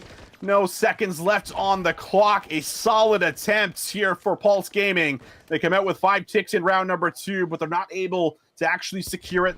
The Spartans will hang on. Yeah, 5 segments again to the 2 that Houston Spartans were able to get in their opening offense. And the reason why we keep talking about this, if you're new to Control, you're new to the competitive scene, watching at home or here in the venue, the more segments of progression will garner you that round 5 defense if it does go that far. Again, Invasion, not the easiest map to convert an offensive round, even given how good Pulse did look in their opening break through the middle of the map and then transitioning over towards the A zone. I love when teams end up doing that, the quick adjustments. Fire now up to 13-9, 13-10 for Johnny. Big Head 11-7, just some of the suspects in this lobby showing up in a massive way. H-Town Spartans gonna bulldoze their head across the A street.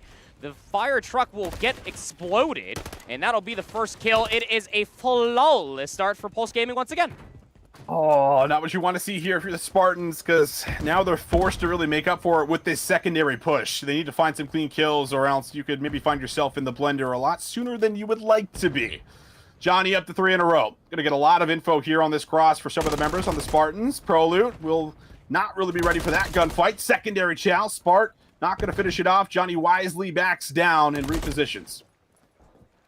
23 plays up against 28.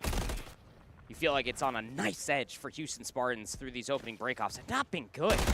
Down to just 35 seconds in the round, and they're scrambling just to find any sort of semblance of map control. You got players around Hotel, just outside of AS&D, trying to get themselves over towards that A control zone, and Big Head just hits it. 14-8 now. Rex has to step on the A zone just to stall out the clock, but how long can he stay alive? Not much longer, apparently. And just down to 20 seconds, 0 segments secured. Ugh. And it has gone from bad to worse. It just feels like they can't punch through this defensive line that has been constantly intact here for Pulse Gaming. And, well, there is still an opportunity to finally get a touch, but you got to get through Big Head. He's got a lot of players in front of him. It'd be really important just to play your life, and that's exactly what he's going to do. Streak comes in. Johnny finds Fire. 5 seconds left on the clock. Spartan's got a touch. Someone's got to make the move onto the point, and oh, they do. 0.3, but there's the kill right after. Pulse Gaming again, just not letting up whatsoever. They're now up 2-1. So even if Pulse do not complete an offensive conversion, they're guaranteed round 5 defense just off of the 5 segments that they got in their opening offense. These opening breakoffs for Houston Spartans have not been good. It's either that or just the opposite side. We can spin it on 2 different coins. I have been just superb, beyond superb for Pulse Gaming. 21-11 out of Johnny. What did this boy have for lunch? He is shooting today. 17-13 out of the mentions. Big Head, 16-10. I guess you could say he slowed down ever so slightly from that first round, but man, Prolute, 7-18. Not what you like to see out of the main sub for Houston Spartans, and Pulse Gaming not playing with their food here, Austin. They're right on the B. Yeah, we need a good break off here. The Spartans need to find a way to shut it down and shut it down early, and well, not looking great here so far. Going to be a bit of a double stack here from Dimensions and Big Head, the duo from last year, putting some great work in on invasion control. And Fire, I don't even think he's going to get a look at this. Will finally make his move. Big Head waits patiently for the chow, and he throws himself right back on the point where he might be able to secure it. Pixel Peak, oh my god. Golly, if you were sleeping on Big Head off of the run that he had last year, no, this man had not skipped a beat. 18-10 now. B-zone captured. Middle of the map. Where's Houston Spartans at? Houston, we got a problem. That A-zone is already being worked on. Major Maniac is there, but Rex, he at least gets the 1v1, shoots him in the back, so all is good, but there's 2 minutes on the board for Pulse to work the map. Yeah, you can really take your time here. You don't have to force anything and give away too many lives. We'll see what they decide to do. Good kill so far. Making their way through. Big Head might have a chance to wrap all the way around. And he's got teammates with them. So, yeah, the teamwork already coming into play there as they're able to deal with Spart. Fire able to call a lot of info, at least on the cross. So that is going to be very valuable for how many members might manage to slip through. Mike now positioned up top and has a chance to start picking off the respawners, or more importantly, getting to the back and forcing out that close spawn. No trade on a Big Head through B-Dom. That's going to open up the AS&D push coming through Big Head. The regen soon to follow. Prolude's playing in a 1-for-1 position inside of Couches. And Big Head, well, he just pounces to be able to find a third. Prolude at least finds the trade. Now the push can start to manifest across the water street, but the trade's that much better. Fire still has the cruise missile in his back pocket. But Control, it's a pretty seasoned game mode. You want to do everything within your power if you are Fire to hold on to that for round 5. Now the map's starting to flip just a tad bit here. We'll see a pretty nice setup. I mean, you're getting a lot of players push forward. Prolude was all the way to the back of the Jeeps. And now he's going to reposition, just keep them guessing. And now that 2 minutes that we talked about for Pulse Gaming has dwindled down to 45 seconds. No longer really have the chance to take your time on these pushes. This is where you're going to have to start to hit the go button. Hits starting to manifest through DVDs. They're clearing all these buildings one by one. Player left behind is going to be Major Maniac. He's actually over by the water bridge. Trades aren't going to be good enough. Austin, Pulse had 2 minutes. Now we're just down to under 30 seconds. Yeah, looking like it could be another round coming away here in the Control. Unless Pulse Gaming can make it happen now. Oh, Fire is actually going to call on the streak. They want to make sure it does, in fact, go to a round number 5. Not going to find any value, but it does keep them trapped inside for a moment. Fire to the back, gonna spot one. Now looking to pinch down mid. Big Head just sprinting to the zone. Prolude gonna drop. Big Head turns and burns. Can he get to the zone? No, doesn't look like it, but a nice flashy play to end round number 4. However, the Spartans do a great job defensively for over 2 minutes to hold on. Oh, man. Dude, Big Head just spit on him, but the second letter wasn't a P. No shot. That boy is shooting right now. It's going to go to round 5. And as that cruise missile was being called in, I already called it. I didn't really enjoy that. Albeit they are down by a handful of lives. You want to at least guarantee that it goes to a round number 5. The problem is that Houston Spartans are going to be on offense for this round number 5. You would have loved to have that resource to be able to execute over towards one of these zones, especially given the fact that you have not won a single breakoff from this side of the map.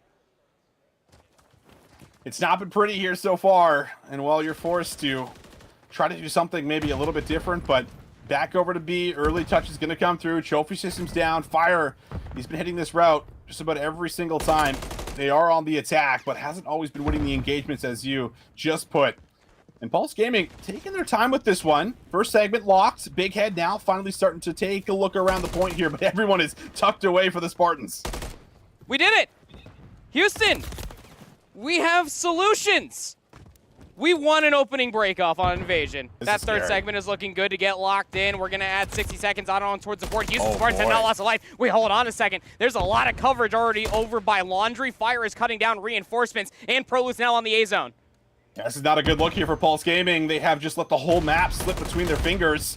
Prolude still alive, doesn't have a trophy system, just trying to bounce around. Oh Great aid from Spart for the assistance. Last one up here. Could it be Major Maniac? Has to find two. Can't find anything. Now the spawners are really going to struggle to get out of their spawn here for Pulse Gaming. Second tick on the way. Rex, he's locked inside of couches, but nobody's going to be challenging him. All this hit's actually coming through from the side of Gas. Rex gets snuffed out. Big Head slides on in, finds two. Proloot there for the trade, but that stops the progression on A. Dead in its tracks. Oof, they just get there in the nick of time. You get to take a deep breath here for a moment, but there is still 2 minutes to play with, and the Spartans, they just need one good push, one good set of kills, and they can lock in that final segment here at A. So now need to see perfect defense come through for Pulse Gaming. Dimension's going to have the middle of the map cut here to the point, and Major Maniac also in a pretty solid position to get info on the push too. You have time to work the map if you are Houston. Proloot, Spart, able to combine for two. That opens up the Water Street push. They know that they have one player dead to rights inside of the zone itself. It's Johnny, who's repossing like his life depends on it because it just might find Spart on the rotation. 2 players inside the zone, can't go off. Last segment of progression's gonna get captured in Houston Spartans. When it matters the most in a round 5 offense, they get the job done. Now they have a 1-map lead in the series. They sure do. They sure do, Andy. I mean, like, what did we say coming in towards this matchup? I mean, we didn't say it on stream, but it's like you can never count these guys out. I don't care what the situation is. I don't care if they're down 0-2 in the series. It feels like there are opportunities where they're able to just somehow bring it back. And, well, what do? They bring it back with a clean, just about flawless round 5. I mean, they have a perfect break-off. They're able to find those set of kills, and then they immediately take over the just control of the map. I mean, they start finding kills in their spawn. Pulse Gaming are like, whoa, we've lost control of everything. And you could really feel them struggle to get their footing back going into that map, especially those last 2 minutes. So incredible stuff, man. You got to hand it to the Spartans for getting that one done, because we know how invasion control typically plays out, and it is not offensively favored. That is for sure. It's not played like that. Not in that round number 5. No sirree. Think about this for a second. That's the first opening breakoff that Houston Spartans won through 5 rounds of invasion control. It's the first one that they won on offense, sure, but just think about this. They got 2 segments of progression on the first round, 0 segments of progression on their second offense. They spawned in for a round 5 offense, used the cruise missile to get to round 5, and they just get the job done because they went over towards B and they weren't playing through the middle of the map. It can be that simple, everybody at home looking at you, my ranked teammates, but I digress, man. This Houston Spartans team, you give them an inch to room, they will build a country mile-sized Walmart in between you and them. Yeah, certainly the case. Well, good looks here for the Spartans, but it's unfortunate news now for Pulse Gaming, because that was, basically a map that they were in control of just about the entire way through. Even had a really good opportunity to also steal away an offense themselves, but were unable to find that same break that we just saw in that final round. So they're forced now to win this next hard point, as well as take the S&D. It will again be a invasion, and well, if you didn't know the map after that, also invasion for anyone that missed the map set at the beginning of the series. So we're staying on the same map. We're only switching the game mode from here on out, so it's going to be very familiar here for the Houston Spartans going back into this map to see if they can put it away. It's going to be interesting, given the fact that, again, that sub base, as far as the first set of hills, Austin, it wasn't really all too competitive. It was about, what, like a 45, almost 50-point lead at one point that Pulse Gaming actually had because Johnny was just slaying everything that was in front of him. And then it ended with a 14-point differential. The Search and Destroy was looking good for Pulse, and then it's 6 rounds straight for Houston Spartans. We go to a round 5 offense for Houston Spartans, where I'm just ready to already sing the praises for Pulse to be up 2-1 in the series. Nuh-uh, not the case at all. This Houston Spartans team is playing with a certain amount of fuego right now, and I don't just mean the player of Lou on their team. They're looking good out there, man.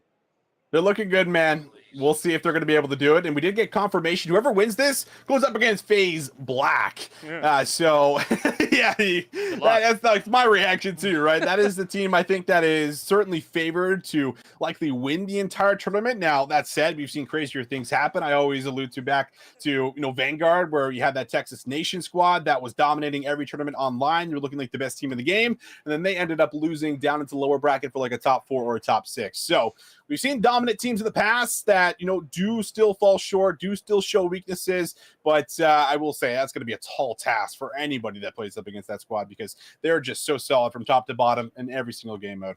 Yeah, and then on the other side of things as well, Omid Brooklyn were able to 3-1 Convoy Gaming. Of course, Convoy Gaming consists of Temp, what is that? 2 Real, Yuli, and Dave Patty. So they're going to drop down to the lower bracket. Omid Brooklyn, of course, being Noisy, Bink, Flames, and Dak.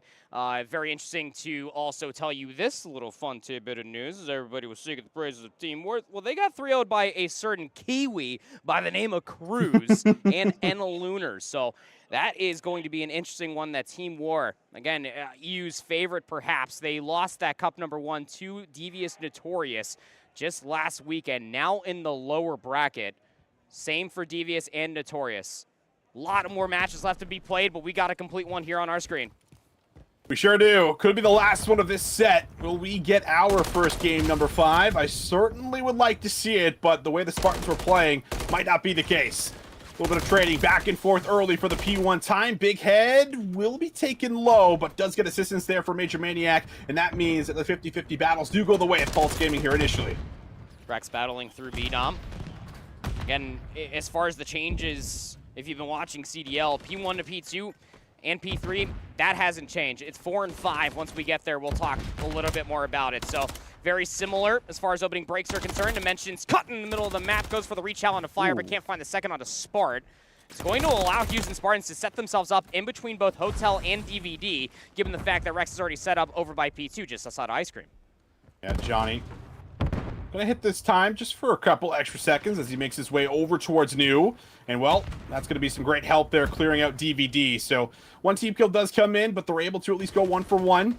Now have to find a way to deal with Rex, who's looking for someone to shoot at, but does get a little bit too exposed. And now you're starting to see the green members make their way into the point. Wow. Prolute too much to deal with. Spawns at the back. You're gonna actually be a bit of a split spawn that ends up coming in here for player 4. Fire now has a chance to pinch this. I mean, Dimensions just spawns back Palace when you still have 2 players over by that half wall, and that's a hell of a read coming through from Houston Spartans, given those split spawns that you were just talking about. But that is no easy feat. That Pulse Gaming just straight up the gut of that B Street just were able to find the break into the construction P2 hardpoint. But Houston Spartans, they rectify the situation from the split spawns. They're able to get themselves back inside for this time, and 15 seconds to the good as well. Look at the spawns again for Pulse. Houston Spartans are manipulating this map to a fine heat.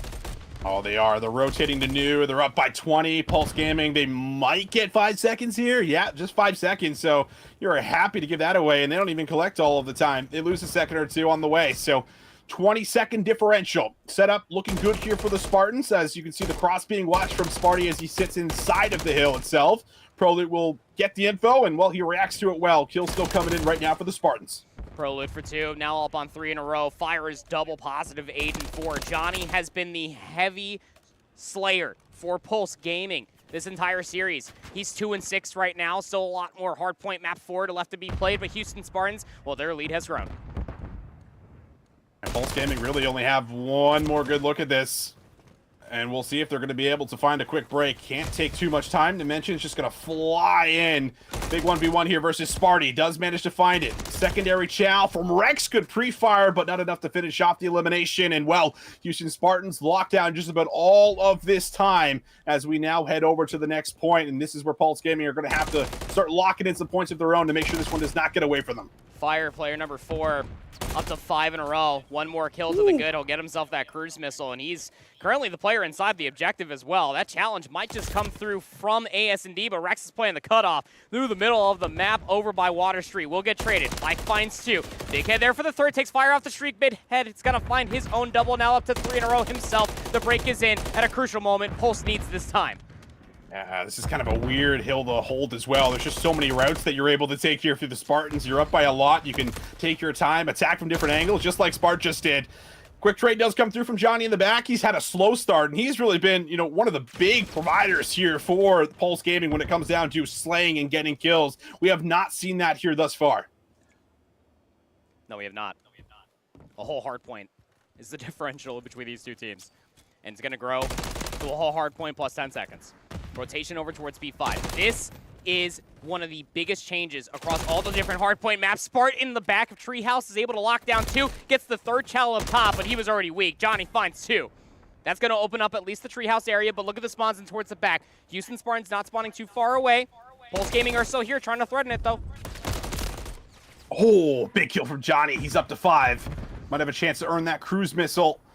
And I just said he needs to step up if Pulse Gaming are going to bring it back. Johnny does not play slow whatsoever for that. Chal's out in the open. Prolud almost gets a good look with the pistol, but will lose that battle. However, it's the Spartans that are soaking up time and looking pretty solid for what could be a potential hold on the back 30, pending what Major Maniac can do. He flies off the top ropes looking 18 years old again, and there is the break for Pulse. He might be if he keeps taking chows like that. I mean, Mike's up to 12 and 9.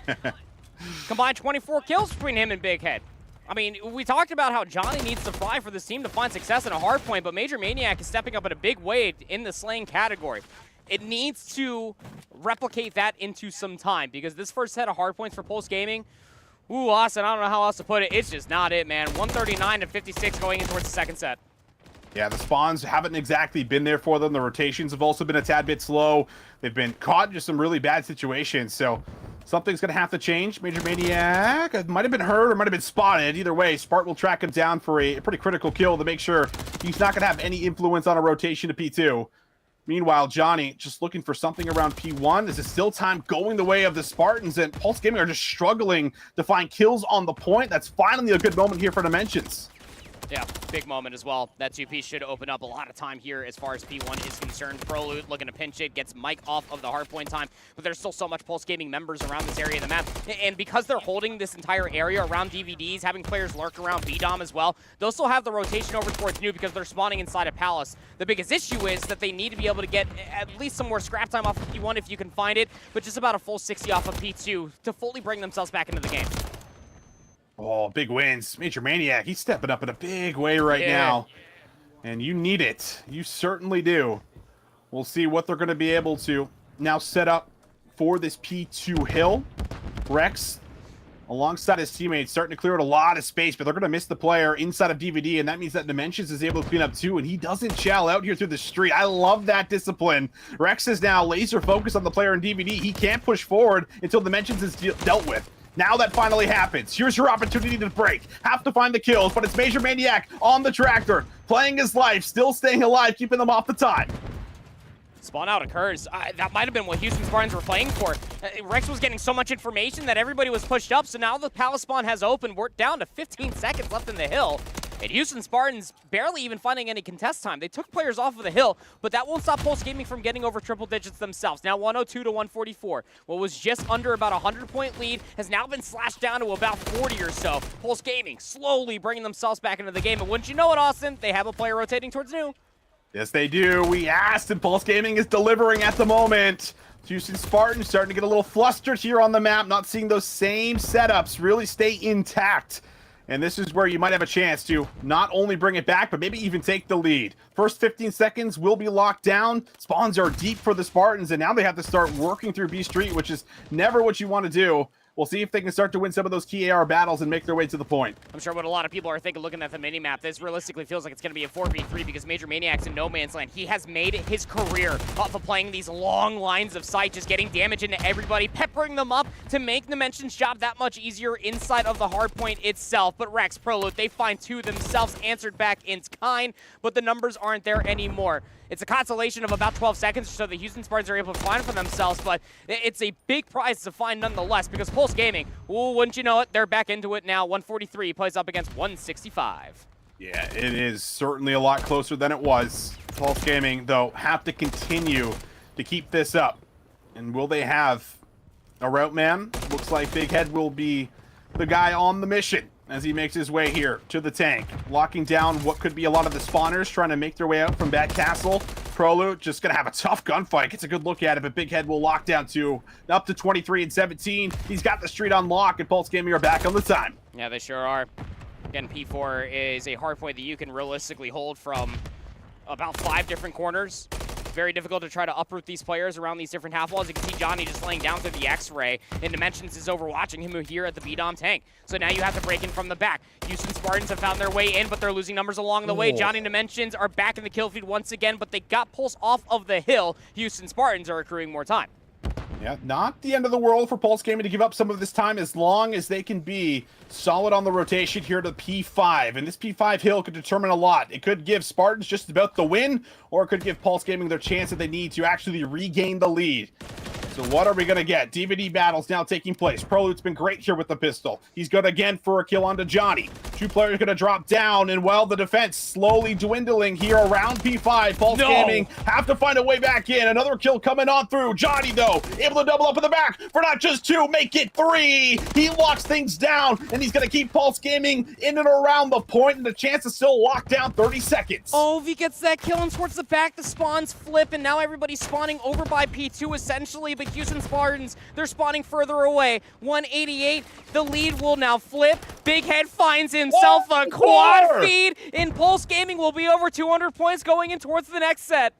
Oh, Big Head is cracked, and he is here to play. My goodness, up to 28, looking for 29. Spark dealt with. There's another spree, making 5 in a row. Looking for what could be a cruise missile as Pulse Gaming are cranking up the heat, looking to bring this one all the way back. They're up by 12, but the Spartans got a lot of numbers on new, and now this is their chance to see if they can lock it down themselves. They're stacked around P1, though. Yeah, that's a great pickup from Spartan. He actually picks up over by Dark Alleyway, and via the pistol, he takes out Major Maniac. Now the push is mostly coming through from the front. Dylan Rex slides on in. You almost felt like it was a shot punch that we got ourselves back into a Treyarch game, but Rex will beat Dimensions down. So now, it's 2:04, 2:10. Time still left here inside of P1, but you gotta always think about the rotation over towards P2, but Pulse Gaming still looking to contest the time. Man, Big Head making every single gunfight so difficult for the Spartans, but will it be enough? The Spartans could still end the series here, and this is great scrap time to try to secure, but it will also be a required break.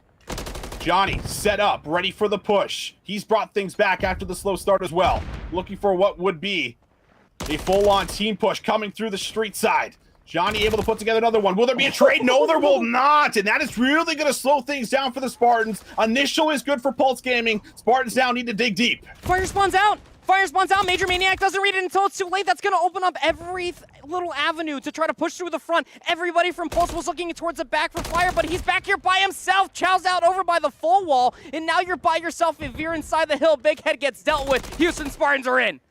Oh, Fire's in a key position. What a play this is. He's able to find 2. That slows things down maybe just enough for the Spartans to close it out on P2. Pulse Gaming, they gotta go, and they gotta go now, but they are getting mowed down by the Spartans. They're holding it like the hot gates, and nobody has a chance. 2 seconds for the win. Big Head able to get in for 3. Almost 4. It's not over just yet. Spart's the only one up. Can he do it here? Need 2 more seconds. Spart, though, snaps onto 2. Give him the 3 spree. The last few seconds will be earned, and they're letting them have it down there in Station 1. Oh, my goodness, Spart. What a play that is to end the game. Matches what Big Head just did with a 3K of his own. You see it in the final kill cam. My goodness. What a play to seal the series. Oh, my God.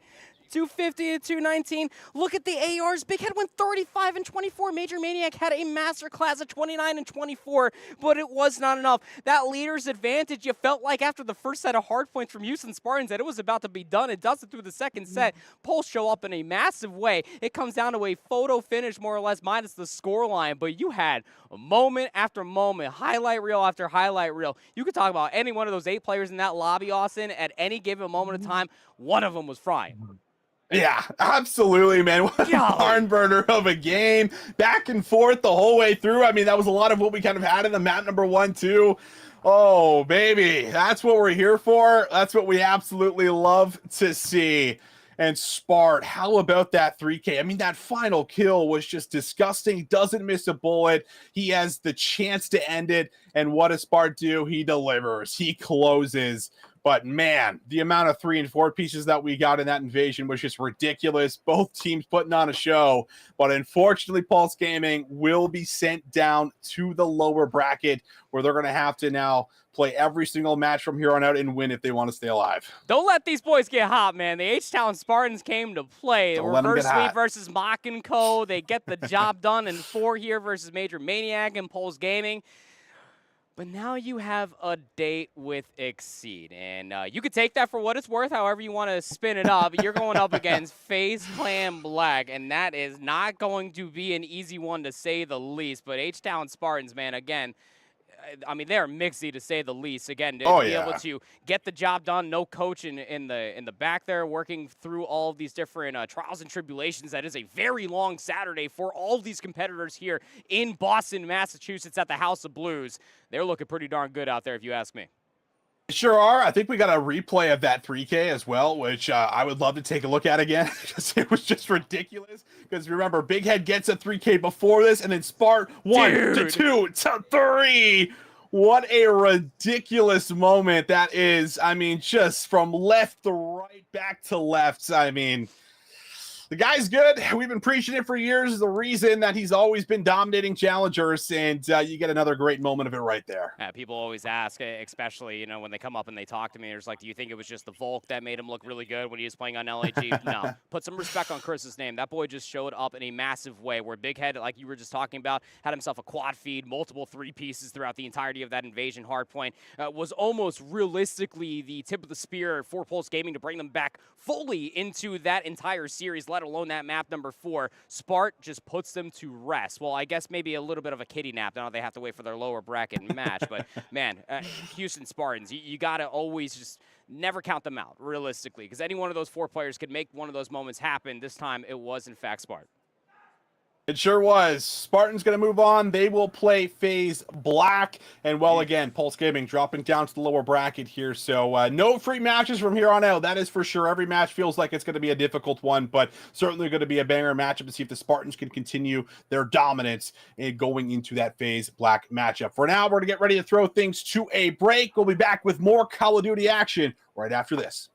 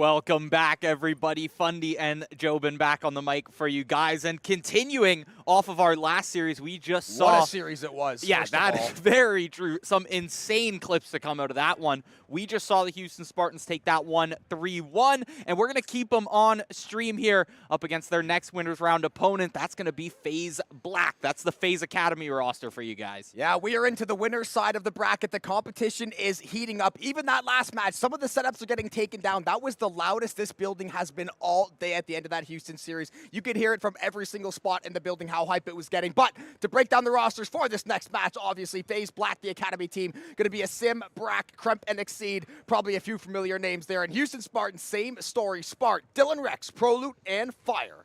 I mean, we've seen what Houston Spartans can do. They had some absolutely insane plays. Spartan, they're basically just winning the game single-handedly right at the end of that last hardpoint map. FaZe Black is one we have yet to get on the stream. Have we almost almost sub-base yet either. Yeah, that's true. I don't think me and you have been. I know Proper and Visions have had a sub-base game or two, but we have yet to have that in our rotation here. So that's a new shake-up for us. We got sub-base, Terminal, Invasion, going back to Terminal for that hardpoint, and then Invasion again. And it's interesting that the Terminal hardpoint came in as map 4, because after those recent changes, I mean, they made the map a little bit better to play, but a lot of people still not loving Terminal in that game mode. It's often banned away simply because it's such a large map, such long sight lines, and a lot of those hard points, it's hard to flip them. Yeah, before Terminal was, I don't want to say unplayable, but a lot of people would argue that map was very tough to play in hardpoint. The changes have definitely made it better. Are they vast improvements? I would say probably not, but I think definitely at least 10-15% better. 100%. You get a couple different chances, a couple better cracks at trying to break through some of those points. But sub-base will be first on the docket. Obviously, we are into the winner's side of the bracket. FaZe Black. Obviously, we talked about lots of ex-pro players, lots of CCL veterans in this lobby, lots of tenured Call of Duty players that are trying to get to that sweet, sweet top spot. Yeah, they got a nice logo to boot, I can't lie. Yeah? That's going to be P1 starting off. It's the Spartans to grab the control off the rip. Fire going to take a little bit of damage, but he's not down just yet. But look at Kremp. Oh my god, Proloot, he takes down Kremp and Exceed. I thought Kremp really had that kill to come through, but look at Proloot. Oh my, the drop shot from Proloot too. This guy is on a heater right now. What a start to the game. 4-0, 4 streak, taking down every single member that he has crossed paths with. Fire and SM gonna trade one out. Exceed will finally shut down Proloot this hard point. 25 in favor of the Spartans. FaZe Black looking for a way to break through. Only 10 seconds left though. It'll be the race for next. Houston, you gotta feel good about that P1 right there. You gotta feel good about the gunny all over the map right now. You're seeing Dylan Rex grab his first kill of the map. Of course, Proloot had that great 4 streak to start off the map. Now they've got control of P2. FaZe Black having a tough time to break through this one, although Krempy, the rival 9 in hand, he's gonna slide through. Dylan Rex is down, but you gotta break open this next hard point. 2 down, close to the point. Now, we're seeing a 2-pronged approach here.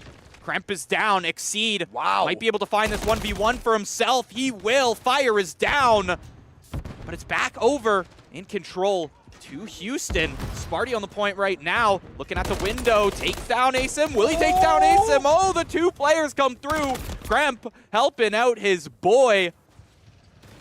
Now I think we are going to go to a listen in for FaZe Black to see how the action is getting underway. P5, 100%. 100% P5, it's low. Yo, 2 P5, 2 P5, on the tank, on the tank and low P5. Yo, on the tank and top snow. Yo, stay up. He's on me. Yo, when you spawn, don't left on you. You chop me. One shot, jumping up top. He's 2 hop up on the P5 tank. Stay up, Chris, stay up. On the P5 tank, on the P5 tank. I'm at there, bro. Don't you just go left, double? Oh, we can. I'm gonna be on the right, bro. I see what you just hit this though. This guy pushed out P2, bro. Yo, me and Lil hitting the back. Yeah, I think he's to your right, bro. You're top snow. He's like laying down right in front of me. Good. Yeah, wait, one shot dead. I'm one shot here, Brian. I'm saying left, Brian. I'm saying like Brian. One shot mid, East. He's gonna go tunnel. Back across the back. Yo, back in the back. Yes, one out. You're alone. Now those comms going crazy, but the scoreboard going crazy in favor of the Spartans. They are off to a crazy hot start. That is 3 up, 3 down for FaZe. Looking to find the last one. Krempy will fall. ProLoot's got 2. All of FaZe Black falls. They will somehow regain the hard point on the backside of Exceed with a massive double kill. Still trying to relieve the pressure, but a Sim will relieve him of his duties. Now ProLoot's going on the attack. Dylan Rex going for the swing as well. He will not find it. FaZe Black cutting into the lead, but Houston refusing to relent. Brack feeling good about that one. They've now got control of this point. Next rotation, looking to be all in control of Houston right now, though. ProLoot trying to find a double, not able to make it happen. Brack finds one, trades it back. Asim, 1 for ones all over the map. Fire taken down on the high ground. Look at Kremp cooking that nade. It's not going to find much. No, Dylan on the back of the hard point. This has always been a tough hard point to hold from the moment this map released. Fire, good for a couple of picks there. Fire actually good for 2 all by himself. Brack is going to trade one back. Now we're going to see if he can find anything more. Is going to take a couple of shots out of ProLoot. They're going to back off for the moment. Damage. Houston still locking down the point. A lot of damage. Sparty hanging on to about 50 health there, just trying to get the regen. Will have to survive. Dylan Rex there to alleviate the pressure. He will find a double kill. Make that a 3-piece for Dylan Rex. The Sim will find one back. Houston does lose control of the point, but they have continued to grow this lead, and they're going to start to get these rotations ready, and they are looking locked and loaded for it. Right now, Dylan Rex, ProLoot, both of them finding the multi-kills, finding the control on these points. FaZe Black having a hard time keeping up. The kills have been fine from the side of FaZe Black. It's the overall objective time, control of these objectives. Fire having an easy time locking this one down. It's basically a full set of respawns from FaZe Black. They got to rotate very far around this map. So many points going over to Houston. Now we're going to see Dylan Rex continuing the warpath. Same with Fire. It feels like we've called every single player's name. Now we're going to see, though, a Sim looking to try to go scour some information. Will cut down Dylan Rex. Houston still 3 locked and loaded on the point. There will be a little bit of an engagement toward mid. Krempy will be the winner of that one. Now it's going to be a Sim challenging Fire. Will lose on that one. Fire trying to find the double kill. Sparty will take down Brack, and now Krempy in a bit of a bad situation. The entire Spartan army barreling down on him. They will shut him down. And golly, look at the lead Houston has gathered. Over 120 points right now. We rotate back to P1. Houston, a team that gathered about, what, 25, 30 points on our first rotation here on P1. They've had a very strong sub-base map here. They're first to next every single time. I think they've started on the point every single time, basically. Yeah, I think FaZe had maybe 1 or 2 rotations where they were able to grab the first 10, 15 seconds, but Houston been very good at clearing out the hard point itself, and Fire and ProLoot just holding it down. It's been beautiful. Dylan Rex as well, he's found himself some great kills, some great multi-kills around the map to really open it up and provide free time for his teammates to kind of get in whatever position they need. Fire, he's not able to make the jump back up, but he will get the regen off at the very least. Asim takes down Sparty. It's a bit of a scuffle up here. Look at this. The melees come through. Brack takes down Dylan Rex, and the kills have all been going FaZe's way for the past few there. I think that was 5 unanswered. And that's the crazy part. Houston is up 120 points. FaZe was able to get 5-6 unanswered kills. Barely made a dent into this hardpoint progress because Houston, whenever FaZe gets 1 kill, they're getting 2, they're getting 3.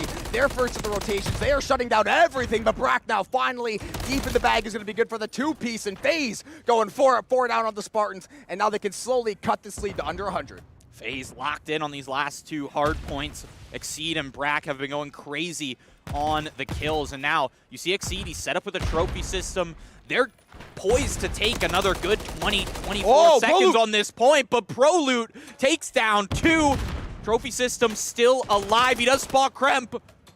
Look at that, the secondary doesn't take him down. The hip fire in the end. Can he find another one onto Brack? No, he's got to save his life. He's away right now. No, Asim chases him down. finally gets cut down, but not before causing a hell of a lot of pain in that FaZe camp. Single-handedly opens up the map, gets Houston on to next. They are hunkered down on this hard point. FaZe is going to have to try to flood. They've got to put a lot of pressure down here. Otherwise, it is going to be damn tough to get back in this game. Houston could have potentially won it with that point. It's going to be a bit of a back and forth, though. FaZe finally on the positive side of a lot of these trades. It's going to be a one-for-one fest right now. Exceed will be the next up to the point. Trophy is going to cut down that stun. Dylan Rex, good for a pick in the feed as well. It's going to be really good spawns for the side of Houston. Or rather, FaZe, Fire going up top, can't find anything. 207 to 115. Stuns FaZe himself. cutting into the lead, but damn, this is getting close. Oh my god, that was a blunder from Fire right there, and it means a two-piece over to FaZe across the map. Now FaZe. Oh, that's dirty. A handle on the hard point. The lead slowly shrinking from Houston's grasp. Luckily enough, you're only looking at 43 points to take this game home. You just need to get back to exactly what you've been doing all map, and FaZe Black will have nothing. Is frying. They got nothing to answer it, but other than kills, straight kills, Houston not able to find the same momentum they had towards the starting of this game. I think this is close to 60, 70, almost unanswered points. The cruise missile, boom! Krempy will go down. Houston looking to open up the backside. There are still a lot of reinforcements back there for FaZe. It will not be an easy break for Houston, but when you got Dylan Rex going top side and ProLoot working the bot side, it is going to be all too easy. That point's getting scooped back up by Houston. They can start to build this lead once more, get them to a position where Scrap Time can and will get the job done, but FaZe, they are finding all the kills. That is 3 up, 3 down. That is a cruise missile for Brax. See if he can track anyone down. Dylan is not going to get found out by it. Houston still clinging to a 70-point lead. That's crazy how it didn't end up taking that was down a little Dylan wild. there. Yeah, he made it out unscathed, although FaZe Black still got complete control of these last few hard points. We've seen from basically just below 100 to 155 now. In that time, Houston Spartans has grabbed 8 points. Yeah, it's been a bit of a one-sided affair as far as the second half of the map has gone, but Houston had such a big lead early on that I don't want to say you can afford to, play a little reckless for a bit, but the fact that they had all that go in FaZe's favor, they're still back on the point, they're still above 220, they're still finding kills across every single player as far as that is concerned. Fire and Dylan Rex continuing the hot streak as Sam will get gunned down by Dylan Rex. The nade will trade him back. Sparty there to support as well. Houston is looking so damn good right now, and this hard point slowly but surely slipping through the fingers of FaZe Black. The map in their hands, 15 points away, finally cleared off the point. FaZe got to be feeling good about this one for the time being, although you've still got Dylan Rex in your way. Not if Brack has anything to say about it. Head over to the point and just deny any scrap time possible. But you need a player towards next, and look at the mini-map right now. It's 2 Houston Spartan players right on top of P1. And for Houston, they'll be happy to take 5 points per hard point. They're going to get the scrap time if they need later on. But now it's going to be so much easier. Brack going to try to hold things down. Krempy there to support. But it looks like the Houston Spartans, barring a last-second play out of FaZe Black, will walk away. Map 1 victory over FaZe Black. Houston barreling off that last insane series. They bring that momentum. They take this one all the way through Map 1. And I want to say dominant, but FaZe Black did have a great 3-minute stretch. But other than that, that was a fairly dominant performance. Houston, towards the end of that, feeling pretty unfazed. You did see a great run from FaZe, as you had mentioned, but that is a great-looking first map for them. Kills. If nice that means anything for the rest of the series, I mean, it's looking up for them. FaZe Black, of course, though, had a great map themselves. It was tough just to see them fall at the end. It's true. The first 5 rotations of hardpoints there, 170 for Houston, just about 50 for FaZe Black, and they were able, by the time we went back to P1 after that for the third set of rotations there where we ended off the game, they were up at what, 160, 150? They were up about 130 points at peakness, I would say, for the middle part of the game. While denying so many points. Houston grabbed 25 points in that entire set of rotations. And that's why it's tough for FaZe. They would make a great play onto the point. They'd find somewhat of a break, but then it's just Dylan Rex finds a 2-piece. Fire got going, gets a 2-piece. ProLoot was consistent all the way throughout, so you got to find a way to get through. But all that being said, we are going to go to a very quick break. Before we get Map 2 underway, going to hear a quick word about the Mass National Guard. But stay tuned. Map 2, Houston Spartans, FaZe Black, coming to you in just a few minutes. Want to define Gen Z, but that's our job. I wait tables, but last week I built a field hospital. I put out a forest fire. I stopped 1,000 attackers. And a natural disaster. I've saved lives and led a team on patrol. I serve. Well, I go to school full-time. While I work full-time. The greater the challenge, the stronger we become. People want to define Gen Z, but that's our job. I wait tables, but last week I built a field hospital. I put out a forest fire. I stopped 1,000 attackers.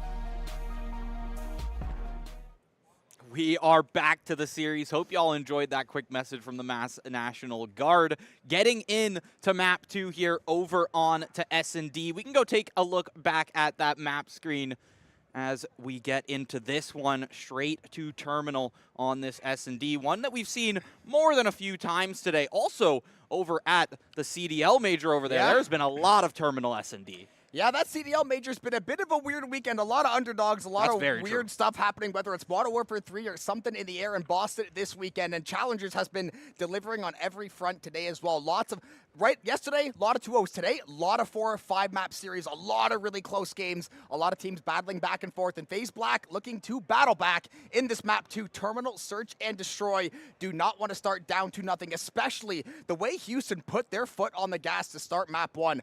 I don't want to say it surprised me, but it was like FaZe just looked like they were 3-4 steps behind, and it took about 6-7 minutes to really get caught up, and I just don't think you can afford to start that way in this map 2 that is so pivotal to keep the series going. 100%. Luckily, in a game mode like Search, you have the round-based game mode, and if a round goes bad for you, it's okay. You swap sides, you kind of get a bit of a mental reset there. You can take 10-15 seconds and really devise your plan for the future.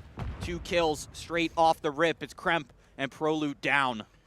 Yeah, now we're going to see the 3v3 nice and early into the round. Expecting it to slow down at least a little bit here. We're going to see Sparty, though, trying to get active, is possibly looking down the hallway. Isn't going to spot anyone. SM will spot Fire, and Exceed will spot one out as well, but it's still going to be FaZe Black with a 1-man advantage. Exceed trying to see if he can snake around the site just a little bit, try to get some space, but Houston denying space and denying options. All of a sudden, 3v2 turns into a 2v1 the opposite way. Houston should be able to go find the plant if they walk over to B. Exceed kind of had to play the guessing game, went and checked A, didn't spot anything. Now he's got to try to get some information, but Terminal, not a very easy map to try to 2v1. You almost just have to commit to one side and wait to play that retake, and that's exactly what's about to happen. He stayed towards that A side. Now he's got to head back over to B in the 1v2 himself.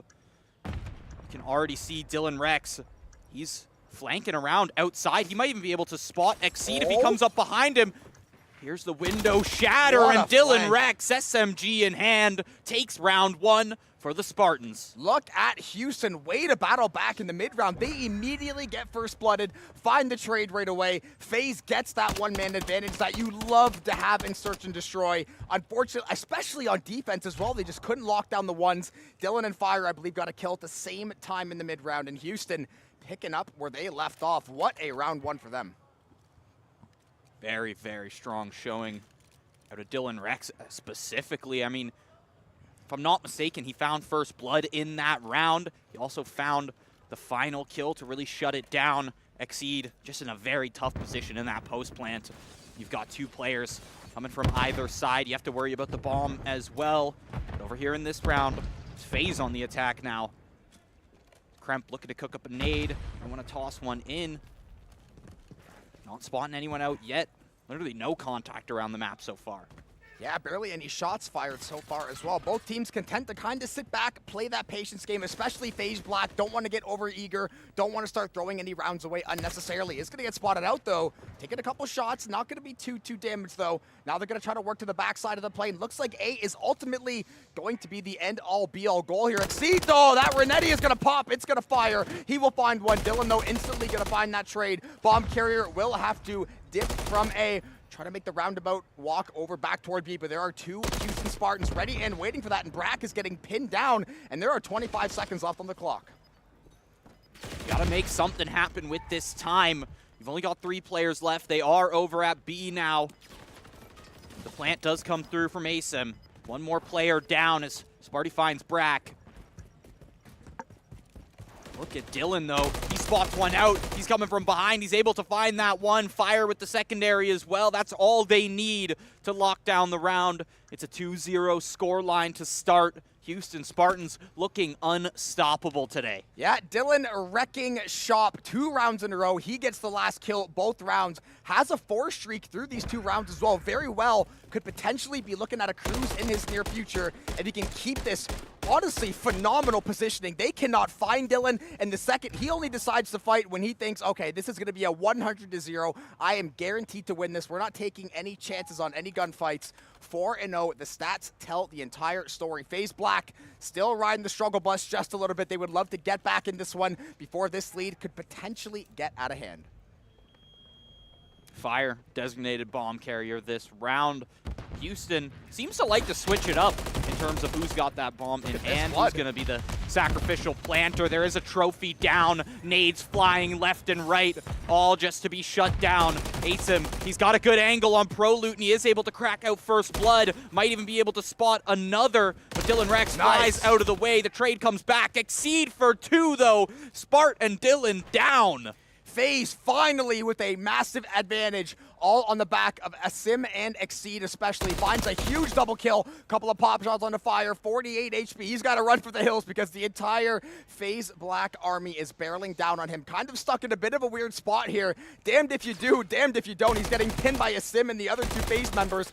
Not really a lot of options, and those options will be limited, and that will be FaZe Black on the board, and I'm sure they are feeling so good about getting one on there. Started off looking really strong when you saw Dylan fly through and find the 1 kill for himself, but Exceed just perfect positioning to be able to pick up that double kill, one of them even being a wall bang in that play right there. First round picked up for themselves. FaZe Black looking to tie it up on the attack here. Although Houston, last time we saw them on defense, they absolutely slaughtered. Yeah, I wonder if at least that round for FaZe, you get some momentum, you finally get that 0 off the board. Even though it's not a big deal, just seeing the 0 on the board, it's like, okay, guys, can we just get 1? Then we can start to play our game, start to open up a little bit, maybe be a little bit more, I guess not freeloading, but just play a little more free, play a little more loose, though. Oh, the timing. Direct impact with the nade. ProLoot trying to navigate the trophy, and 2 members is going to get barreled down on, is going to find the first one. They're going to look for the trade, and they will succeed. ASIM knocking down ProLoot. Now this A site will be possibly a lot of attention by FaZe, but Houston just kind of dancing around a little bit. No one really wanting to give away any of these picks. Once those first 2 kills drop, it stops to a halt. Yeah, I really thought they were just going to commit to that one after they found the first pick, but now you're kind of stuck in this situation where you've got Dylan Rex at the back of the plane, Fire playing underneath towards the stairs. He is going to rotate back out towards the middle of the map, actually looking like he's going to join Dylan over here on the cargo ramp. Spart is down. Kremp spots him out, and the plant goes over to B. Looks like B is just where we're going to plant every single time here because everyone just wants to hold down A on the defense, even if it means giving up B for the plant. Fire does find ASIM, pre-firing a couple angles, not going to see anyone, does spot out Kremp, but he's not able to finish it off there. I don't think Krempy's going to be peeking again after how much damage was just unloaded. 18 seconds left to play. Has to isolate the 1v1s. They are positioned perfectly, though, and they will shut him down. Krempy on the second engagement will eventually prove successful. That is FaZe Black being successful. 2 rounds back-to-back. We've got ourselves a tie game. FaZe Black starting to lock in here. Starting to feel good about this Surge game. Houston, though, we're still seeing flashes of brilliance. It's just the overall S&D momentum, the overall team play has slowed down just a tad bit, enough for a player like Kremp, for a player like Exceed to be able to turn the tables on them. And again, pretty well every player in this lobby, T1 experience, years and years playing COD at the highest level on the big stage. So the moment probably not going to be too big for them. It's about who steps up and who shows out in FaZe, showing they have that resilience to at least start to battle back.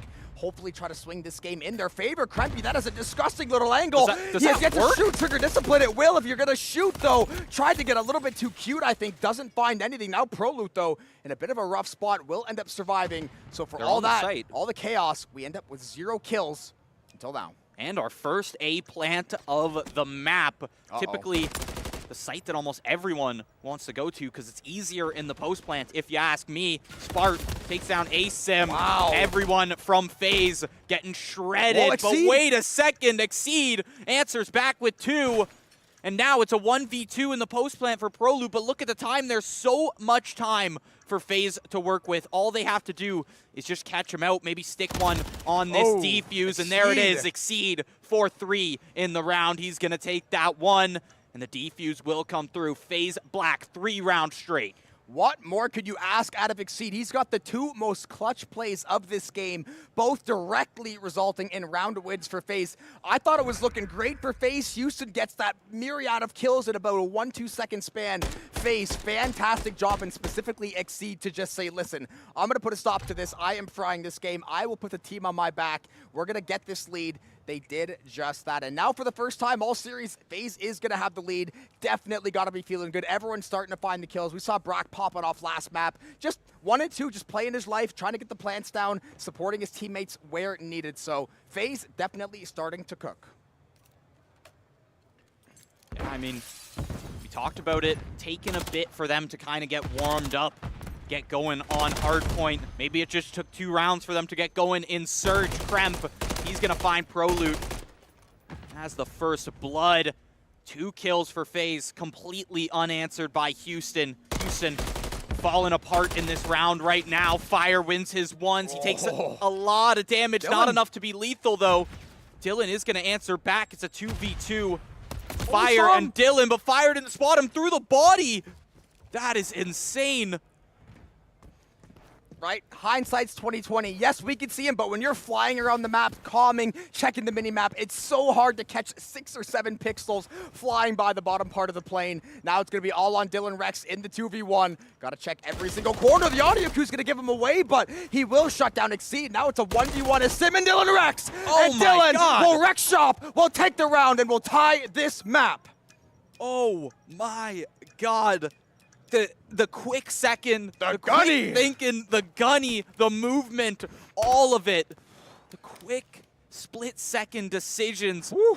He knows he finds the 1 kill. He wants to rotate back out to the side, but he hears the footsteps. He gets those audio cues. He's going to win that gunfight. Holy, what an end to that round. I really thought right off the bat. I thought FaZe had it. I thought FaZe had it right off the bat, and then you see Dylan in the 1v2, and you're like, all right, it might be locked down for FaZe there, but 7-3. Dylan Rex with a 3 streak online right now. Huge for the Spartans to be able to tie it up because FaZe Black won 3 straight. And the fashion of making a play like that, that gets the entire team hype, that gets your blood boiling, that gets you gassed up to ready to play the rest of this map. And Dylan was popping off on map 1-2. Bit of a slower start to this one, but he is all back in form. A Sim gonna get him down to 20 HP, lucky to walk away, but ultimately will escape with his life. Exceed, looking for a chow possibly. Anyone gonna walk up on him, but instead is Krempy waiting arms for a double kill. 1 with the nade and 1 with the gunny. Sparty is gonna find one back, but again, it's a great opening part of the round for FaZe. Can they control the mid-round better? Sparty spots out Exceed, a long-range fight to ensue. No damage either way, however. Dylan Rex, he's made it on towards this A site. Surely hurt him. If Brack wants to peek up here, he could be in for a world of pain. The legs are spotted, but now they know there's a player in there. He's just going to force the plant, and nobody is going to stop him.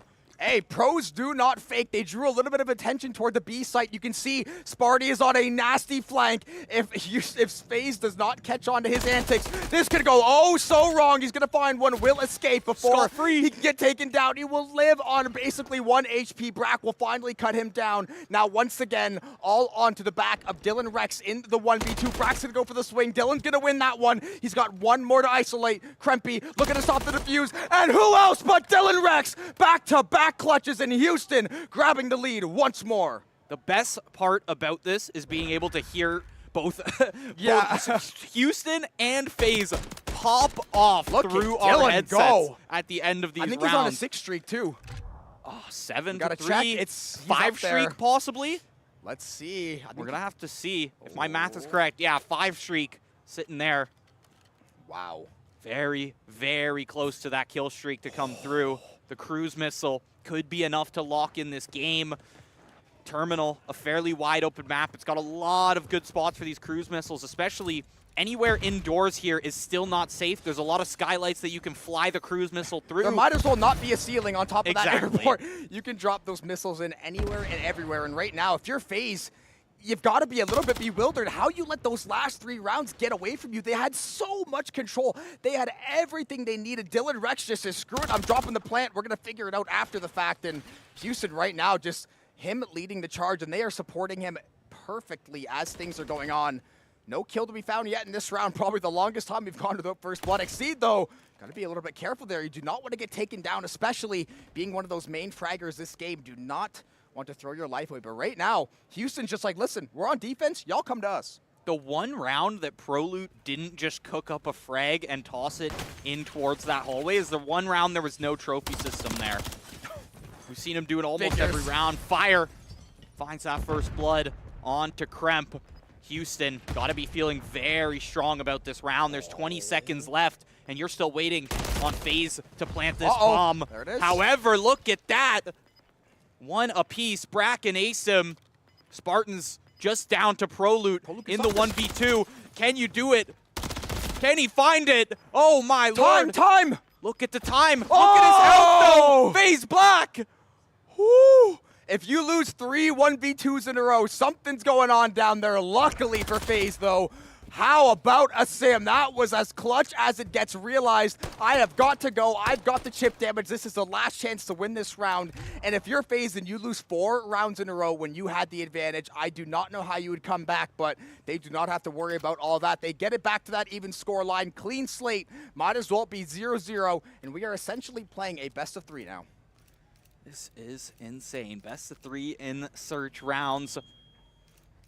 This round determines who finds themselves on map point, with both of these teams going insane in the head-to-head. ProLoot having a bit of a tough game for himself, but granted, on the defense, he's kind of been on airplane duty the whole time, too. He's a pilot. Yeah, exactly. He's just holding the cockpit for the entire round until someone decides to fly through. And FaZe Black been pretty comfortable planning B for many of these rounds. Yeah, that seems to be definitely their preference. Meanwhile, Houston, they've gone to A a lot of times. They went a 4-man stack toward A. They did a 4-man flood execute toward B. But they have been finding a lot of success getting in the plane. And honestly, they keep... I will say, FaZe is giving them so much space in the plane. If they win that one gunfight, there's no one to defend A. That plant is free, and that is going to be a damn hard thing to stop. And speaking of Krempy, maybe biting off more than he can chew. Now his Sim's got to be there to support. Could find the flank, but Dylan Rex reads him like a book, shuts him down. That'll be Houston, 1-man advantage, 28 on the clock, and they are looking damn good with plane control.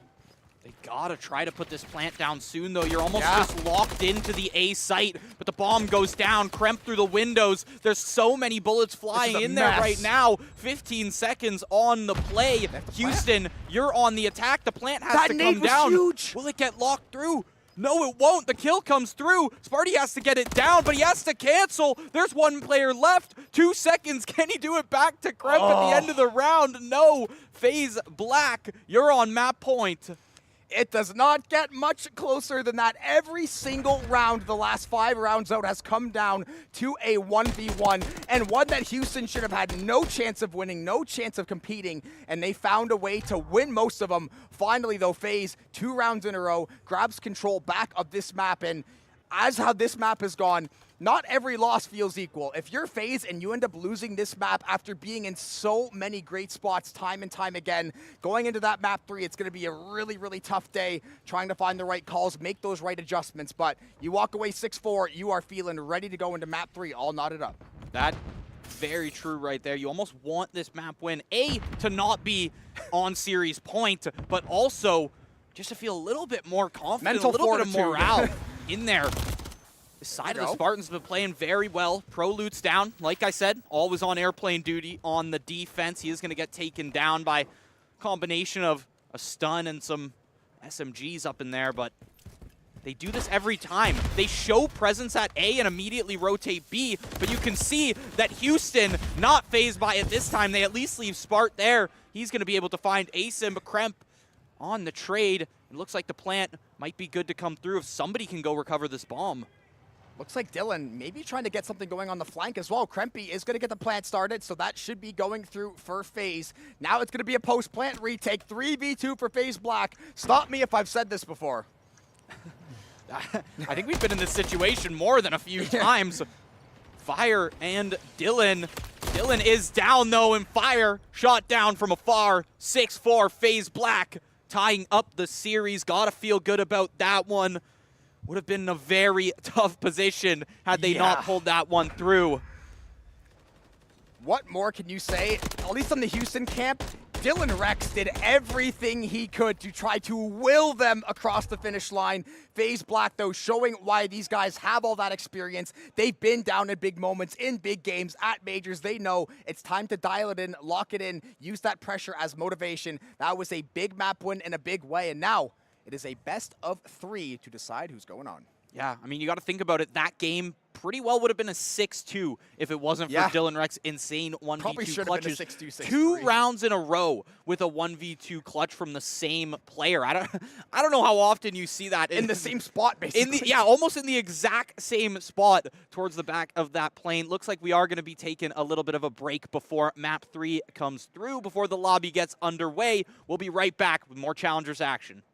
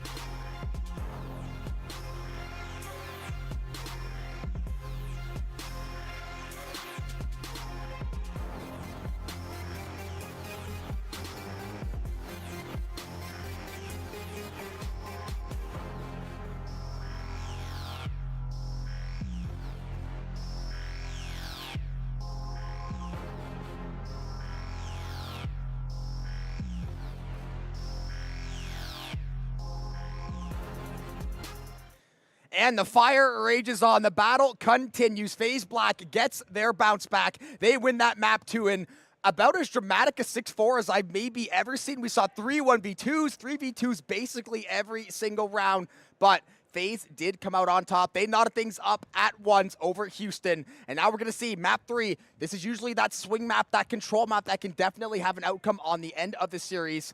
And the way these 2 first maps have gone, I am expecting nothing less than a good old-fashioned fistfight. Yeah. I mean, I think the boys are looking to get right into this next game. They're fired up down there, to say the least. And it has to be from this specific game, from this FaZe game right here, because the screams at the end of every round are electric. I can't be happier. It's just exactly what I want from a LAN setting. It's like every video you see on Twitter does not do it justice. Hearing these guys in the mosh pit going crazy, popping off after a 1v3, or in Houston's case, that 1v4, that last series, there is nothing like smurfing it on LAN. And both of these squads, they want to get to the end of this bracket. They want to crown themselves as those Major 1 champions. But we've still got 3 maps left in this series, and now it's going to be Control to see who will take the lead. Invasion Control, a very popular pick here. We've seen a lot of high-rise in previous series, but over on Invasion, this was, I feel like for the first maybe month or 2 of MW3, this was almost one of the only maps that we saw in Control. I would argue it was the only, especially in the CDL. Here we are, back on it. First few kills do go over to Houston, already showing why they're so solid in these respawn modes. Brack spots one out, gives the intel over to Kremp to be able to find that one. Fire in the close range, just absolutely controlling that double staircase. They did stop the second tick on B as well. That was a huge play out of the side of FaZe. Houston only a couple kills on the board so far, only 27 lives apiece. That's going to be Prolute though, knocking down Brack, looking to find the second. Sim though is going to cut him down. Dylan Rex did cut down Krempy in the process of all that. Now they're going to try to go back to B, get this second tick ideally, try to get that early time bonus, give yourself that much more time to play the map, play these trades, and see how much you can get up there. Dylan, beautiful job to find the shutdown. And this B point, this is looking all but Houston's. Yeah, look at this progress so far, too. They only have 1 player on this point. It's ticking up very, very slowly, but FaZe is just playing zone defense, allowing them to have it. I don't know how I feel about that. A minute 50 for Houston to make their attack on this A point. However, right after the point is grabbed, gonna do that. It's 3 kills straight over to FaZe Black, keeping themselves in the life lead here, actually bringing themselves to a life lead. They were down just a few seconds ago, but forget about it. FaZe is frying right now. Yeah, that is, I think, that's 9 unanswered kills as the kill feed looks like. You see everybody is on a streak right now, which means they are not dropping. Fire finally going to cut down to Sim, get one of those mini streaks off the board. Dylan Rex will fall victim to Krempy. Houston is going to find a couple picks back their way off the top rope and into the grave. Exceed going to knock down Prolute. And while there was a minute 50, how quickly things change. A minute 10 left, you're down 3 lives, and you've got to really try to fight for A. And A, as we know, this is not an easy part of the map to break and stay into. I mean, Houston spent almost the last 50 seconds just respawning most of them. They are finally able to maybe head over towards A. You see, Brack has been sitting on this A control point, has literally just not moved. He's waiting for somebody from Houston to crack through the rest of his teammates, but they just can't. FaZe on their shots right now. Barely any responses coming back from Houston. Maybe a kill here or there since they've captured that B point, but I think we've seen 6 kills total from them since they captured the first point. No, this has definitely been all FaZe all day, and granted, Invasion definitely going to favor the defensive side of things, but the way they are winning this round and the level of gunny we are seeing on display, a Sim up to 8-4, make that 9, continuing to rack up the stats. It is a fiesta in the kill feed, and it's a 1-for-1 spree, but if you're FaZe, you are more than happy with those results because it is 5 seconds left. They said, yeah, hope you enjoyed B. You are not going to touch a millimeter of the rest of the map, and that is round 1 easily going to FaZe. Yeah, I mean, they were down a few lives when the lives were up in the 20s, but all it took was 9 to 10 unanswered kills. Yeah, that's it. that's all it takes. Get a third of the lives unanswered. And get a massive life lead, chunk an entire minute off the clock before anyone can even rotate back over towards that other control point. Now, FaZe Black on the attack here. Houston looking to try and give them a bit of their own medicine. It's very, very tough to be able to break through into that A site. Typically, we do see B captured first, although I do like when teams go over towards A because B is a little more wide open to try and get as that second point. Dylan Rex, first blood of the round, traded back. Yeah, A in theory sounds like a great option to go do first, but speaking of options, we're going to take a quick listen in to FaZe Black and what's happening. I'm gonna bump. I spawned ice cream. I think he deep pinch. I think he deep pinch pro. You got my low P4 cross or what? I got him dark. One more dark. He's not peeking me. Dylan Rex. Dylan Rex dark. Dylan Rex dark. Well, that's telling you. Hang on. Give me a sec. Wait for Keaton. Pillar, smart. I need a point. One shot point. I got him for you. Wait, no, he's smart. It's top nest. I got him. Oh my god, Keaton. Someone get on point. I wanna see him.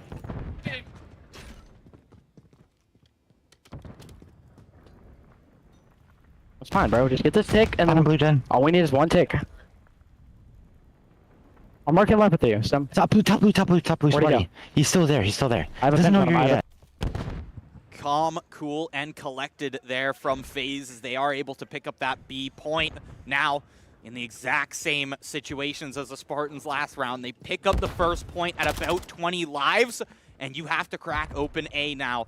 Even just get over to that side of the map. Sometimes that is a mission in and of itself. Yeah, considering the spawns, and that's why B, honestly, it's like, usually you kind of just handshake it and say, okay, you're going to go take B, and then we're going to play a 2-minute game of control centered around the A site. We're going to take these advantageous spawns, this positioning, and right now, Houston just kind of making a wall, a barrier there, a nice line of scrimmage, trying to keep any FaZe members from possibly sniffing around or getting any information. Fire, though, getting all the information and finding all the shots. Nice little two-piece. Dylan, the movement is going to work. Sparty will come into support and run up and get done up. That is 2 up, 2 down for Sparty, and that is Houston opening up this game, at least for the time being. And you force the entire FaZe Black squad on the respawn. You know exactly where they're spawning from as well. Oh. Look at Dylan Rex. He tosses the stun, but he will still get taken down before it pops. Krempy, huge to shut him down there, but the amount of time that he made for his team was so valuable. And he's able to find that other kill, too, if he was able to drop off Sparty.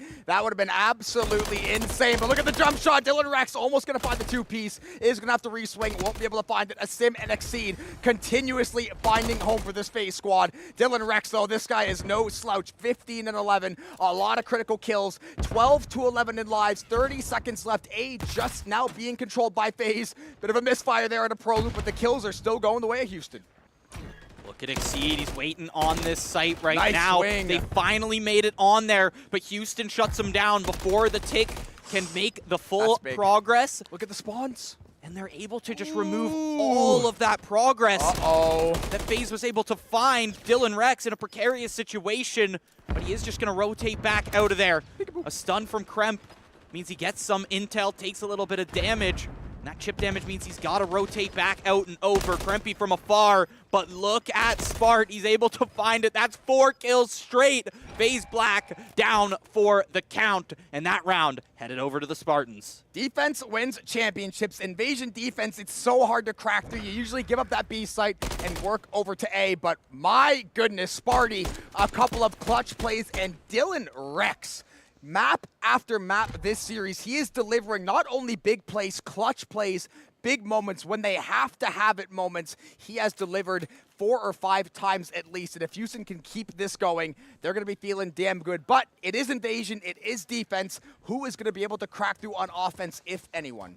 That's the thing. Will it just be that the defending team wins out? Because that is very often what happens on this map.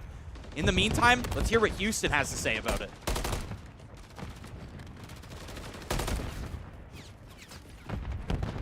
That to be dark or DVD. Come over. Yeah, I think one is dark. One's on the right somewhere. He's dark. Dark lane out. I'm one shot. Yo, one deep left. He's got dark. I'm on before. Give me shot. Auto. I have the full bench. He's playing his life. Back left. One top blue. I'm staying up. One shot. I'm staying up. He's deep left. And he crossed my deep left. Absolute, bro. staying up as left. Left side dark. You might be tank. Absolute. He's staying up left. Dark now, I think. Every time they give me DVD. I He's dark, he's dark. Can you get my dark off? He just Dark, then. No one here comes. Dark on you. DVD. That's top blue. Let me streak, guys. Let me streak. Let me before. Take your time. Only one on you. Challenge you. You're gonna run away. One shot. He's absolute, Chris. Is there a guy A Street? No. That's the last He's one. on me, Chris. He's A Street right now. I hit him. I can name, Joe. And great to hear from the Houston squad as they're battling back in control. This B point looks like it will eventually be turned over. That is going to be turned over to Houston. 2 minutes, 6 seconds. But that dreaded A site left to play for. We've got to see if FaZe Black is able to keep this momentum, keep on the offense here. Or rather, keep on the defense and shut down the offense of the Houston Spartans. This is looking eerily similar to those last 2 rounds there. You could quite literally flip the names on the scoreboard, and I couldn't tell them apart because this exact game state has happened 3 rounds straight now. The cruise missile does come through. Boom! It will go and find Exceed. Dylan Rex expertly weaving it through the buildings, and he will find one mid. Dylan Rex cannot be stopped. This is a man on a mission. He will not relent. He will not be punished. He has opened up the map for Houston. They're getting progress toward A. What a double swing by Exceeded Krempy. Gonna toss a few hands in Sparty's direction. Dylan Rex is gonna have to get some support out of Fire, and he will do so. That's a great 2-piece. Krempy will find the answer. Houston looking for the rebuttal, though. Krempy will not allow Dylan to continue this reign of terror. 17-16, a $120 to play. 1 tick over toward A. You could not cut it closer. That's the most progress we've seen on A all game. By a long shot. Somebody finally able to find a tick. Prolute with the secondary. Boom! No, don't do it to him. Finds a 2-piece. Will he be able to keep this moving? He knows exactly where that player is, but he flies right by him onto the point. The trophy's right at his feet. He believes that Dylan Rex will take care of the players that he's going to fly right by. He trusts in his teammate, and he's headed straight for the objective. Look at Prolute. This might have been the beautiful. Look at the Renetti! The Galaxy Brain play to just sprint towards the site. Now all you have to do is win your ones, and that's not it. Oh my lord, Exceed in the nick of time. How does he do it? Goal line stand by FaZe Black, but how long can they keep up the pressure? Sparty's good for 1. They are able to hunker down on the A site. It is 11 lives to 7, 50 seconds to play, so you still got a little bit of time to play around. Krempy gonna spot a dead body there. He's gonna get surprised. Prolute falling to Brack there. Krempy gonna lob that stun and gonna go for the swing and the peak. Sparty gonna go down. Krempy still trying to fry. Dylan and Fire refusing to say die though. 7 lives to 5, 35 seconds remaining. Can Houston break through? They've got to run out of these spawns. They don't have a ton of time to cross the map. They've got to find some kills and make it happen, but Prolute getting stomped on. FaZe, no respawns remaining in the round. Just down to the 4 they've FaZe got gonna lose. online. They have to fight. Less than 20 seconds to play, yeah. Oh my Houston's God. got to make No it there way. right now. You can't be losing No these way. 1v1s right now. Exceed takes down Fire. We're down to a straight 4v4. This is an 8-second search and destroy right now. Oh, that's going to be it. I think that might be the last kill of the round. A goal line stand by Exceed, and Houston will not find the answer. They cannot get past the 1-yard line. Oh my God, FaZe Black, how did you pull it off? And Exceed, who are you? How do they manage to do it? Exceed literally with less than a pixel You left couldn't even of progress. see the progress. I was calling out the round win. I was fully convinced that Prolute was sitting on that point and had enough time, but Exceed finally makes it onto that point. And once again, we see a defending team take the round. Now, all we gotta see, can FaZe break the attacker's curse now and possibly find this round, possibly capture A, even make a tick of progress at A, because so far, Houston's the only team that's done it. Exceed does have a 5 streak, probably going to play a little bit more. Dylan, I think he did spot one out, possibly. Hard to see through the window. He will get tagged up a bit, but no kills quite yet. We are going to see Krempy trying to find any angle he can. To Sim and Krempy, both going to be good for 1 there. Exceed still has a 5 streak, but Fire going to shut down 2. Looking for the 3-piece. Sparty getting involved, getting after it. Exceed will trade him back. It's a 6 streak, and he will get shut down finally. Who else? Dylan Rex on the eve of a 30 bomb. Had 29 and 19. An insanely scrappy game so far. All of our rounds has went down to single-digit lives. They went down to last-second scenarios, last-second plays. Only 30 seconds left. Something's got to break here. either A or B. Houston very strong on their kills right now. The Gunnies in their favor. They've got to get a point. Look at ProLoot. They've got to get a point. There's only 20 seconds. They haven't even touched B or A, not even for 1 second, 1 iota. Dylan Rex, though, is ruining the backline. That is a great kill. That's going to waste about 10, 15 seconds off this FaZe Black clock. Now they got to try to find any way they can back into the round. Krempy knows it. He's got to bring in the cruise missile, a little bit of air support. Will he be able to find anything? Will miss the mark. Sparty gets a 2-piece in the meantime, and ProLoot is running, gunning down Krempy. Sparty good for 1 more, 2 seconds left to play. It is now or never for FaZe, but it looks like B might have opened up. Look at it's the time. open for sure. The first tick 1.5. has been progressed. This is insane. A second and a half. They're going to have just over a minute when they do take this B point. Will Houston even allow it to happen? They do want to take this fight, but they lose ProLoot. They don't want to lose any more. Fire stunned up himself. Exceed wants to follow up. 2 kills for Exceed. Brack with another one onto Sparty. And they've got 50 seconds to see if they can break the A curse. Houston was so close to doing it last round. FaZe, if you can take this right now, you'll be on series point, moving back into hard point. This has been a Dylan Rex and Exceed arms race all game long. This is basically a kill race, damn near dead even score, dead even as far as clutch plays are concerned. Dylan, though, is going to lose that one out to Krempy. That is a great double kill. That is going to take so much pressure off of FaZe for at least a few moments. Houston, 2 lives lead, 17 seconds a point. Now going to get touched, but ProLoot and Fire. That defense is stalwart, and Sparty's holding down mid perfectly. And Houston, one last push from FaZe, and that might be all they have. They've got to go all the way across the map, and Exceed falling means that will more than likely be the end of this round. Maybe barring one last touch, but they are far too away, and that is going to be Houston knotting things up. And can they finally close it out on offense? This is going to be an uphill battle for Houston right now. They were so damn close on their last attacking round, and Exceed just absolutely clutched up for the side of FaZe Black. They brought them all the way here, but Houston's not ready to die just yet. We're going into round 5 control. Houston on the attack, FaZe on the defense. So far, a flawless game for the defensive side, regardless of either team here.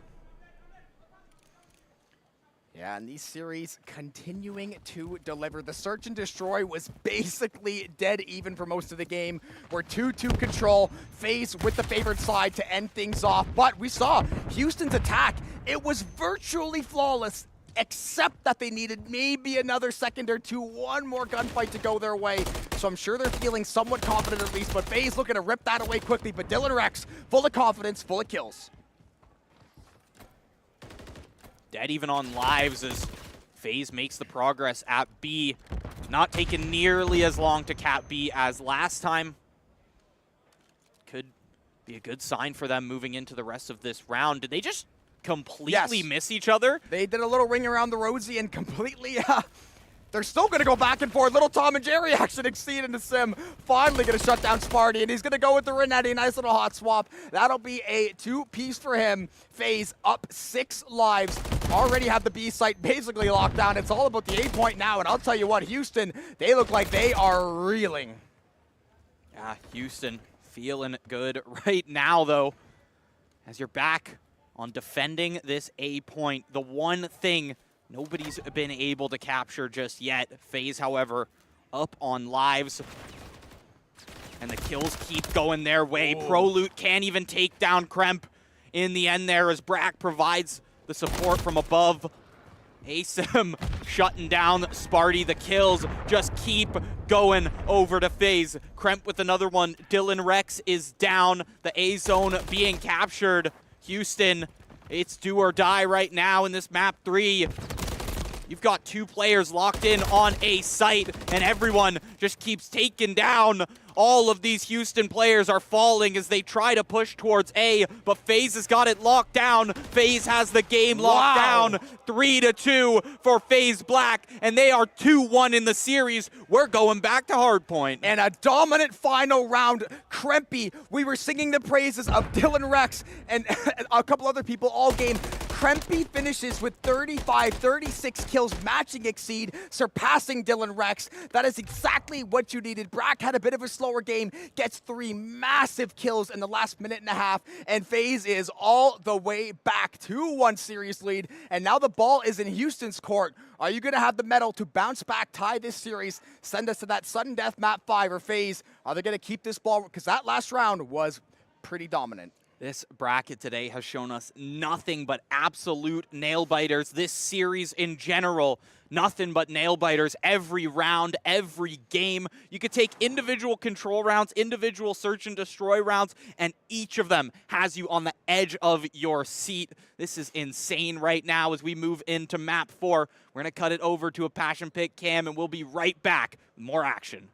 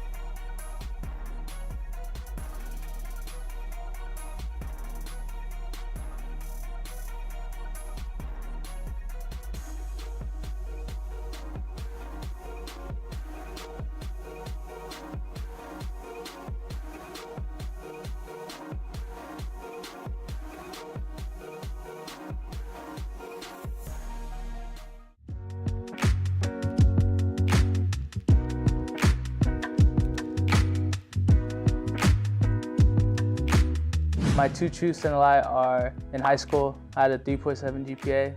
In high school, I also missed 15 days of school to play S&D wagers. I pitched a no-hitter to win my 2015 baseball league. What? There's no way you did that. No way. That's a lie. The pitch. Actually, not, because he went. No, wait. He pitched a no-hitter. I feel like he definitely missed school for Call of Duty. I could see that. I'm going to go with the no-hitter one. I don't think he pitched a no-hitter, bro. I haven't heard him talk about baseball once. I feel like the 3.7 is true. 15 days of high school is so specific. Like, that's like throwing me off. Like, why did he know the exact number? I'm gonna have to go with that one because that just seems too specific for me. That's a lie? Thank God. I was like 15 days, like what? Probably the 3.7 GPA. It's a lie. That is incorrect. It was a pitch. It was that he missed 15 days of high school. To play Call of Duty? Wait, really? Oh, wow. I thought he would do that. He pitched a no-hitter? What the? I knew the GPA one was true. I was like, okay, I give him that, but damn, okay. I had a 4.4. Oh. 4.4? In high school. And we are back, map 4, getting ready to get underway. We are headed back over to Terminal, this time for some faster-paced gameplay. Actually, I shouldn't say that because that S&D was explosive, but we're headed back for Hardpoint, something that, you know, we touched on it a little bit before. Map has been pretty well completely changed in terms of rotations of these Hardpoints. P1 is now in the library. Everything's just kind of been shifted around. Your spawns are slightly tweaked. The entire map just plays a little bit differently. One thing, though. The more things change, the more they stay the same. Yes, the points are different. That map still feels very, very similar. Right, the engagements are different, but it's just from a different angle this time. So a lot of the fights end up playing out the same. You just got to find a different little cheeky angle, a nice little head glitch to find to get a lot of these picks. So Terminal, we shall go. FaZe, 2 maps in a row, and a dominant stomping of around 5 in control. Even on the player cam, you could see Sim was kind of shocked. He's like, did we just beat them in like a minute and a half? Yeah. Taking out 25 lives, basically. He's like, is that the best y'all got? So we're going to see if Houston, is that the best they got? Because it's now or never. Man, I mean, coming into this one, it's a map. I wouldn't call it a whole Terminal rework in that sense. It's more of a tuning of the map as we see FaZe beelines it towards A. They send, or towards P1, they send all 4 players there. Sparty and Prolute, good to fight some kills back. Sparty, look at that. Sparty and Fire to shut down the 2 on site. Now Sparty seems to have a good angle on that one, but he actually ends up taking a dangerous amount of damage. He's stunned up as well, cannot turn away. Somehow he's still alive on this point and picking up some progress for the Spartans. Sparty grabbing all the intel he can before he goes down. Wow. Brack with 2. Chaos on P1 right now as the Spartans waiting for some respawns. Yeah, talk about a flood and retake. FaZe throwing everything to the win there. They just walked up, did whatever they wanted, but Houston, they're going to grab a few picks there. They are going to be set up perfectly for next. Should be about a 7-8 point game, give or take here as these rotations start to come through. Krempy will shut down fire. Houston will have rotations for next, but FaZe barreling down on them. Over near the escalators. Lot going down. Dylan Rex, good for a few. On a 2 streak right now, looking to try and keep this going. He knows there's players out on the courtyard. Kills just back and forth so far, but so far the control of P2 is all in FaZe's hands. You see Krempy on this site holding it down. He's good for his ones as nobody else can really clear him out there. There's nobody from Houston who can get close to that point. And they almost look like they're just looking for next rotation. Asim just spotting players out like sitting ducks. Dylan Rex and Sparty are down. There's 3 players down from the Spartans. They cannot spawn fast enough as FaZe is ripping them to shreds. You've got 4 streak on Krempy. Asim's 4 streak just got shut down. And Krempy, I don't know if they said something between round 3 of Control and this map, but this guy was on an absolute heater to end that Control. Immediately picks up the slack where he left off in this map, and FaZe got themselves a nice little cushion to get things going. Houston did get rotations for next. Fire and Exceed gonna trade one back a piece there. Brack looking to barrel down on the site, but it's Houston still winning the engagements, still keeping these FaZe members off. It's gonna be a peek out of the corner, possibly the swing isn't gonna work. Prolute, 1, 2, 3 down, all up. Houston will control the point, and that was a critical hold. They're gonna get this lead cut down significantly, and FaZe, we saw that death ball work 7-8 times in a row the last map and a half, and finally Houston shuts it down. They shut it down, but not before Brack and Krempy can respond just a little bit.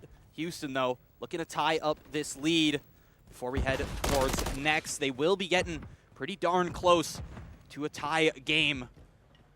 About 2 points behind here, 76-74 to be our final as we move towards next.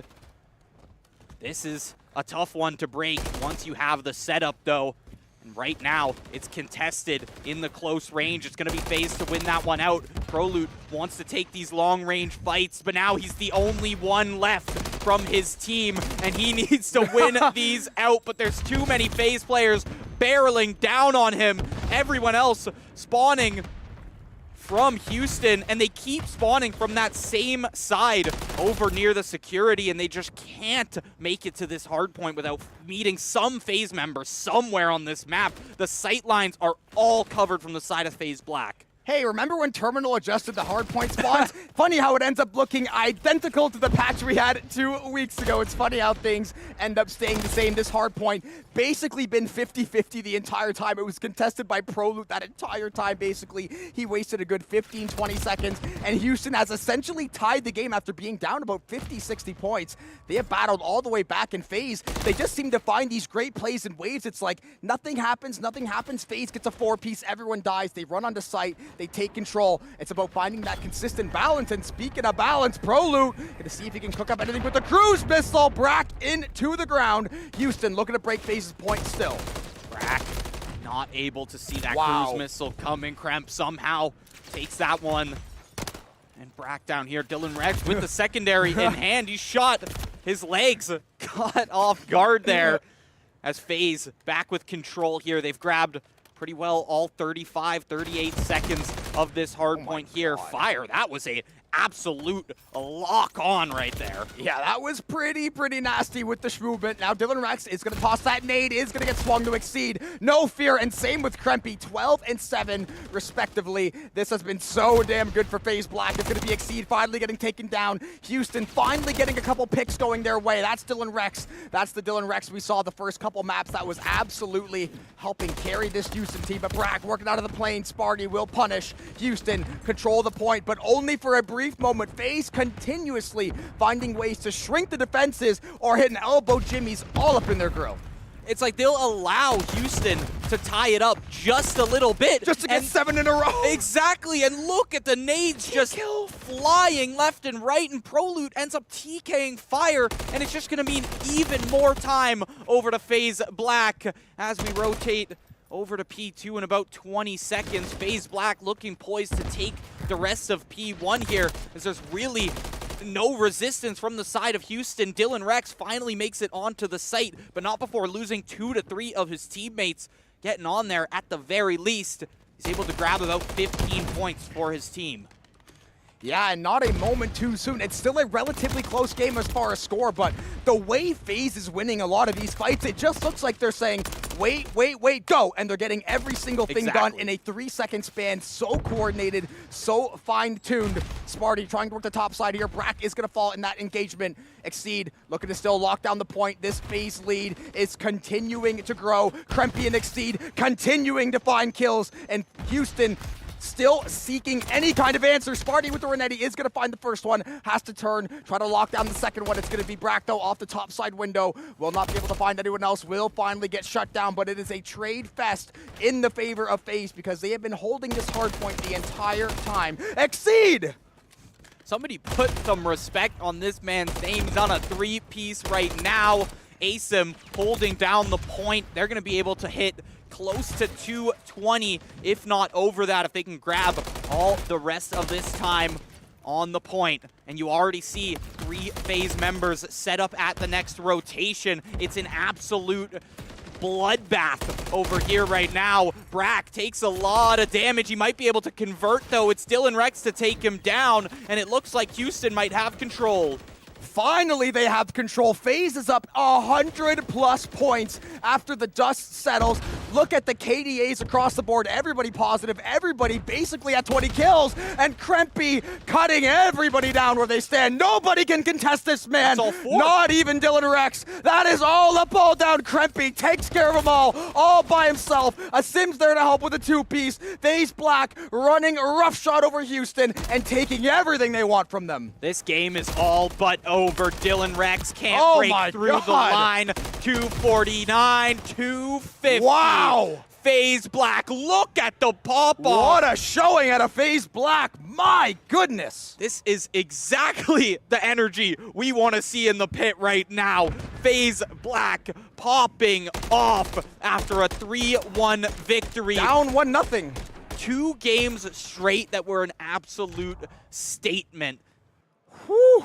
The scoreboard tells a lot of what happened in this game. 20+ kills a pop for that FaZe side. Houston, it just felt like FaZe, sometime in that control, they found what they were looking for. They found that on switch, and they were just doing what they were serving up full English. They were taking all their lunch money. There was nothing that Houston could do to really stop that FaZe death ball. And I mean, down 1-0 in the map score, you win 3 unanswered, and in that fashion, just getting more dominant by the map. I mean, there's a reason those guys have all pretty much played pro, been on that big stage, and you're starting to see why in these massive moments. Yeah, FaZe Black, a convincing win. They're going to move on in our winners round, and that's not the last we'll see of the Houston Spartans, I'm sure. They're going into lowers. I'm not sure 100% who they're going to find themselves up against there, but we may come back with some lowers round action right after this.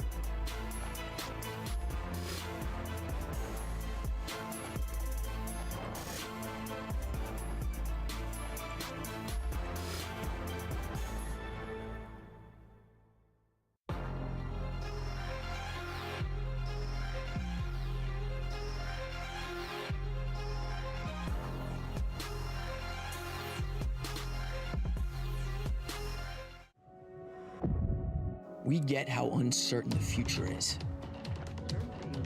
We've come of age in a complex world, face to face with problems we didn't create. So what's gonna happen next?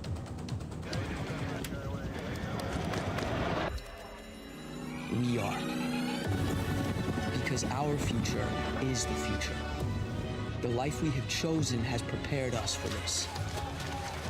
So we're going to build bridges and hospitals in a day. We're going to save families from disasters and feed those left in the cold. We're going to do all this and more because we have an appointment with destiny. We invite you to join us. The next greatest generation is now.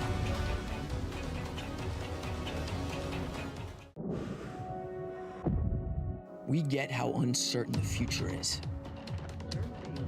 We've come of age in a complex world, face to face with problems we didn't create. So what's gonna happen next?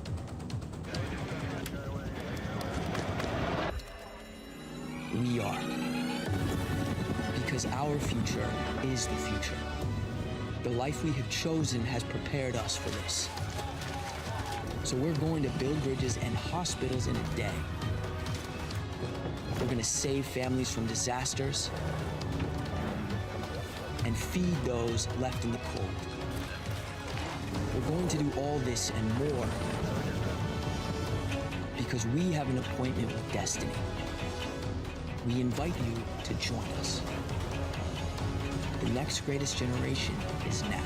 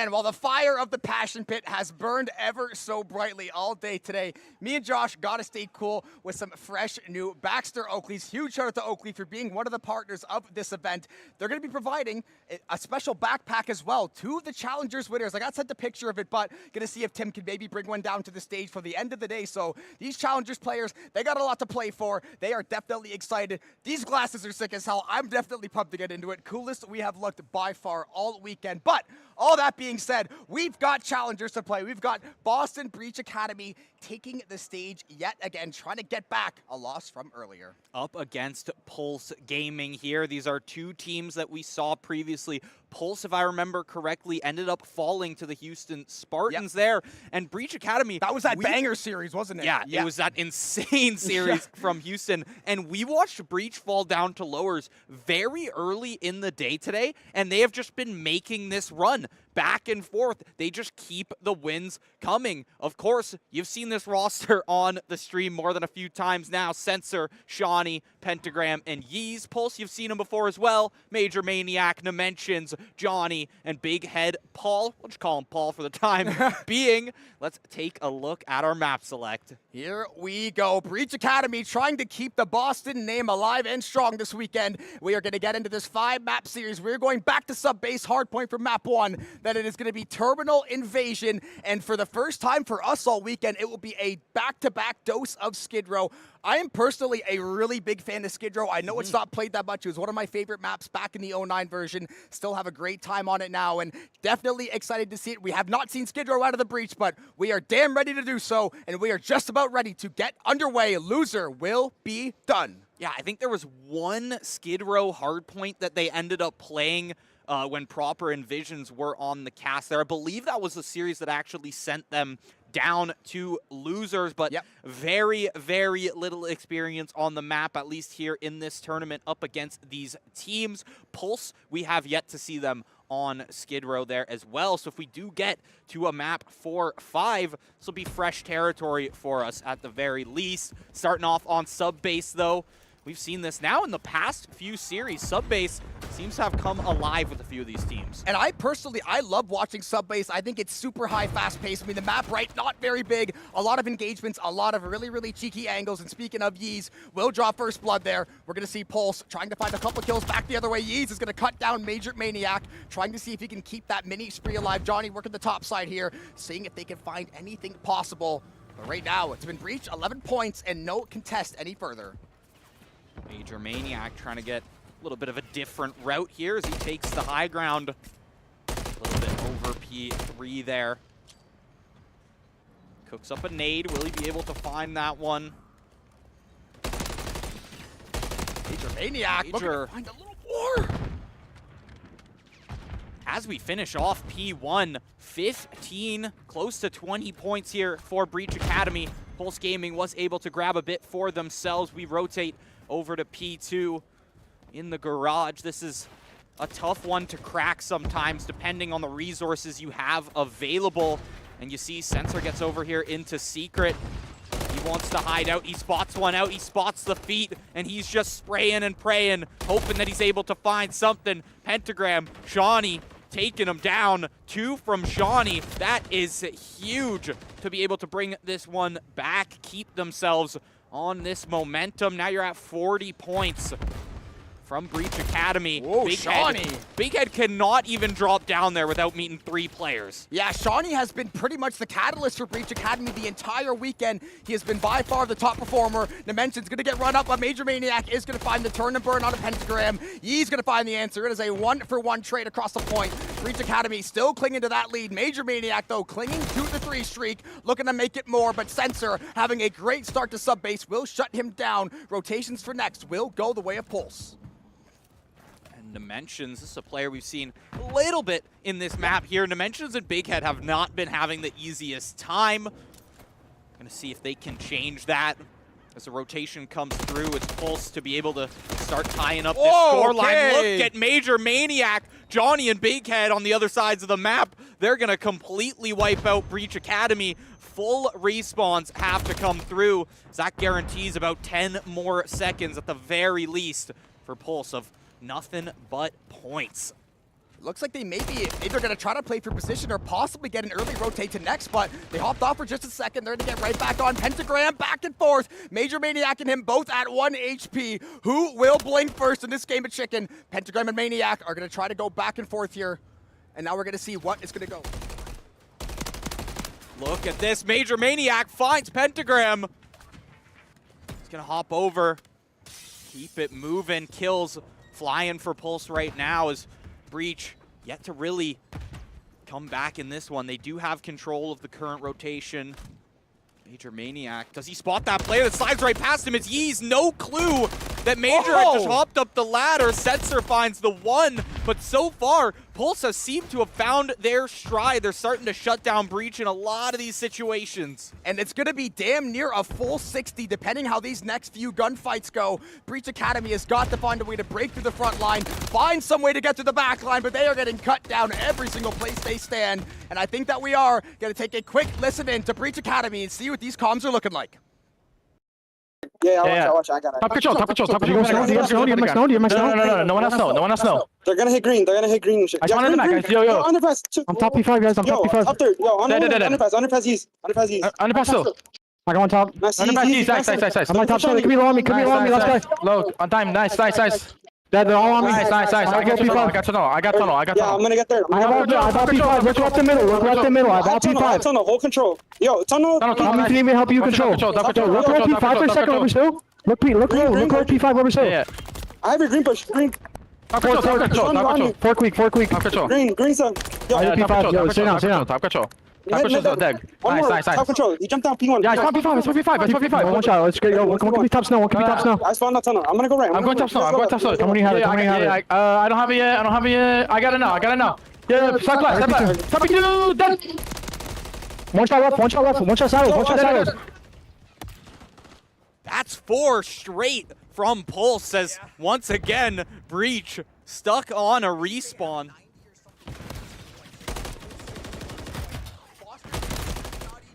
Lift this point and give credit to Johnny and Major Maniac. 15-13 respectively. Boston Breach Academy, they were winning 60-40, something in that nature, and they cannot get a lick on any of these points.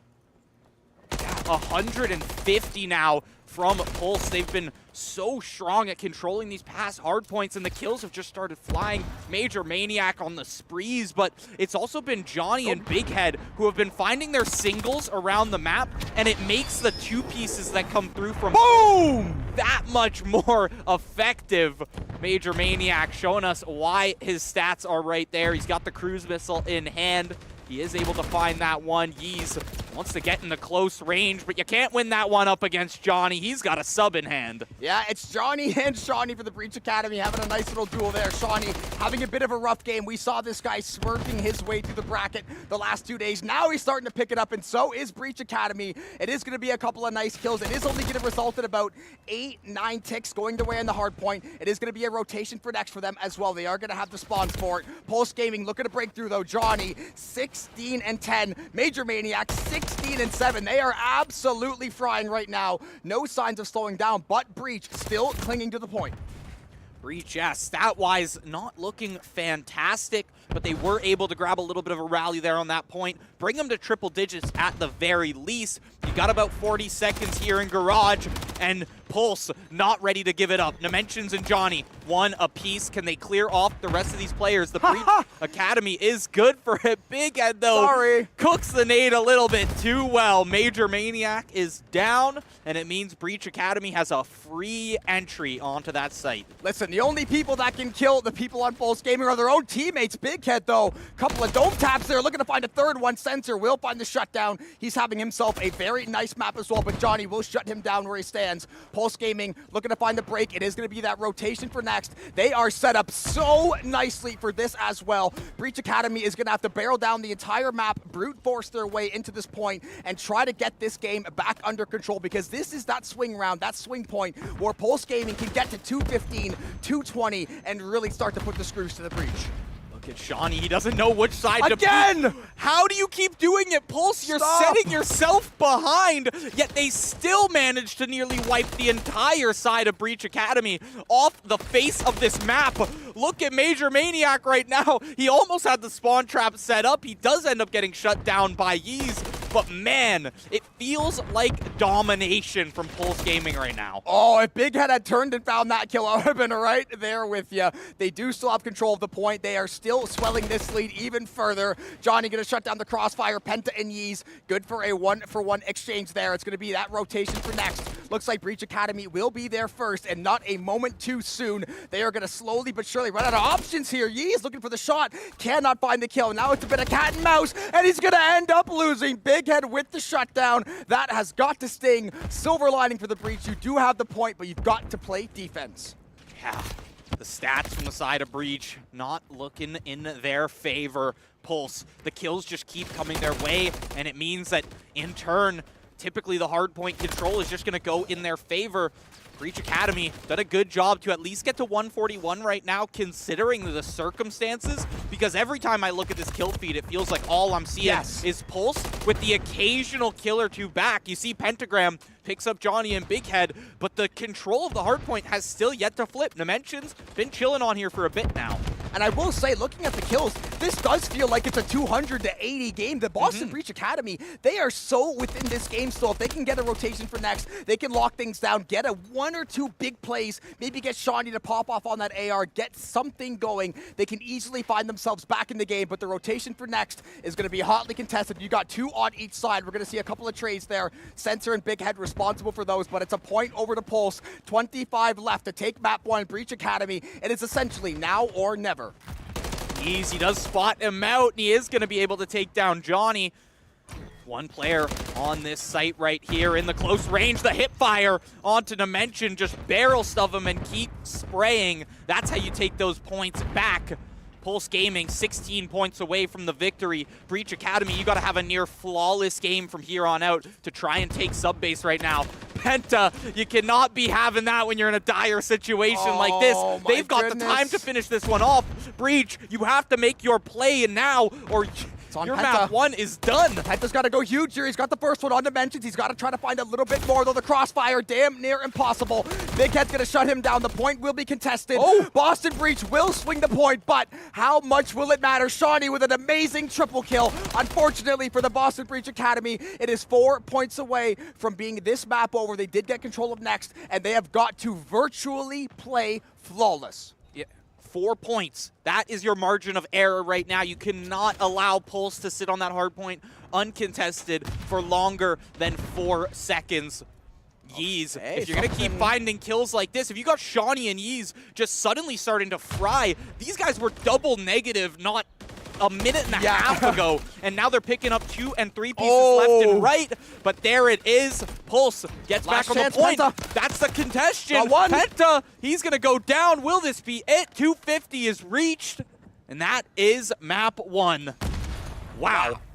Wow, exactly. Same time, same place, in sync, same brain cell. But this has been an incredible map 1 so far. Boston Breach Academy just felt like that game felt so much more lopsided than it actually was. It felt like the Breach were down 100 plus the entire game, but they really picked it up toward the end of the map. Sensor had a consistently great performance there. Shawnee, if he doesn't get off to that, the Shawnee we saw the last 3 minutes, that's what we've been seeing all weekend. That's what we expected to see. This is a guy that has been taking down teams full of pros the entire weekend. Could very well compete, I think, in some of those CDL teams, the way he has been frying. So got to get him back to that hot pace. He's usually one of those, the tip of the spear, leading the charge to that Breach Academy. The rest of the crew supporting him around. But Breach Academy, you will be down 1-0 in Pulse Gaming. What a way to make a statement.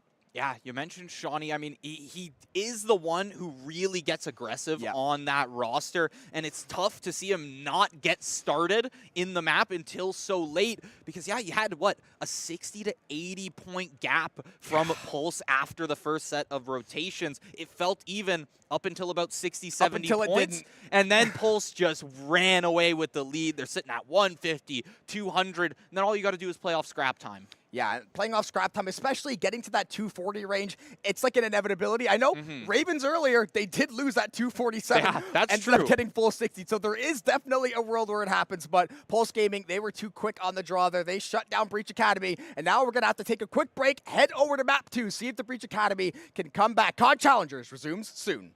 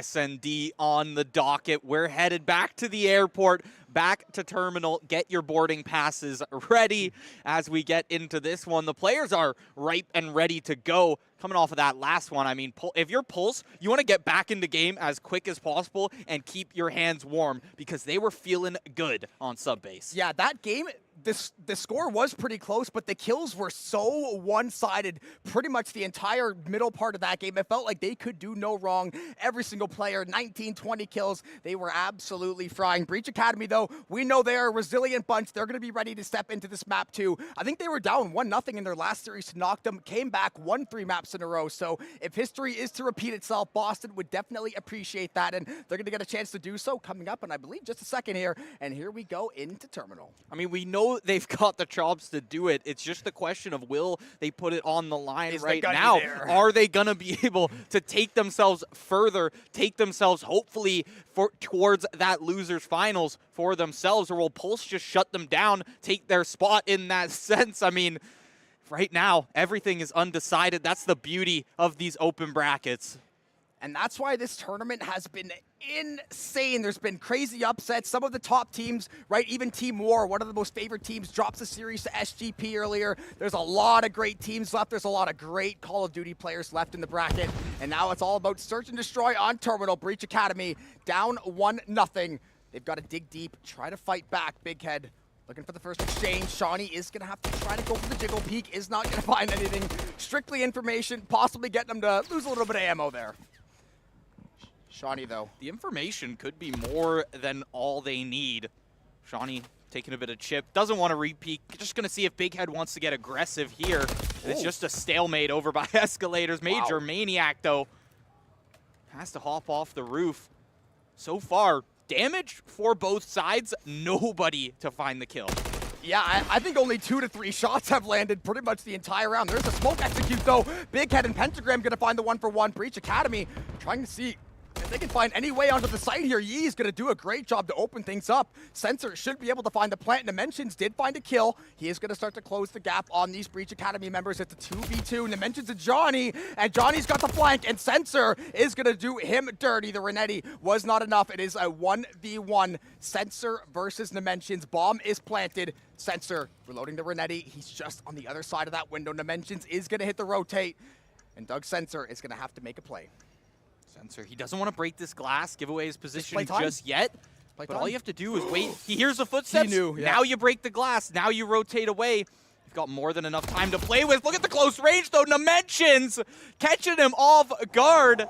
Sensor, not going to happen today. Dimensions shuts him down. He's got more than enough time for that defuse. 4 seconds to spare. And Pulse Gaming off to a great start for themselves. And what a great play out of Dimensions. That was extremely proactive. He says, listen, Sensor's probably going to try to hold the long angle, try to play off this defuse. I'm just going to sprint straight at him. I have the info. He broke the window. I know exactly his location. Ends up running him up and gunning him up. And now that is Pulse Gaming grabbing the first round of search. Breach Academy. It was a 1v1. You got the plant. It was a very, very close round, but did not go your way. Now you got Pulse on the attack here.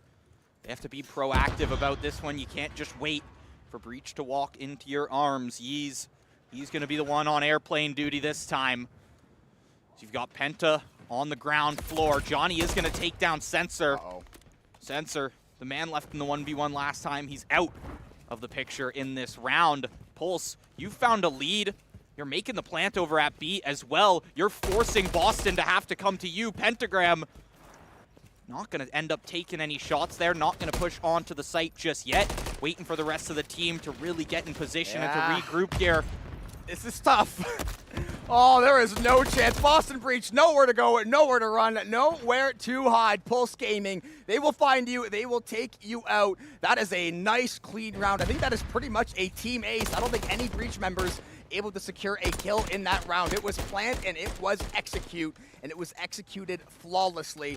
Breach Academy now a 2-0 deficit, and this middle part of Search and Destroy, these are the swing rounds. Going down 3-4-0, you're going to be asking a lot to try to mount that comeback, but if you can get your foot in the ground here, try to stop this lead from swelling, you can get yourself right back in the mix. Yeah, I mean, it's still only 2 rounds. We've seen much larger comebacks in this tournament. We saw 4 3-round straight comeback all the way into round 11, but here we are. Pulse, you keep playing like this, you could have an possible 6-0 for yourself. You just got to keep finding those first bloods, stick to your game plan. You have to have the confidence right now as Pulse that to know that you can win your gunfights, you just have to keep playing exactly as you are. Johnny completely retreating after that one. Big Head uses the info from his teammate to be able to find Yeez, cooks up the nade. Not going to be able to find that one. The perk does deny it. Sensor on a bit of a lone wolf mission, possibly going to go try to find the A plant. Major Maniac, though, reads him like a book, shuts him down at the drop of a hat. Bomb in no man's land. It's going to be Breach Academy, a 1 member left standing, Shawnee. He's got to isolate all these 1v1s, but can he even get past the first line of defense? The answer will be a resounding no, and Pulse Gaming 3-0 up in map 2. Too many windows in that plane, man. There's nowhere for you to hide. He peeks out the wing windows, and then suddenly he's in the cockpit. He's in the waiting sights of Johnny. You can't hide anywhere on that plane. Almost that entire thing is wallbangable. Yeah, it's a paper airplane. Yeah, that's a great one. I mean, to be fair, this entire game is basically made of paper mache. I kind of like that though, because that way you can't it rewards you playing aggressive, at least going for some of these shots. Can it be a little bit cheeky sometimes? Absolutely, but it can provide us a lot more chances at getting kills. You can't really play as passive in a lot of these spots in some of these corners. I personally love it. Yeez, up close and personal. Luckily is able to get one. That could have been very, very bad. Pentagram, nice little jump shot, looking for 2, and Sensor will support him and pick that one up. A huge play from Penta to just continue spraying it down there. Give just enough damage for Sensor to be able to take that one before Penta falls himself. And now you've got a huge player advantage. Oh, look where the bomb is. You've got Major Maniac in a 1v3. Does he even spot out that player? He got hurt. He didn't hear him? I don't think Shawnee didn't hear him? Shawnee didn't hear the footsteps. He didn't pop Deddy, did he? I don't think he popped Deddy. Shawnee maybe just focused on he's got a something trophy else. system. He does not even have Deddy in hand. Major Maniac. He just saw one. They're just not even spotting each other out right now. That just shows you how tough the visibility is in this game. Sometime Major finds 2, but Shawnee been waiting in the halls for so long, and it finally pays off. 1 round, the first for the Breach to find. Major Maniac almost had that one, man. Did they lose their glasses? We got Velma on this team. Hey, COD Challengers meets Where's Waldo. I've never seen so many people players look at someone middle of the screen and just not notice. Shawnee had to have gotten an audio key. He was stomping around right behind him like he was breaking in the back door, but Breach Academy luckily able to finally grab a round on the board, get that 0 off the scoreboard, try to get that momentum back in your favor, because right now, I mean, Johnny and Major Maniac 6 and 5 respectively, they are just straight up out-fragging the entire Breach. Yeah. Right now, Major, though, he finds 1. The trade does come back from Penta, but it's 1 for 1s for 1s. Back and forth. Overall, going in the advantage of Pulse as Shawnee close to follow with his teammates. Sensor gets the plant down, tries to get the plant down, but just the movement, the shots from Pulse, very, very aggressive on that defending round. It works out very well for them in the end. I think, honestly, both of these teams playing hyper-aggressive has been the key. The last round that Breach won, you had Yeez just sprinting at the entire team, quite literally. Everybody else goes for the pinch play on plane. They try to lock down that backside spawn. And then Pulse right there, they say, listen, we're going to go forward. We are winning most of our gunfights. Major's definitely going to get us 1. Johnny's almost certainly going to be good for 1 as well. Let's go take our chances. Let's go chow everything. And let's go look good while doing it. And 4-1 scoreboard is looking oh so fine for them. Back onto the offense. Early stun onto Dimensions will slow the push just for the moment, but both teams will be information and take it a second to see where the chips may fall. Pulse feeling really good about this one. They're going to run into Yeez like they have almost every round. Yeez not going to get aggressive, not going to leave the plane this time himself. Always good for that one is Yeez. He does fall eventually. Shawnee spraying through that paper airplane. Sensor, this could be a mean flank onto Maniac right now.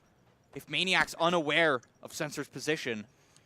It is still a 3v3, so there could be really good positioning. Like you said, though, This gunfight is going to determine how this round plays out. If Censor can find this kill, I think he slipped him. He is going to finally find a couple of shots, can't find the finish, and he is finally going to find that last pistol shot. Censor would have been kicking himself for a long time if he lost that one, but he will win it. It's a 3v2 for the Breach Academy. Shawnee working the backside of plane, but it's all going wrong all at the same damn time. Boston Breach Academy absolutely rinsed in the cockpit, and now they are sitting on map point. On the side of things they do not want to be right now. Yeah, I want to see this final kill cam. Look at that. Just 1-2 from Johnny right there. 8-2 in the search right now. And feeling damn good about it. I mean, just... You have to be. These are confident fights. Yes. When you're running in after getting a kill, half HP, and sliding forward at someone to chow them, you know you are feeling good. And I mean, when you're 8-2, 7-4, 6-2, we got a 4 streak on Big Head. There is still the potential for them to open up this game even more. Breach Academy just... Truthfully, it's positioning and it's just losing gunfights. If you win some of these 50-50s, these rounds very well could go the other way, but Yeez, exactly what you're looking for. Dare I say, Breach Academy gone cold after a long day. I hope they can prove me wrong, though, because that would be a spectacle, to say the least. They do get the plant down over at B. You're going to have to force the rotation from the remaining Pulse members. It's a 3v3 in the post plant.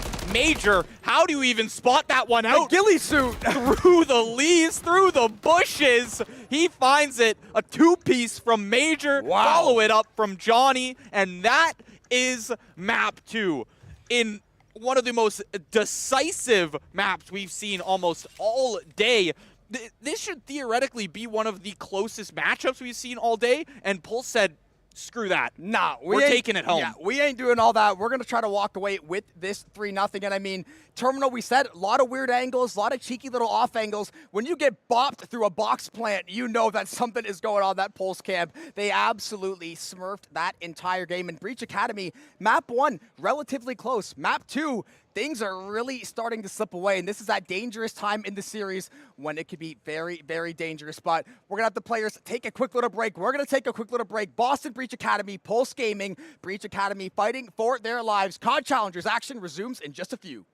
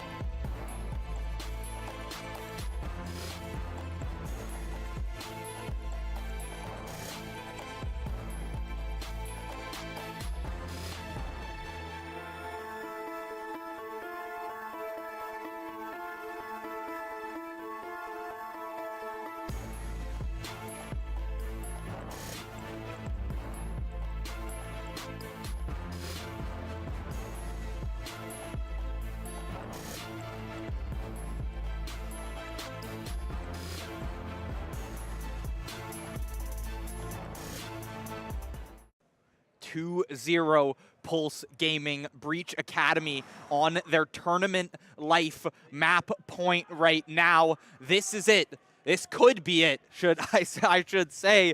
Breach Academy, you got a reverse sweep right now against a Pulse Gaming that is at peak form. They are firing on all cylinders. They looked unstoppable in S&D, and now we got to go back to a game mode that does nothing but reward kills. Yeah, this is a game that if I'm Pulse, after frying to the level, because that's the thing, Pulse, the objectives in Hardpoint were fairly even, all things considered, but they had about double the kills of Breach Academy through most of the game. Breach Academy caught up toward the end of the game, but they were just out frying. It was 2 for 1, it was 3 for 1 consistently throughout.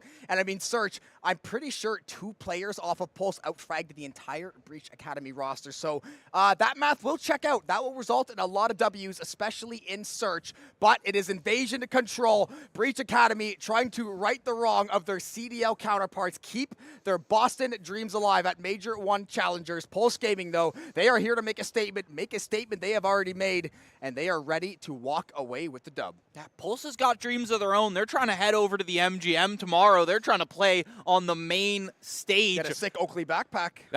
Very true as well. Sick Oakley backpack, 100 grand on the line. Can't forget about that part. That's a small sum. Pretty good. Yeah. That'll get you a new Scuff controller. Yeah, pretty much. Maybe 2 if you're lucky. Yeah. Find it on sale.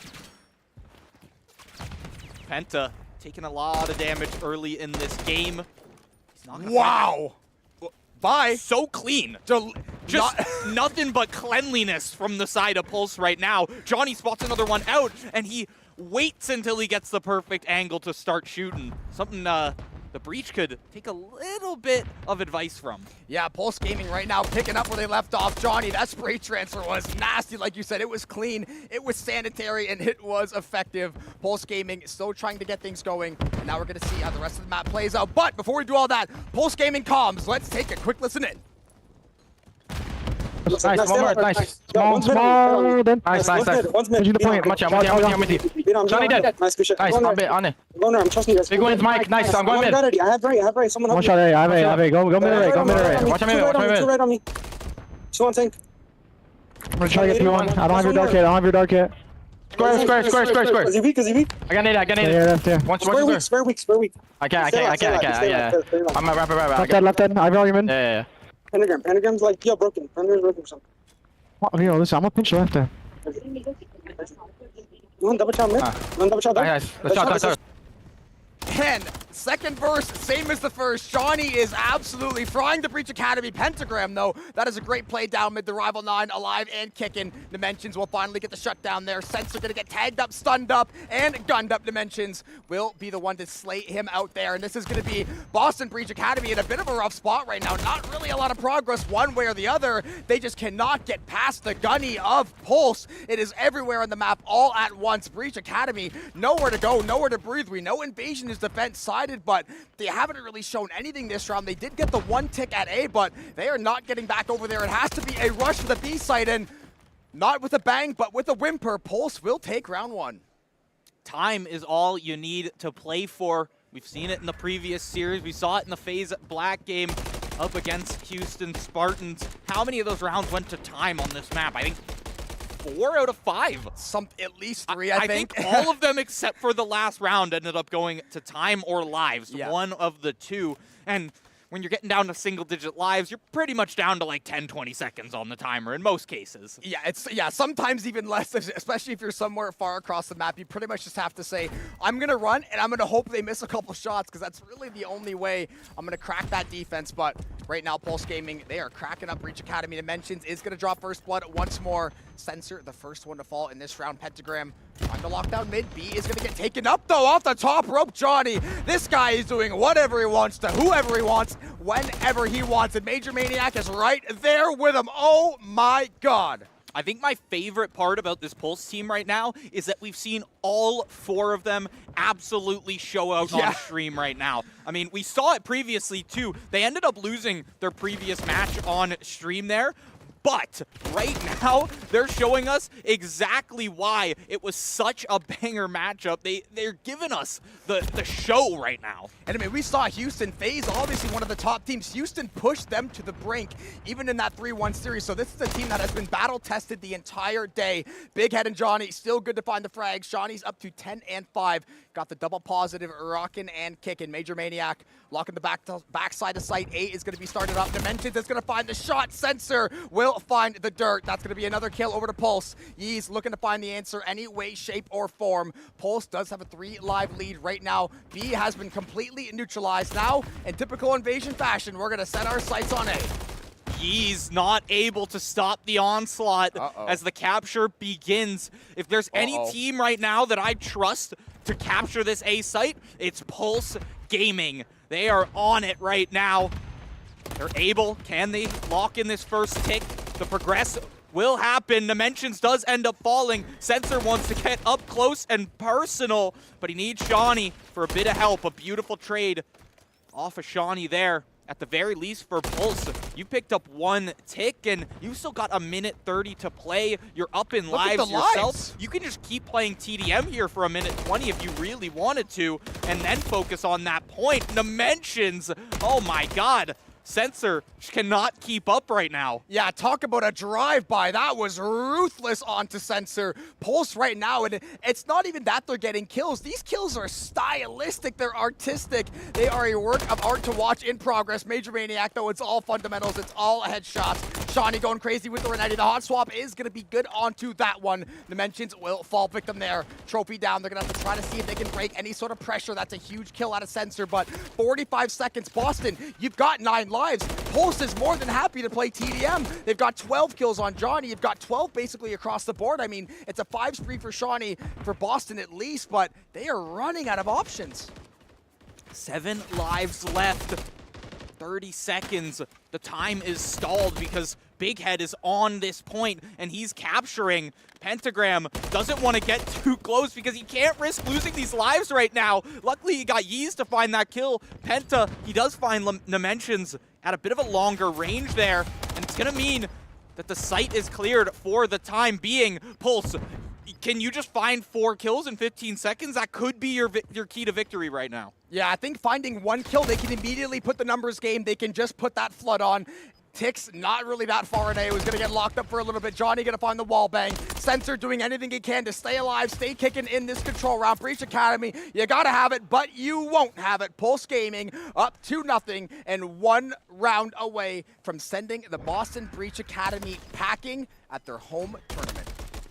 Not only 1 round away from sending them home, 1 round away from sweeping them out of the House of Blues. They're going to say, have fun watching the grand finals tomorrow because you will not be there. It could all come down to this round. Breach Academy, do you have it in you right now? The scoreboard says otherwise. Yeah, right now, it's everybody but Pentagram kind of struggling. And I mean, Pulse right now, just watching the way they are moving, confidently taking fights, you can tell when someone is in the flow state. They are definitely locked and dialed in. And now if you're Boston, you were really wanting to get that round on defense because now you have to play offense yet again. He's going to draw first blood. It is going to be answered back in tow. Sensor is going to be sitting over on the B point. Similar process. Let that B point go usually and then swing everything over to A. And say I try to play TDM, but I do not think I want to take this game down to TDM against Pulse right now. Yeah, you definitely don't want to be in that situation. We saw what happened last round. In the end, Pulse so ahead on lives, they said, screw it, let's just start killing people. They sent one person to the site just to contest, just to stop the timer, and then just found the last 4 people, hunted them down.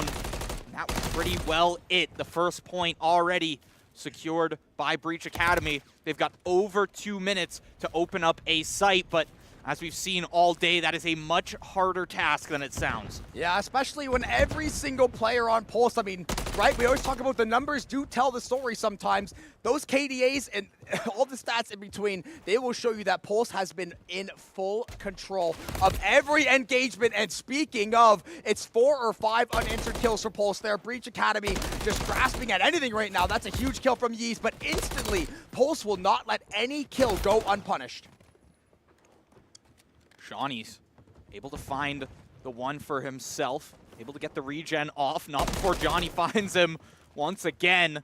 Sensor trying to pad the stats a little bit, trying to get back into this game, but it's still just been 8 kills total for the side of Breach Academy. They did have the nice B cap to start, but it all went downhill from there. Johnny and Major wreaking havoc on the side of the Breach. They just cannot get it locked in right now. They cannot find their way over to A. Yeez is just holding these long angles and he can't make it off this rooftop right now. He's worried about Big Head. He's worried about the rest of them. Meanwhile, the rest of his team is falling apart. Penta, once again, the only one who can really get kills under their belt right now. Anything substantial at that.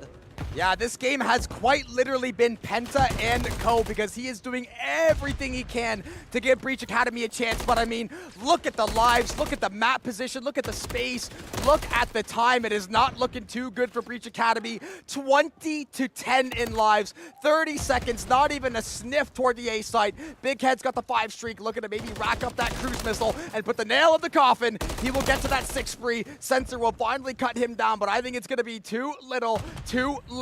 6 lives left for Breach Academy, and then it is going to be all done and dusted for their homestand spot in the Challengers tournament. That grand final spot will slip through their fingers, and it looks like that is ultimately going to be the case. 5 seconds to play, only 3 lives left, and Yeez is going to catch a dirty right hook for his trouble. Johnny's going to spray one down. Breach Academy fighting tooth and nail to try to hold on, but it does not look like it is going to go, and the Breach Academy, just like their counterparts, will be sent packing in Challengers. Pulse Gaming ready to continue their losers run. 3-0 sweep onto Breach Academy. The past 2 maps stopped. Breach Academy, no answer at all. You know, you take it back all the way to map 1 in the series where it seemed like, okay, Pulse is up in kills. They've got good gunny at the time, but Boston was definitely following up. Yeah. They were definitely kind of figuring out exactly what Pulse was doing. And then we went into search and Pulse said, we kind of figured out your entire game plan. We shoot better than you, and we're just going to keep defusing your bombs. Yeah, I think for them, it was the aggression, it was the decision-making, and it was the confidence. Once you get a couple nice kills or 1 or 2 good maps under your belt, not oftentimes you're going to see someone get in a 1v1, win the 1v1, 20 HP, and instantly slide into 2 more people saying, I will probably get one of you, because that's how these maps have been going. Pulse playing with the confidence that you are going to need, taking it farther into this Challengers bracket. We only have elite teams left. The best of the best will end up making it to tomorrow, and unfortunately for the hometown Breach Academy, the House of Blues will have them feeling very blue as they are done. Yeah, and that coming up in our future should be winners finals coming up next. You're going to have Proper and Visions back for that. Then we'll see about after that on stream. It seems like the rest of the losers bracket may play out off of stream, but we're going to double check that for you guys while we are on break. But just be ready. Winners finals coming up next.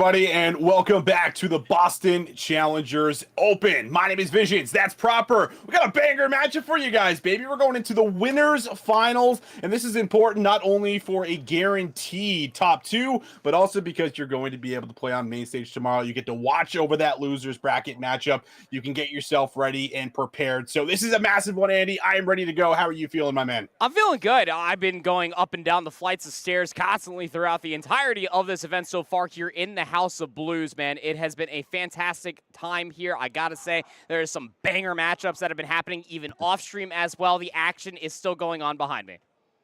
Yeah, the action's going on. You can hear it. So you know these guys are flowing with passion right now, especially as we get later and later into the day. Maybe some of these players might be fatigued, but I'm sure some of them will still be getting loud. And hopefully some of them are getting loud in this matchup. But let's take a look at our players that we do have in the matchup that we do have ahead of us. There's been a lot of games played out throughout the day, and we take a look at this winner's bracket. We only have 2 teams remaining. Everybody else fighting down in the lower bracket. We take a look first here at FaZe Black. We have Brack, Kemp, Exceed, and Asim. These 4 players very well could slot them into a CDL team like we've talked about with quite a few teams. And the other side, Andy, we have SGP, where Gunzy, Eric Boom, and Cruz and Lunars have been putting on a show. All 4 players for FaZe Black were in the league last year, all on separate teams. SGP, though, there is only 1 5th member for the CDL, and that is one of Eric Boom, of course. The Spaniard playing through all of Team Notorious last year, made it to Grand Finals. It was a hell of a run throughout the entirety of all of the different Opens. Won Texas, of course, with that Team Notorious roster. Made it to Grand Finals in, well, quite frankly, I don't know how else to put this. They got smoked. But regardless, he's back with an absolute vengeance. He's been playing out of his mind, this SGP roster, since this year has kicked off. It really does feel like they haven't skipped a beat. Gunzy, Cruz, and Lunars. This is a returning triage that we saw all throughout last year. They were playing with Dak mostly throughout last year. Well, actually, throughout the entirety of last year until Champs. And then Eric Boom just slots on in. You feel like it's a 1-for-1 ratio. But I think that this is going to be the biggest test, naturally speaking, because it is Winners Finals after all. That is the case, yeah. Cruz and Lunars feel like they're land reapers at times, and now they're doing it through the upper bracket. So, I mean, they're even looking more potent here, but they certainly have a tall matchup ahead of them. I mean, this FaZe Black squad has been predicted to win. They just beat the Houston Texans, or the Houston squad, excuse me, but you're looking at this team for as far as what they're going to be able to do, and it is a tall ask. You have to step up, have to be able to slay. We'll see if they're going to be able to get that job done. But I'm really excited for this one because, I mean, this is also a rematch from Cup number 1, too, right? Like, you go back to these two matching up. I think it was a 4-1 victory for FaZe Black, if I remember correctly. So they were able to get the best of them, but what has this squad learned since that point to see if they can maybe get revenge in the rematch? There's so many different semantics that go and get involved as far as online COD is concerned, right? I mean, you talk about the ping discrepancy all the way across some players, or some teams, excuse me, doing the 4-corner challenge here in the States. However, when we get to local area network, or LAN as we do like to call it here in the biz, everything just kind of, it takes a whole different level. Not to mention how all 8 of these players have been here realistically since what? About like 9, 10 a.m. It really does feel like. Yeah, so a long time. They've been here for a long time. So stamina definitely comes into effect.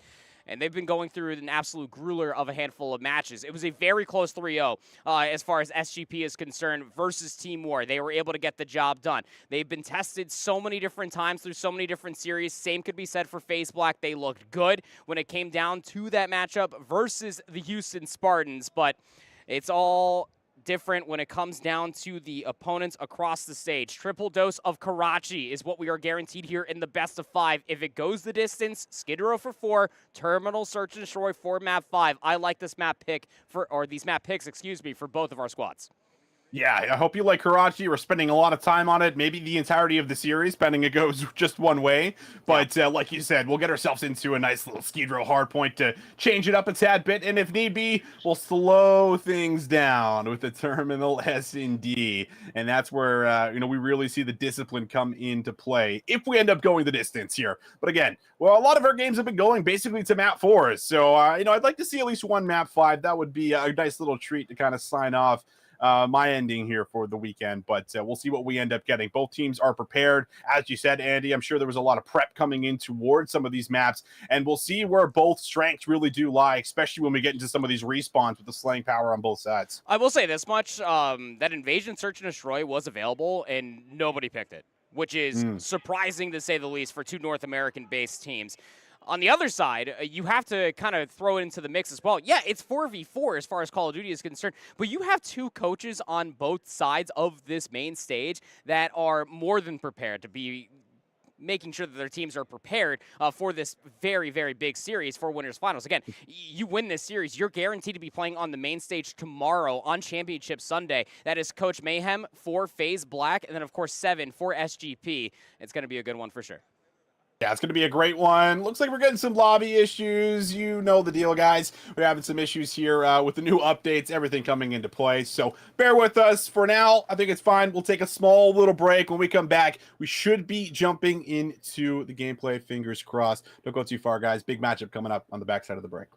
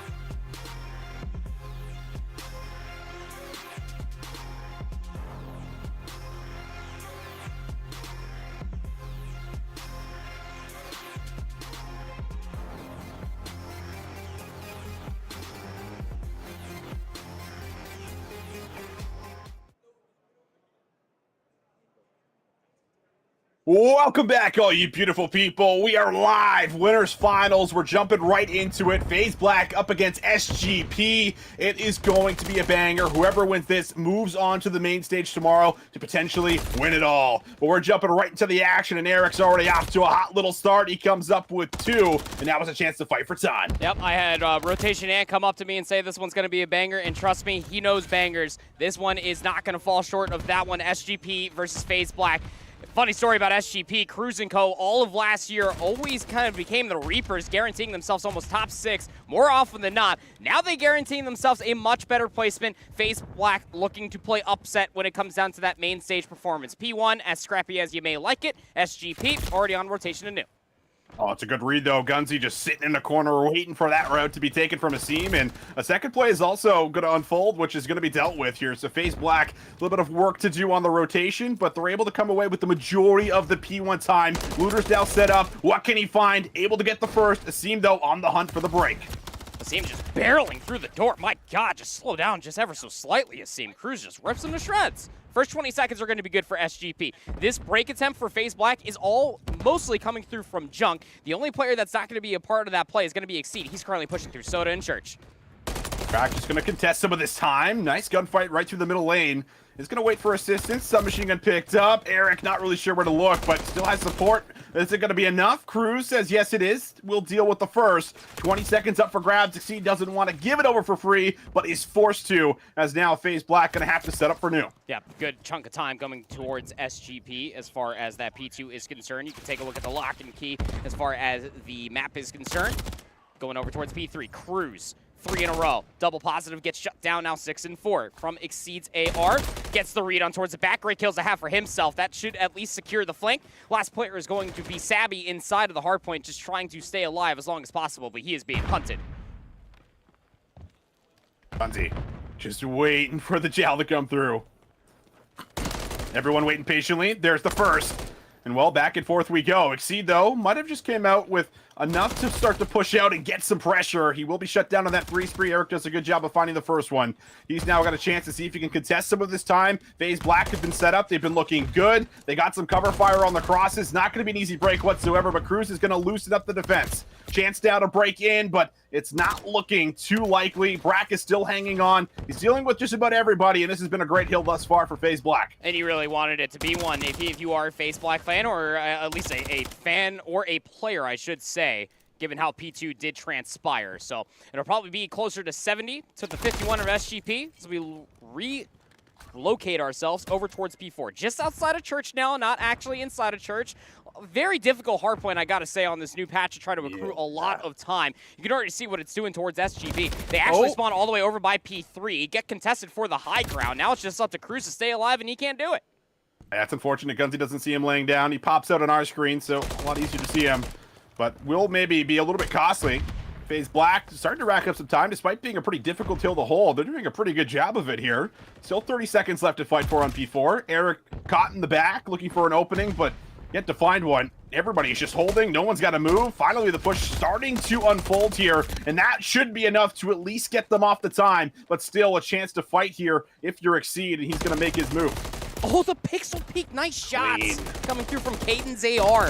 Takes down Cruz. Eric Boom down low. One with the Renetti, one with the Rival 9. Got to be the battle for the scrap time. Got to get the 5 seconds towards SGP. No shutdown in the back from Kremp. Now we go over towards Junk Hill. This is a hard point that is very difficult to try to break, given that the spawns could be very close. But FaZe Black have already cut past mid-map. They've already forced Cruz to spawn out.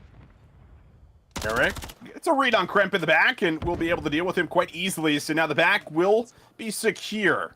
Brack here from the side. What is he going to be able to potentially do here for us? He's just waiting patiently as well, trying to see if he can catch one to actually start pushing forward, but he will not get the prediction right on Eric Boom. So now the hold looking solid. Spawns should still be favorable for them, and they still got a lot of zoning here out front in Hotel. Winners is in a great spot to potentially play cutoff. Asim looking for players on the backside of Coop.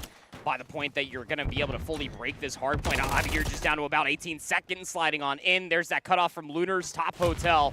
Going to be able to at least get himself that 1 kill. Should be able to step in and be able to get this back junk time. Exceeds gets snuffed out back junk. So that'll be the last 10 seconds.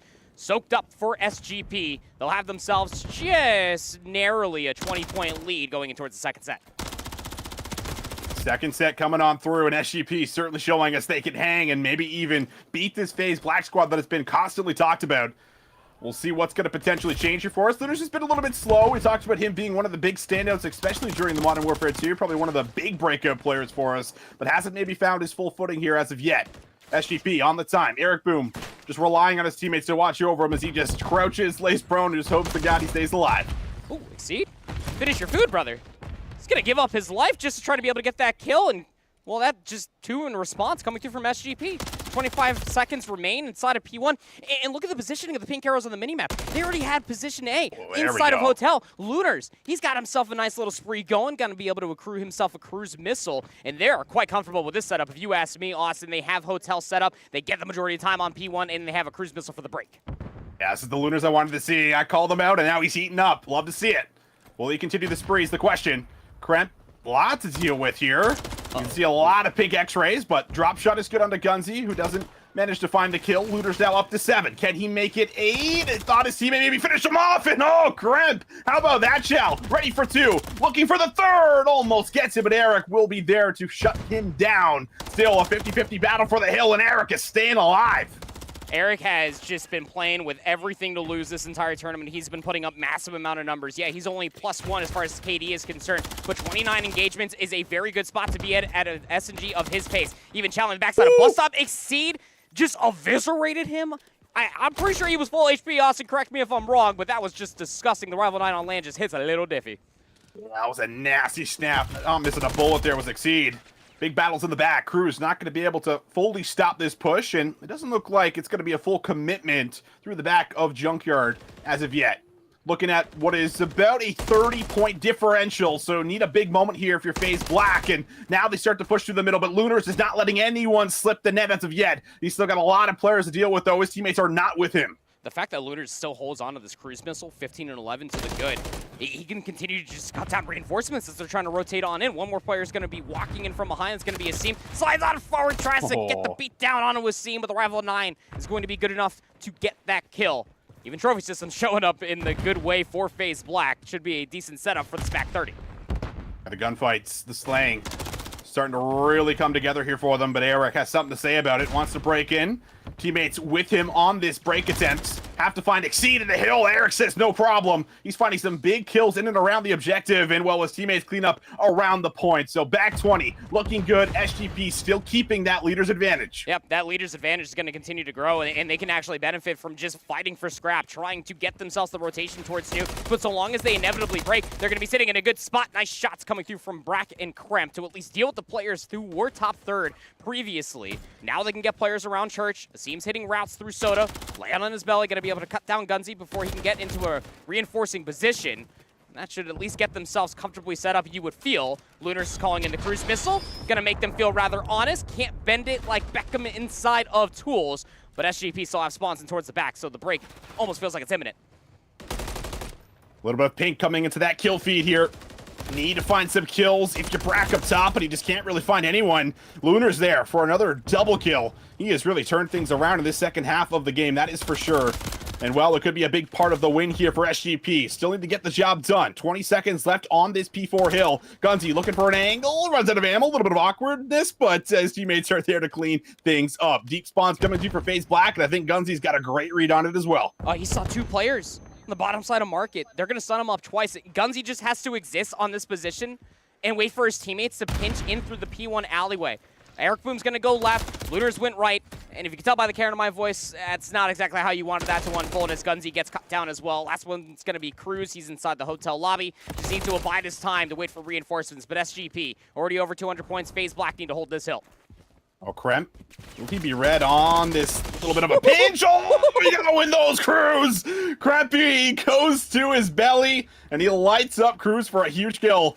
Lunar's now gonna have to get something done alongside Gunzy and Eric in the back, and well, it's looking pretty promising here so far. Able to find just a couple of kills. Asim up top doesn't get a read on the second, and Lunar's now will be able to lock down the back, and you'll see SGP great on yet another break.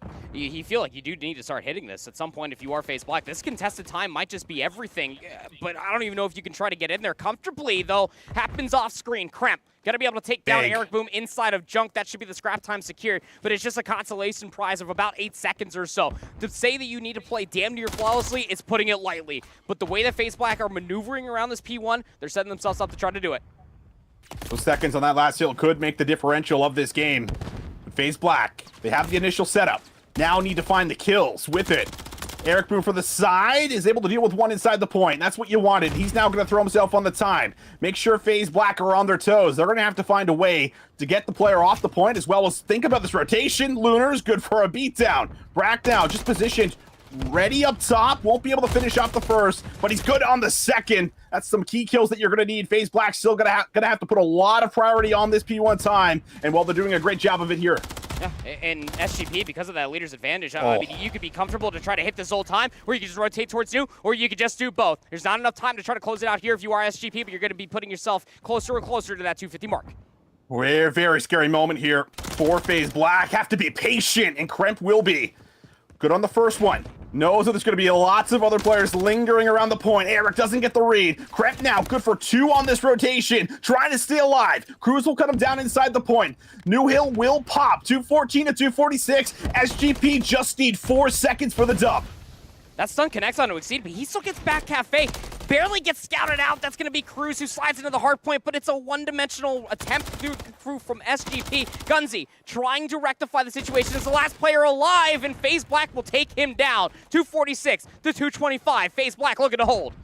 Eric Boom in the back. Lots of other players taking routes here for SGP. Just need to find one good break. Eric is into the point. Someone has to contest. Eric for 2. Who is it going to be? Can Exceed go big? He's got assistance from Brack on the outskirts, but is it enough? Exceed finds another. Looking to the pistol. Oh my God. Challenges out. Exceed keeps the game alive. 12 seconds left on this hill. SGP, though, they could still end it. Can Cruz get the job done? 1v1. Exceed down low. The man cannot die. We are going to one more hill. It's a 2v3 across the map. FaZe Black are not out of it just yet, Andy. Cruz, he spawns all the way out. It's a 2v2 for the new hard point, and FaZe Black actually come out on top. They're getting the kills on the backside of Market. No entrance for free in FaZe Black. Wow. They rip the rugs out underneath of SGP and take map number 1.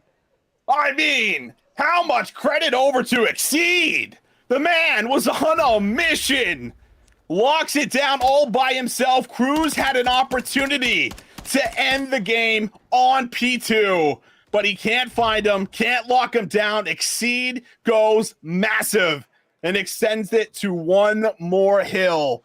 What a comeback. And I mean, that one is going to sting completely for SGP. That felt like they had that one locked up. They just needed 4 seconds on P2, and they couldn't find it. And you saw what was starting to develop on the mini-map as well. I mean, if you're looking at it from SGP's perspective, they still have the close response for P2. They're forced to fight for that old time. Yes, they still could have closed it there, but I mean, shout out Exceed for sure. Everything that you were just talking about. No trophy system to try to eat that Semtex away. It was damaging onto everybody. Slides forward away from the Semtex that was about to claim his life to the Renetti. Gets that last kill. And then all of SGP are still spawning over by Old. It came down to that 2v2 for the new hardpoint on the rotation. FaZe Black played it seamlessly, trusting Exceed to play for that time at Old, sending all the other players to play cutoff through Junk through the middle of the map, and sending 2 players inside of Market for that new time. Woo, man, that map got me feeling some type of way, brother. I did not think FaZe Black were going to get that one. I didn't either. I thought SGP, leader's advantage, looking really good. They had a great P1. I mean, it looked like, you know, they were really good for what was a rotation, but, you know, you got to give a lot of credit to Kremp as well. He was the one that really slowed it down. I mean, you talk about a lot of players playing with, you know, extreme pace and, you know, wanting to sprint at the hill and just making sure they don't get on the time, but he knew how much time he had to play with. He found that first kill, waiting for the regen, and then comes around the other side, takes his time, finds Eric laying down. So a lot of critical key moments happening from just about every single member on FaZe Black to make that comeback happen, but you certainly got to give the flowers there to Kremp and Exceed just to make sure it went one more hill. So exceptional stuff. That's what we wanted, right? We wanted this winners final to be a banger. So far, it is delivering. Yeah, what's a 3-point differential in the map number 1 when you're trailing by about 40 points at the end of the first set? Sure, why not? I mean, hey, there's a reason why all those FaZe Black individuals were in the CDL at one point or another through their illustrious career, specifically even through last year. You never want to count them out of any situation. situation. Fundamentally sound and explosive when it matters. I think it was like 30 and 28 or something for Kyle there, for Kremp at the very end. It was something absolutely insane. And you saw there from the player camera's perspective onto SGP, not very happy. Gunzi showcasing a lot of frustration as far as the ending of that map is concerned. It was almost flawlessly played out until the final few moments in that last set of hard points. But you have to wipe the slate clean. You have to go into this map number 2 with a clear head, because the venue is going to remain the same, but the game mode is very, very different. That's right. We're heading back into the same map, different game mode. Search and Destroy Karachi will be coming up next for map number 2. Players are going to be loading in here very, very shortly. And like you said, you really do have to just wipe the slate clean after a map like that. And we've seen teams, certainly struggle after situations like that where you feel like, you got this one locked up. We're going to be up 1-0, but all of a sudden this FaZe Black squad that just has so much resilience works back into it. So now it's about shutting them down early in round 1, round 2, making sure they're not just running through you, ego challenging. That's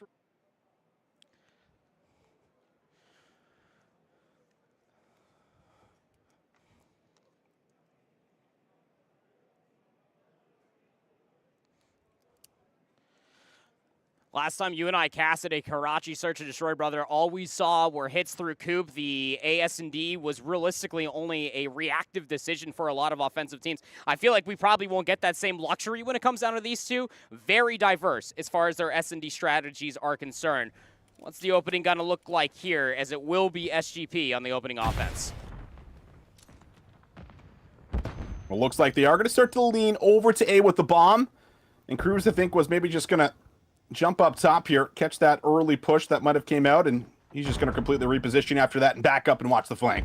Asim, though, wants to take advantage of it and see if he can maybe cut through mid as they're starting to get a read on where this play is, in fact, unfolding at. Brack, good for the first blood. They will be able to grab themselves just a little bit of information, but we'll see if they can now work for some kind of a plant here on A. Still lots of members to clear out if they're going to commit to it.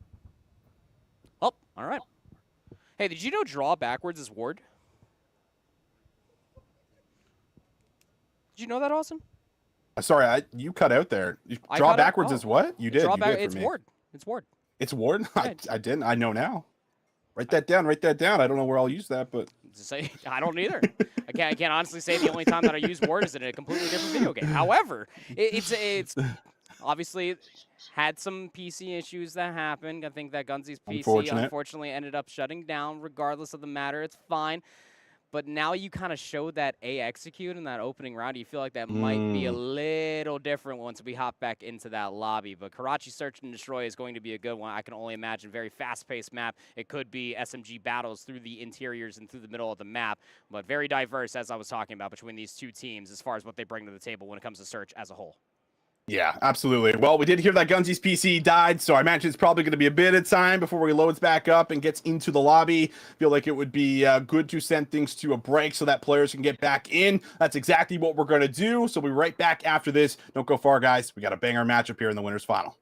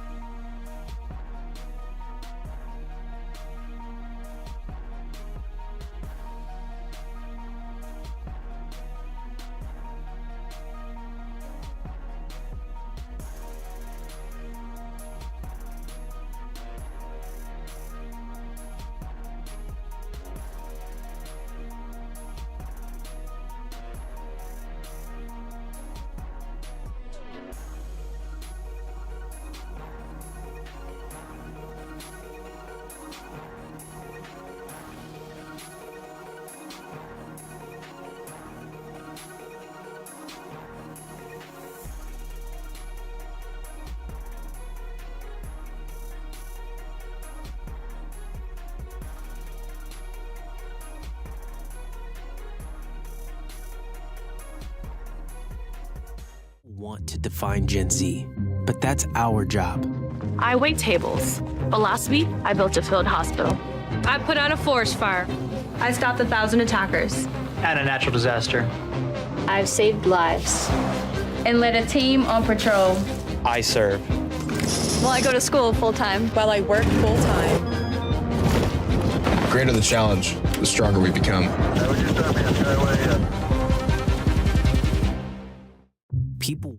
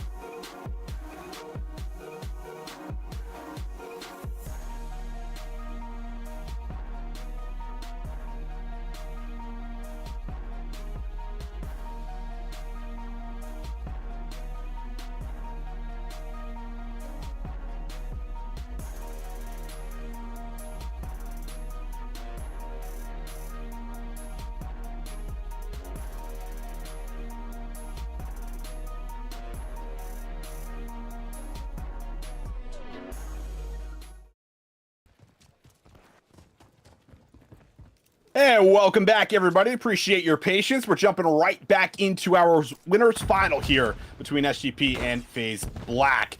We are going to be starting off, of course, from 0-0. Didn't really get too far into the S&Ds, so everything is well said and done. But we will be jumping back in. We'll be the attacking side, SGP. They will change it up, not leaning towards A, this time leaning towards B. Yeah, pretty funny, right? Because FaZe Black totally saw that A execute starting to develop before we had the host ending the game.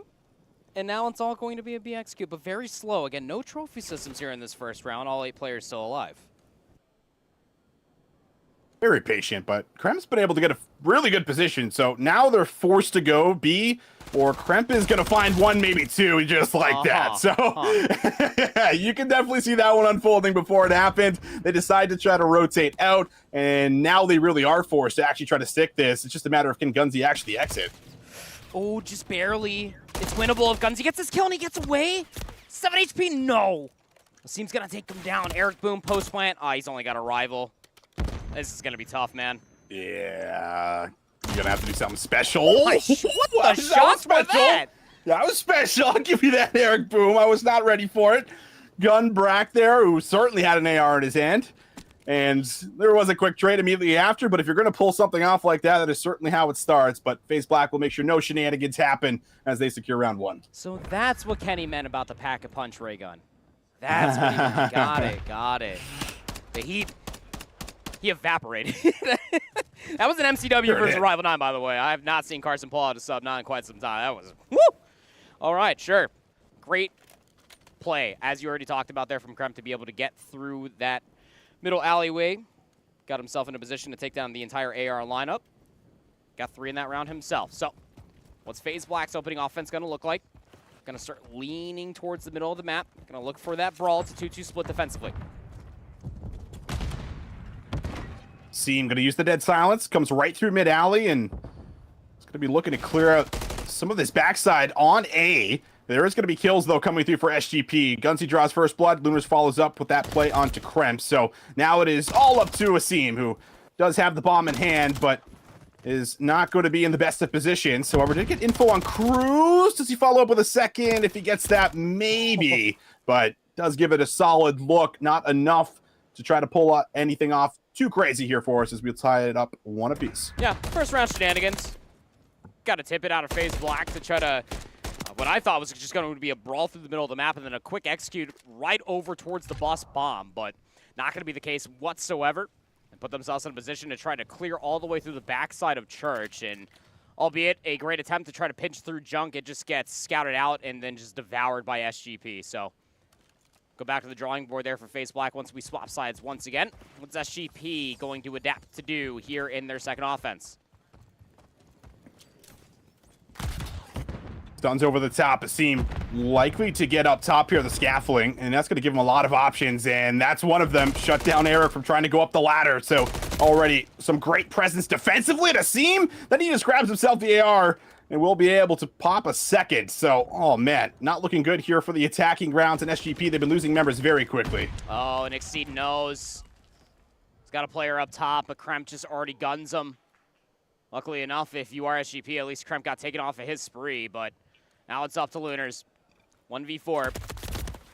I was about to go on an entire speech. I was about to say, look, no, we've been gassing you up all day long, but not going to be able to do anything there. It's just lockdown defense coming through from FaZe Black, and once all that information comes through, whether it's a dot on the mini-map or just from stuns or crossfires being set up in between Exceed and Brack, Asim just devours it and then just takes 2 down, seemingly for free.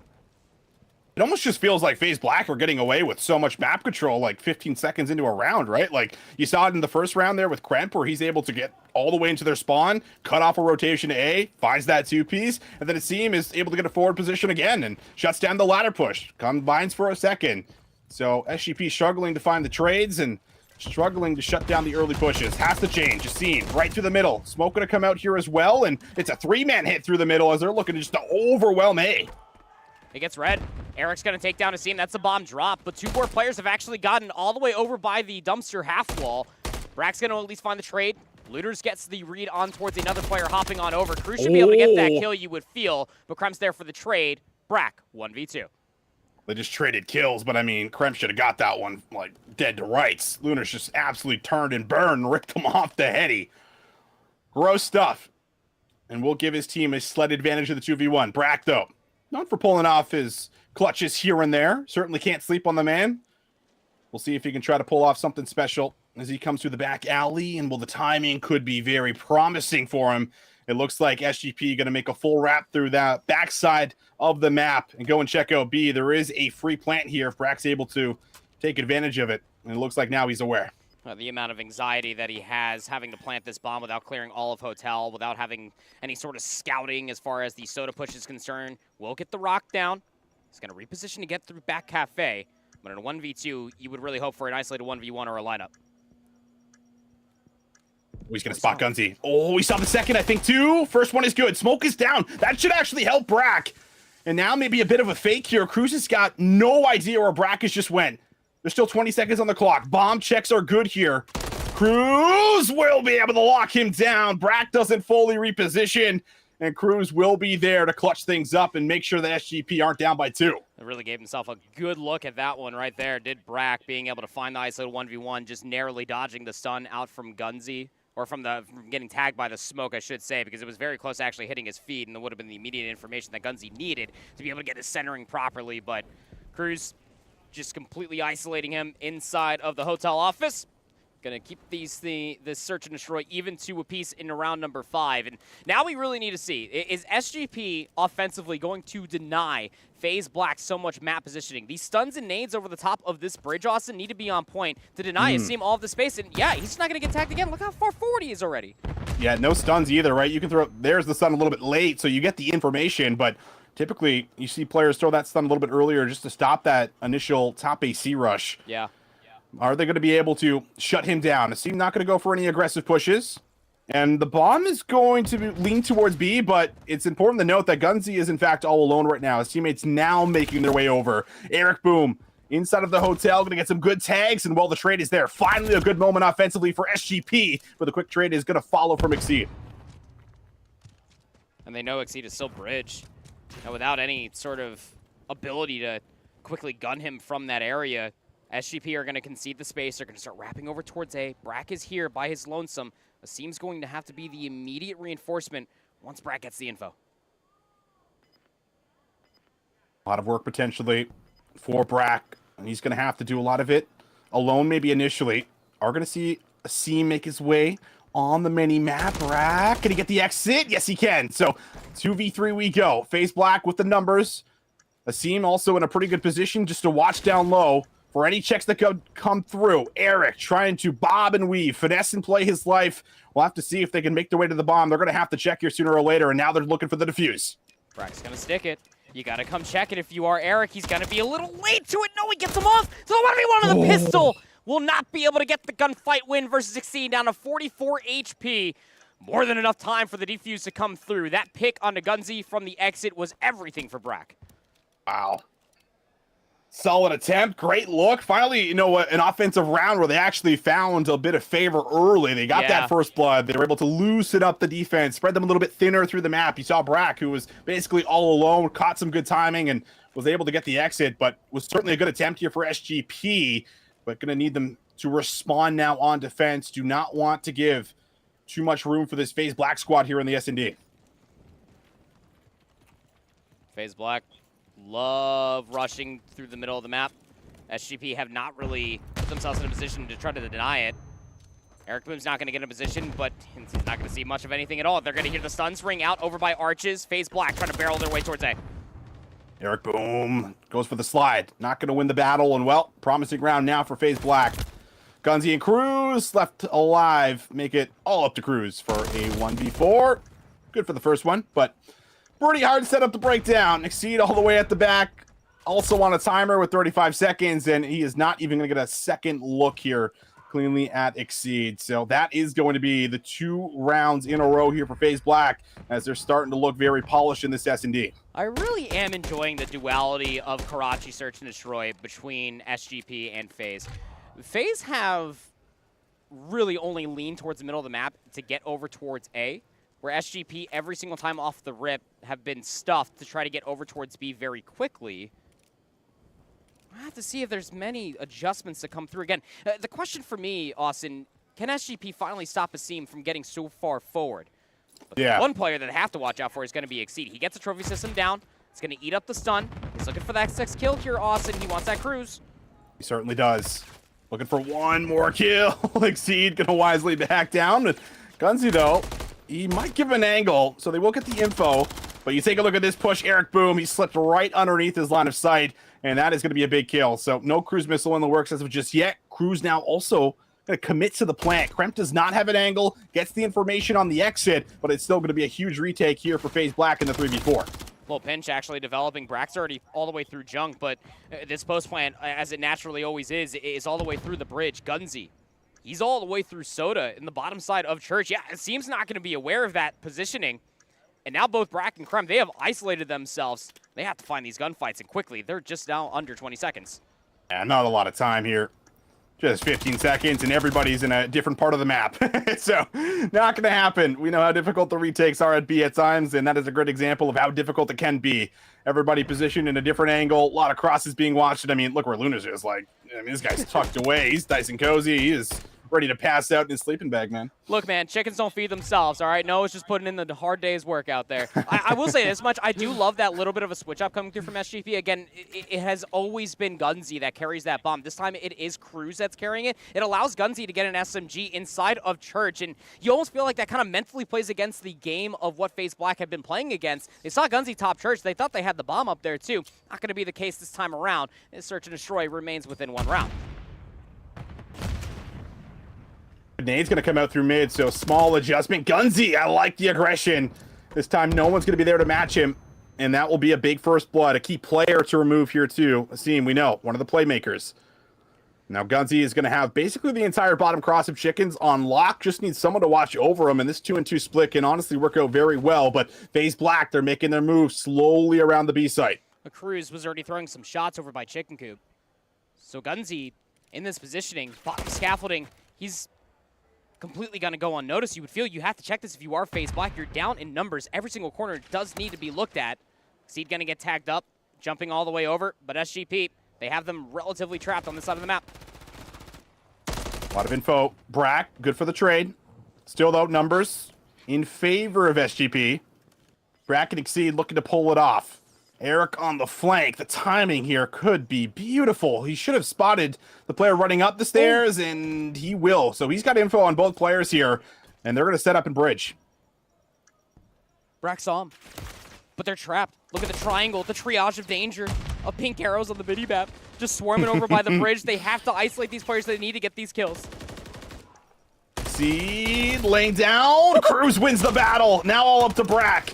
Would be a 1v3 and Cruz. How about the shot? Goes to the pistol. Doesn't even miss a bullet. As soon as he sees his head, he rips him off the heady. Big moment, big plays. SGP tie us up. I love that coming through from Rory. He uses the head glitch on the stairs, and then he rips Brack off the head glitch on the top of the bridge. That is just poetry in motion. Here are these shots again. First with the MCW, swaps to the pistol. Last burst is going to be good. Cruz now up to 9-4. Austin, he's been playing out of his freaking mind this entire tournament. Cruz on land, baby. He always shows up on land, leading the lobby in KD. Now up to a 3 spree. Still plenty of search left to potentially get that cruise missile as we're tied up into round number 9. He's trying to keep him in it. And what a time to come alive here. And you said it. Earning a cruise missile could be huge if you're able to find just a few more kills. That could be earned heading into the round after. Gunzy trying to take a play out of FaZe Black's book. And he's going to get some great cover fire there from Eric Boom. Brack just wants to go for a tiny little peek just to see what's going on here. Try to catch one, making an aggressive route following up that middle play. But that's not going to be the case. Numbers now starting to do wonders here on A. And that should allow a free bomb plant to also come down. Look at Eric Boom's positioning. If you try to full wrap, you're going to get gunned. But FaZe Black, they're going to go wrap this all the way through the middle of the map and all the way through junk. That's a great first pick in the post plant to bring this down to a 3v3 for Brack, and it also gets the read on Eric. How do you break this down? Oh, Brack's going to go chasing for this kill, so he might eventually be able to get there for it. He rounds back, but oh, Brack just gets destroyed. Eric wins that battle. And now everything becomes that much more difficult for this FaZe Black squad. They have no real time to work with. Someone's just going to have to hop it. Asim was able to get one, but it's not going to matter as it's going to be a 1v1. And, well, just got to play the clock. Lunars will check.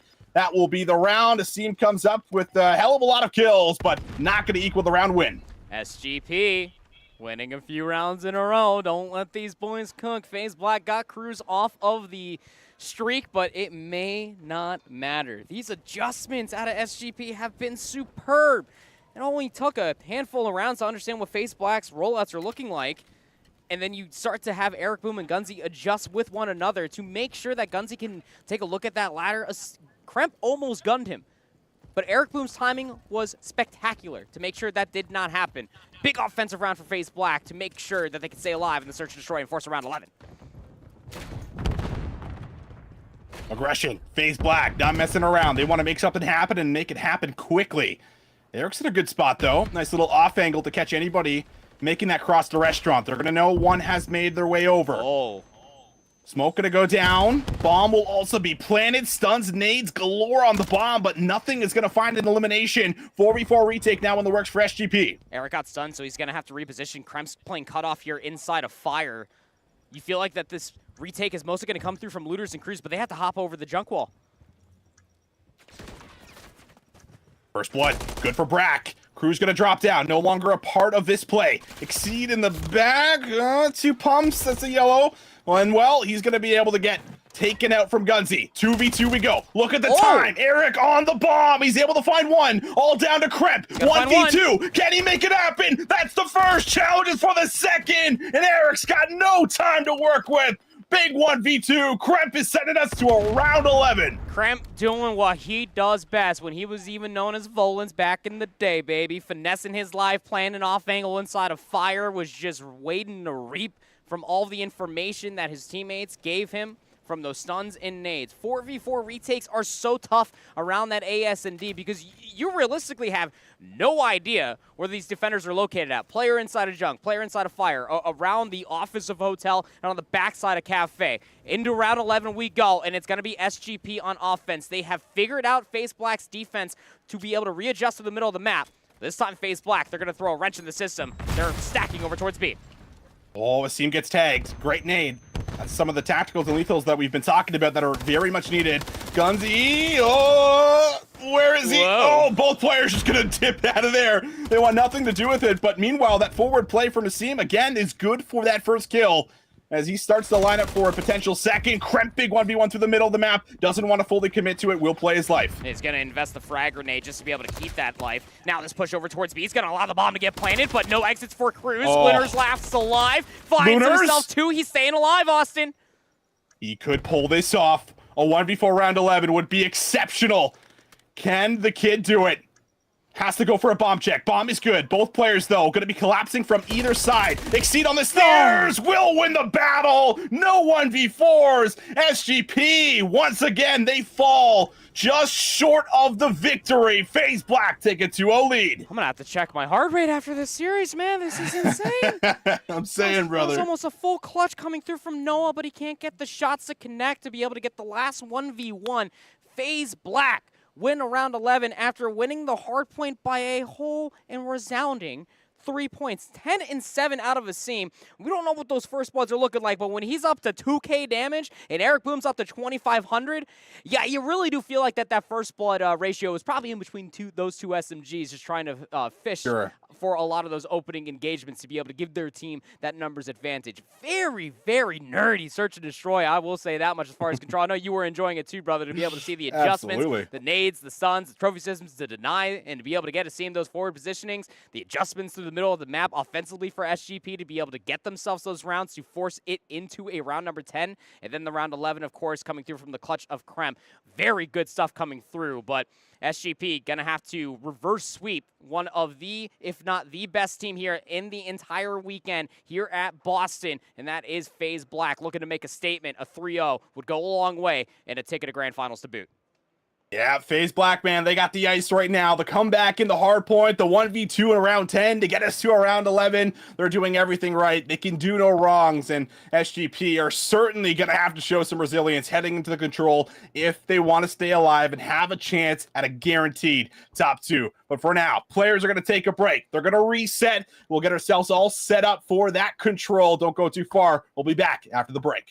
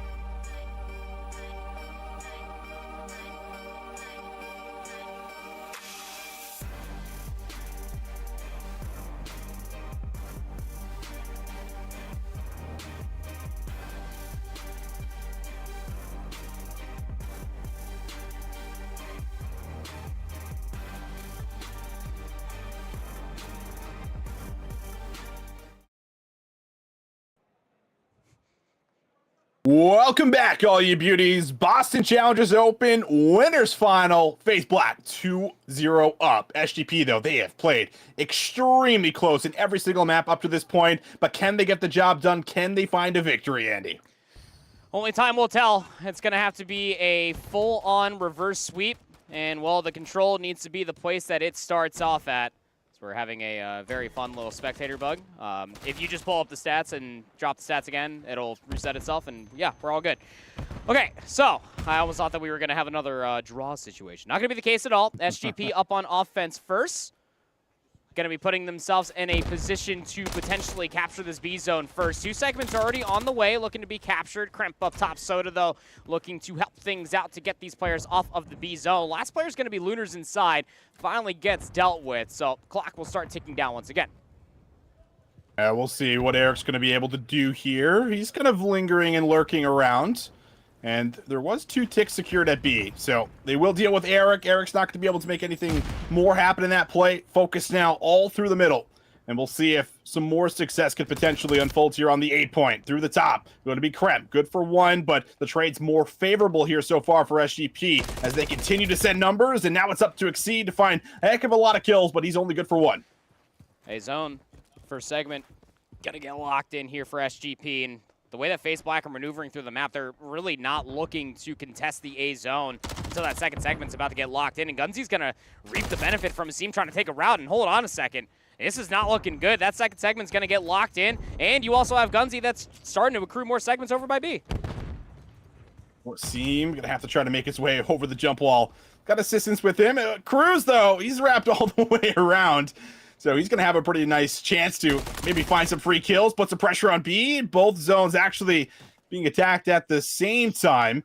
So we'll see what they're going to be able to do. Now we'll take a look back over at the B zone. Almost fully secured. There's the secure. Extra minute up on the clock. And now they just need really one good push to lock down A.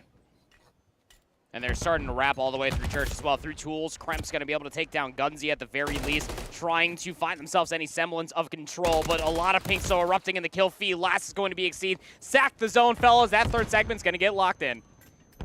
Wow.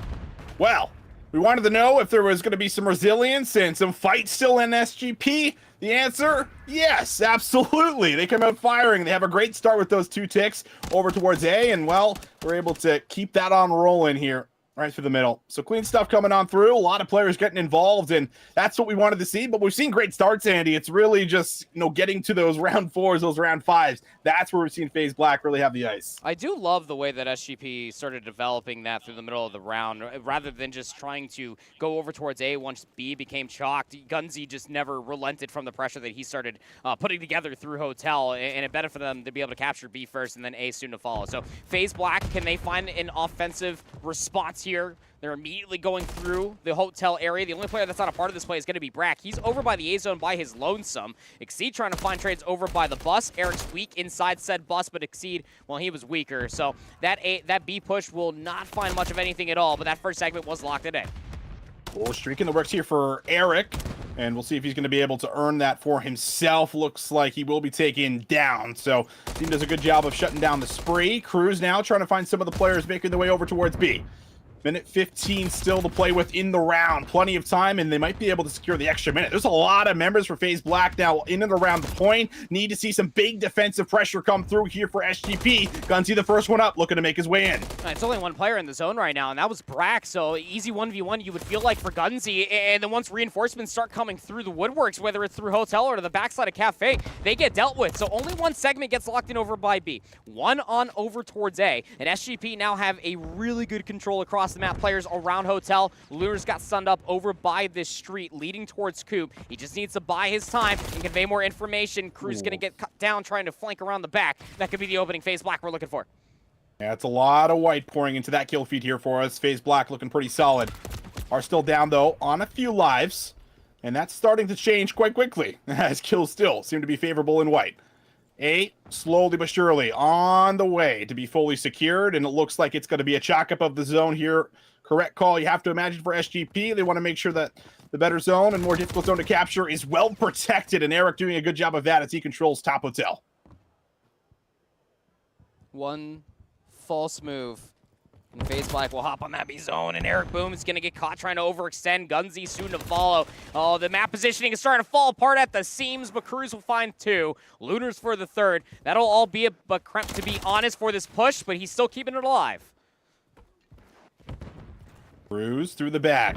Still making sure that there's a lot of pressure, and that's going to give Eric, again, the moment to try to push forward. Gunzy will take him out with an unfortunate Semtex. Exceed over the top. Good shots here. Lunar is going to be forced to duck and cover, wait for the regen. But while this happens, it feels like there's always been one sub able to get forward, whether it's Eric or Gunzy. One of them have been in a prime position to make sure that not all of the members are making their way over towards B freely. Keeping them trapped. Nobody's on the flank, so you can all focus towards the front if you are SGP. Combined 22 kills in between both Cruz and Lunars. Eric's up to 12 and 7. But however, Brack, Asim, at least able to open up the front door. Exceed trying to flank around the back. Will take down Cruz. Now they can take a look at this B zone, you would feel, but the last player alive for FaZe Black is going to be Brack. Yeah, we'll see if Brack can try to get something done. He is pushed up, has a chance to maybe make a big play, but Eric not going to give him that opportunity any longer.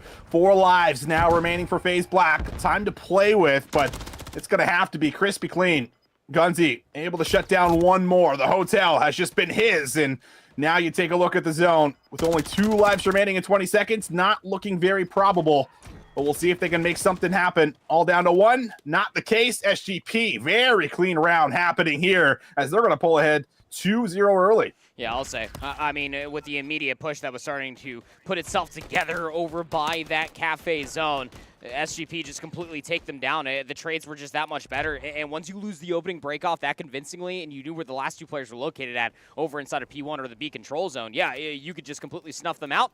You could just collapse on them. And then once it ends up getting chalked, you just have to only focus on towards the front. Nobody for FaZe Black had enough time nor enough pace to be able to flank around to pinch with the rest of their team. Lunars, double positive, 15 and 7, having himself a whale of a map number 3 so far, and you need it for SGP to force a 4. Yeah, you love to see it right now. The shooters are shooting right here for SGP, and while the aggression is also paying off, you take a look at this B point, and all the FaZe Black members are going to have to backtrack just a tad bit, just to make sure there's going to be no early 2 ticks of progress like we saw in the round number 1. Stun's going to land, and to make things a tad bit more difficult to try to find some of these shots here if you're FaZe Black, and looks like they've done enough to be able to stop that progress by B, but the attention turns right back towards A as SGP got some numbers to work with. Looking like 2 players strong around the A control zone. Lockdown around the flank. Lunars has a lot to do. Should FaZe Black want to try to push it, but you need to make that decision. Do you even want to try to push this now? Lunars not stuck in a 1v1. It's going to be a 1v2 around the back. Cruz is up top to try to help out such a cause. That 3rd segment's going to have to get chalked, but FaZe Black now going to have to go for a full hold on B. 2 minutes to play with here. Man, oh man. And FaZe Black have not really been too precise when it comes down to actually holding on defensively for a long time. We'll see if Kremp can, maintain that same control that we've been seeing out of players like Gunzy. But it's going to be needed here. Going to have to hold on for a while. And look at this spot from Gunzy. He's just hanging on the outside of the wall. Surprise, surprise. He'll get a lot of information. And he's able to hold on to some of the high ground. But there was a lot of question marks on where everyone is. Little game of hide and seek happening on the map. Lunars up to 18 and 9 now. Currently residing on the map. It's going to be alone top Soda. Has to give up the space for now. Just a favor towards the reload, but Asim finally pounces. Will take him down. 2 players defensively for SGP are currently on the backside of Cafe. They need to hold. Now it's just down to 1 for Eric Boom. He knows that 1 player is going to be on the flank, but FaZe Black still very, very cautious just to try to leave their positioning inside of Hotel. And Eric Boom still existing on the zone. You got to get this man out of here. Are they going to be able to get here in time? Looks like the cross is looking solid. Just 1 player inside the point. It's going to be Eric. He's got a member at every single doorway at the moment. And Brack will make sure that he is dealt with too. 17 lives playing up against 20. Minute 10 on the clock. Kremp does get information on that cross. Almost still loses the battle. Gunzy with a nice little reaction, but not enough to get the elimination. Time dwindling. Setup looking solid. FaZe Black have been a lot more disciplined this time around, only giving over 1 tick. Yeah, this is a really good hold so far for FaZe Black. They have positioning A inside of Junk. However, 1 player is able to slip through, and it's going to be Lunars. Finds himself 1. Kremp from the respawn, though, will completely unearth him over by the jump wall there at the dumpster. So back to square 1. Clearing away Hotel for SGP, now just under a minute. Can't take too much time. Have to win this battle onto Kremp, but Kremp with a finesse buys all kinds of time. We'll be able to rewrap, but Cruz is there for the elimination. Now kills need to come through now. Eric stunned up. Won't have an opportunity to get to the zone. Asim looking to keep the spree going. He is flying. He is cooking. He'll find yet another 3K. And now it looks like we might just be seeing yet another round here in map number 3. The defense is finally going to hold. FaZe Black have been just about flawless, only giving over 1 tick on B. Yep. Total of 10 segments are what SGP are going to be looking at so far. Even if you want defense here on Karachi, which is, of course, statistically the highest conversion rate for any offense, FaZe Black going to have to get a full-on capture themselves if they want to try to see that round 5 defense. It all comes down to this upcoming offense for FaZe Black. And you really do feel like from their previous offense, Austin, that they're going to probably take a look at the middle of the map, maybe try to get over towards that A control zone in the middle, perhaps because that B push just was not it, quite frankly, in their previous offense. You really need to guarantee yourself that round 5 defense, if not being able to give yourself more time. So I feel like that the A zone should be the immediate look at for FaZe Black, and that seems to be the case as we are trotting along through the middle of the map. Well, can FaZe Black be just as good on the attack as they were on the defense? Seems trying to keep that spree going. Cruz will make sure it comes to an end, as he also jukes the kill cam here and will re-wrap through mid. Has a chance to now fight for some of this A pressure, but it will be FaZe Black. Good for the first tick of progress. Brack still fighting from the high ground here. Has a lot of cover fire, but won't get the read. Unfortunate timing. Gunsy going to clear that out, and it looks like SGP good for the retake through mid. Setup on Collapse for SGP is just so good. I mean, when your ARs are at a combined 40 kills through 3 rounds worth of play, yeah, I'll take that to go. Thank you very much. Cruz and Lunars having themselves a whale of a map number 3. Will not be deterred, albeit being down 0-2. FaZe Black only trailing by 3 lives, succeed for 2, looking to get themselves past Coops, maybe try to get on this A zone, but just because you dealt with 1 player back bridge doesn't mean you dealt with both ARs. Lunars inside of fire will find 2, that albeit should stop the push, but you still have 1 player on the A zone. The control just looking so good. I mean, FaZe Black, as soon as they come out of spawn, they're being tagged up here. Not what you want to see, but that is what you want to see if you're a FaZe Black fan. Finally, the gunfight's going to swing their way. Every single member going to drop down for SGP, and they're going to have to retreat towards B. Try to get through the cross. Brack, good for 1. Exceed ready to pick up some of the lingering players, and that will be some solid trades coming through for SGP to make sure nothing crazy happens on B just yet. Flank around the back, Seam. Trying to buy his time, cutting off more reinforcements. Gonna get a 1v1 of Gunsy. Got his gun up just in the nick of time. Gonna take down Asim, but he loses Lunars along the way. FaZe Black have numbers just marching out of Hotel, and now they're starting to find their way into Cafe. Through the outside. Has to try to find an opening, and he does indeed. Right onto Gunsy. Cruz looking for that angle on that trade, and well, the trades have just been so solid and is so consistent as well. That's really been the difference maker. SGP. Hello. Oh, okay. He just pops right in, and I thought Cruz might have been good for a second, but that one's certainly going to sting a tad bit because now you're down to about 1 minute and 5 seconds here, and you're also down quite a bit of lives too. You really do feel like that this push needs to be the push. Oh, the if teammate you from are Gunsy. FaZe Black, it's the second time that Eric Wim's actually been team killed via Gunsy in the Semtex. Though he is very used to it after playing with Maple last season. Yeah, that's Maple fair. is just very, very funny thing to bring up at a time like this. Now just 1 more respawn remaining for FaZe Black. 13 plays up against 5. Now no respawns remaining. They need this push to stick or we are going to load into a map number 4. Yes, we might just be heading to a map 4. The series might extend. There hasn't been a whole lot of ice so far from SGP, but maybe we'll get it here, and that looks to be the case. Gunsy ends it on a 6 spree. Nobody can get there in time, and there is the victory. Big control win. 3-1, enough to at least see 1 more map as we'll head to that Skid Row. Yep, gonna have to load into a map number 4. Don't let these boys cook now. Those ARs, I tell you what, man, they work really well together, and those stats have completely showcased just that. 25 and 18 out of Lunars, 27 and 21 through Cruz. The assist column just completely even Stevens across the board for all 4 players, putting in the good work to make sure that they win that control as comfortably as possible. And now we'll finally move off of the venue that is Karachi. We finally get to talk about a different map, that's Skid Row. Yeah, We finally get to talk about Skid Row, and it's crazy because this series, could very well just be 3-0 SGP, and they could already be locked in for the grand finals, right? It's true. Had just a few gunfights went differently onto Exceed and maybe onto Kremp.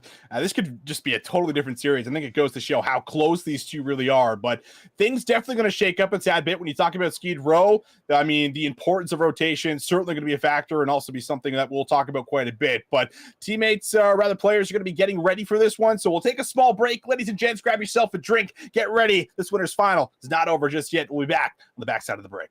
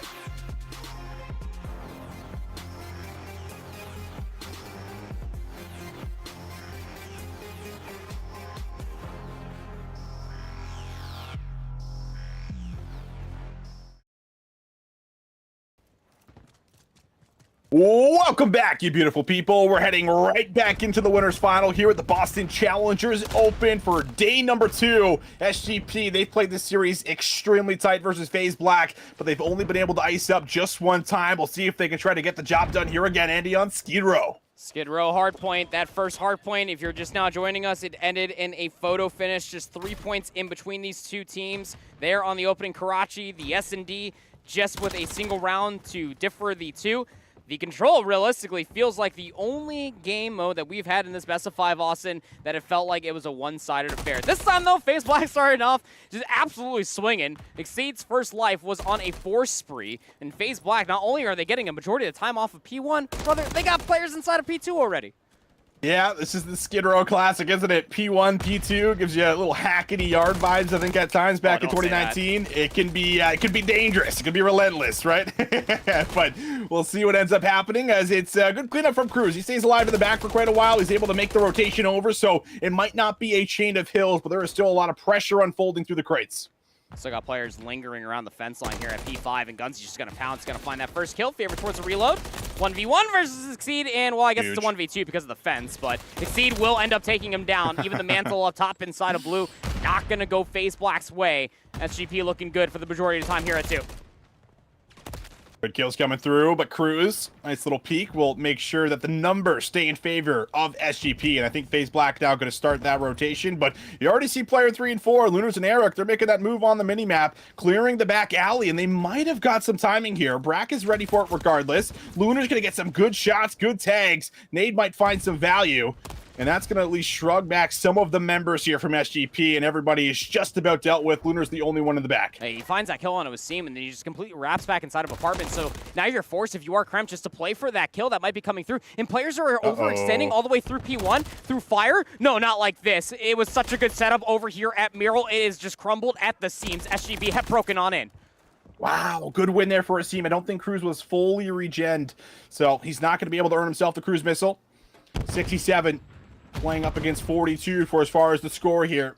Looking for a big break now. Can FaZe Black get the job done? Here we go on the push. Second player will be good for the trade, but Asim can no longer challenge. Has to back up once again. Looks like it might be another potential chalk up here, which means that SGP have been just about solid on these initial breaks, and they're coming in with a lot of time because of it. Yeah, I mean, FaZe Black through the early get-go there on P1 to P2, I honestly thought that they were going to start to put this game just slightly out of reach, but no, SGP just break after break looking pretty darn stellar. Through the middle of the map, Kremp will pounce. He's going to get some squad, or his squad to spawn on top of him upstairs. And that should be the free rotation over towards P4. Just trying to play for the exit is Kremp. Out from Mural and P3. Asim up top on Plat will get snuffed out. But still, FaZe Black members set up in and around the hill.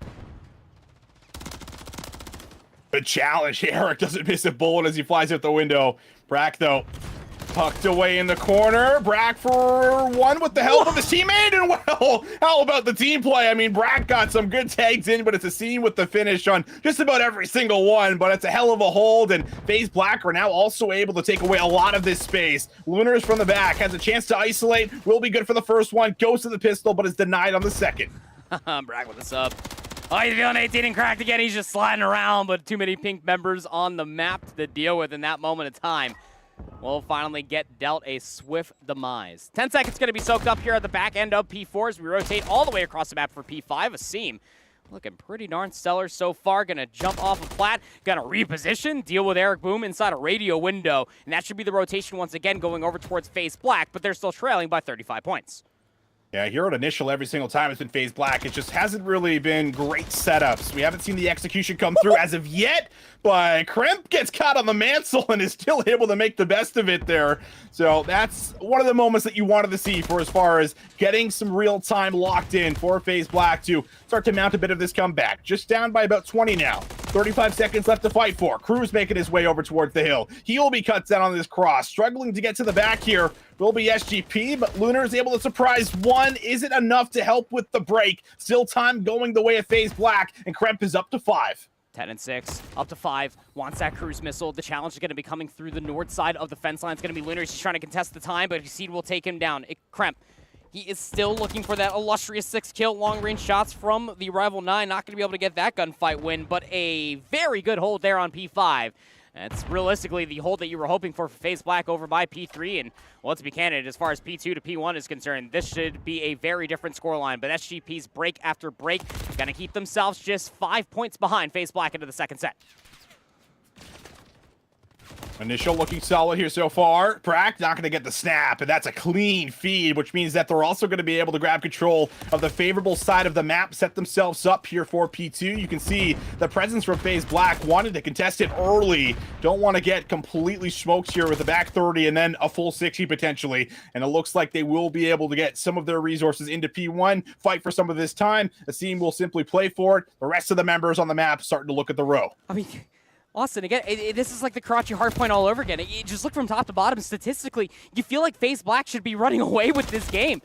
But they're simply not. SGP's rotation and their breaks, they are finding the right kills at the right time.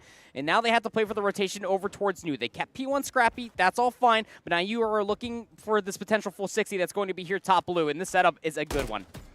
Yeah, you got to beam someone or you got to hope someone scams in their setup. That is basically how you break P2 holds.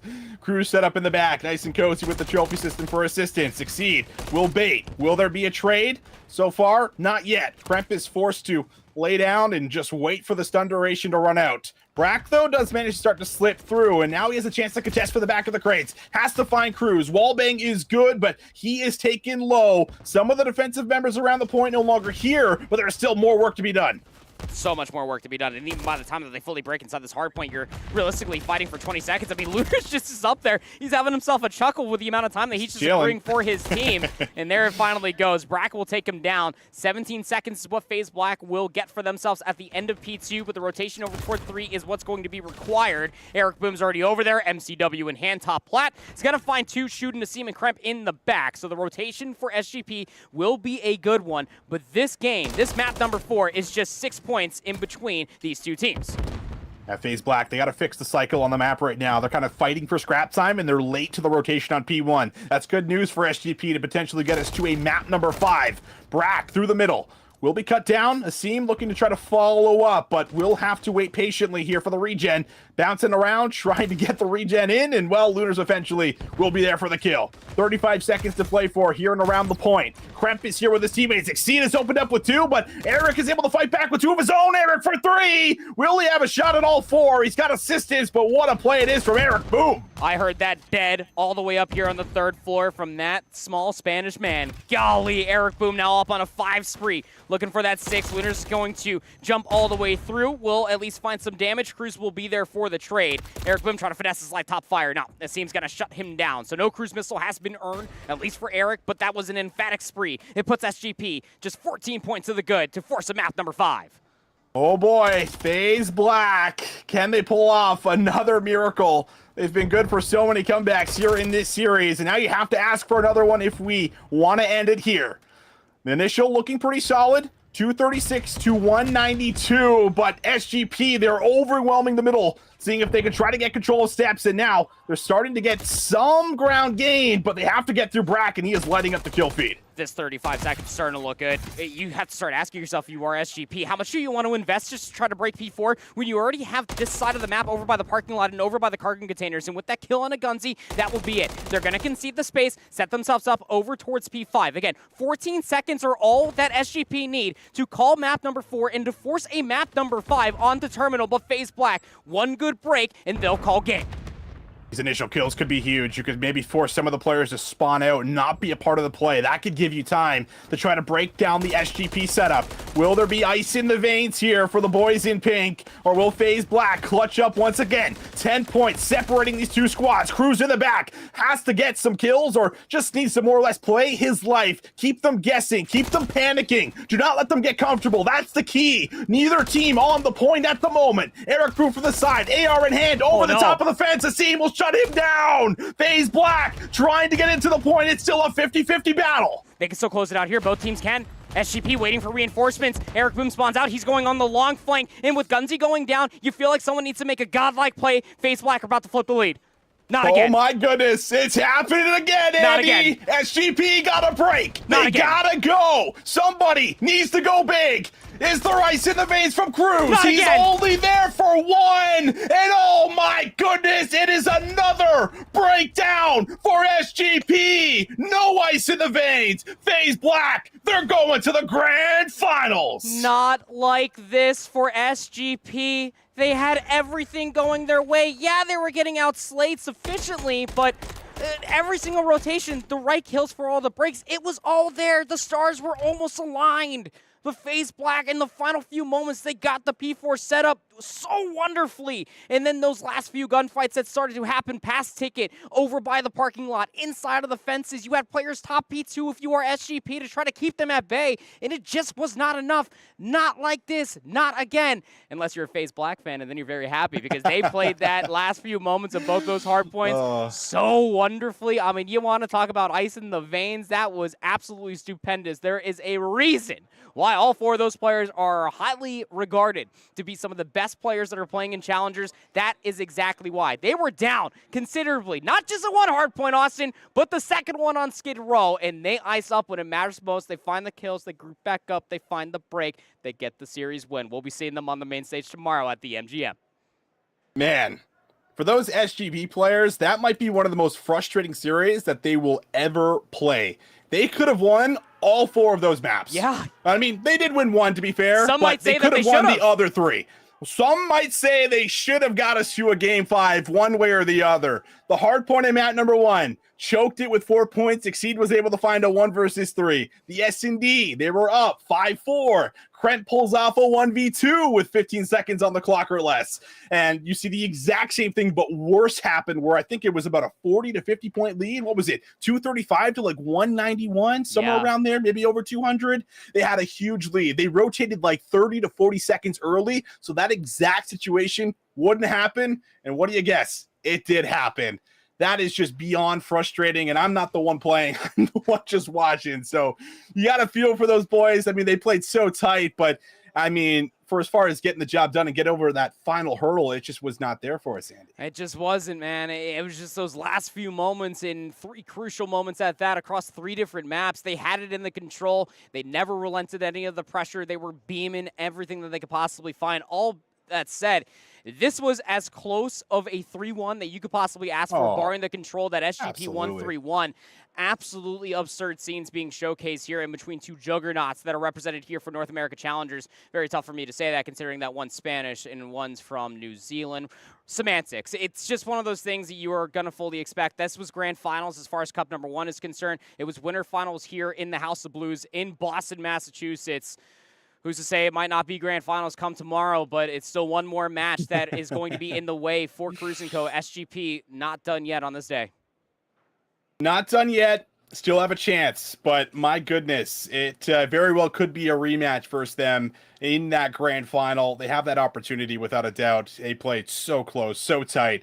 But we'll see if they can try to get that job done. Either way, man, it has been a pleasure casting with you this weekend. We've had a lot of bangers, man. We've had a lot of great games, and we didn't get any game 5s, but we had a lot of series that went to game 4 and were close and back and forth the whole way through, man. So it's been a great time. That is going to do it for us on the day, but we will still, I think, have more action, and we'll have another final play or another segment, I believe, after the break. So don't go too far, guys. We got some more action coming up after this. For now, though, we will send it to the break. We'll be back after it.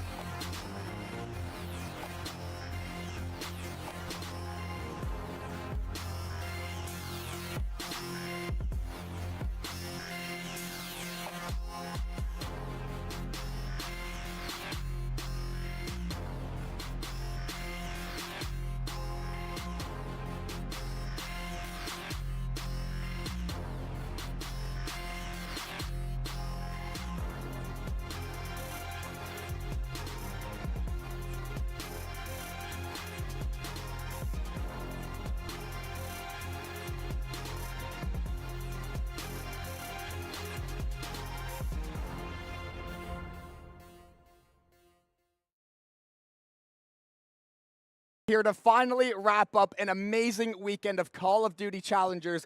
First of all, massive shout out to Fisher Esports and the Boston Breach, Activision, Esports Engine, and everybody in between for making this possible. This has been one of the best weekends I can say of all of our lives. We are eternally grateful for the opportunity. And a couple quick shout outs before we do get out of here. Obviously, going down the line, Fundy and me taking on the mics all day. Copy, killing it on the observing all weekend long, catching all the kills. And obviously, this guy right here, our producer Ryan, did more than anyone could have ever imagined these last couple days. We have pushed the boundaries of what COD Challengers can and should look like, and we are hoping to have set the standard moving forward.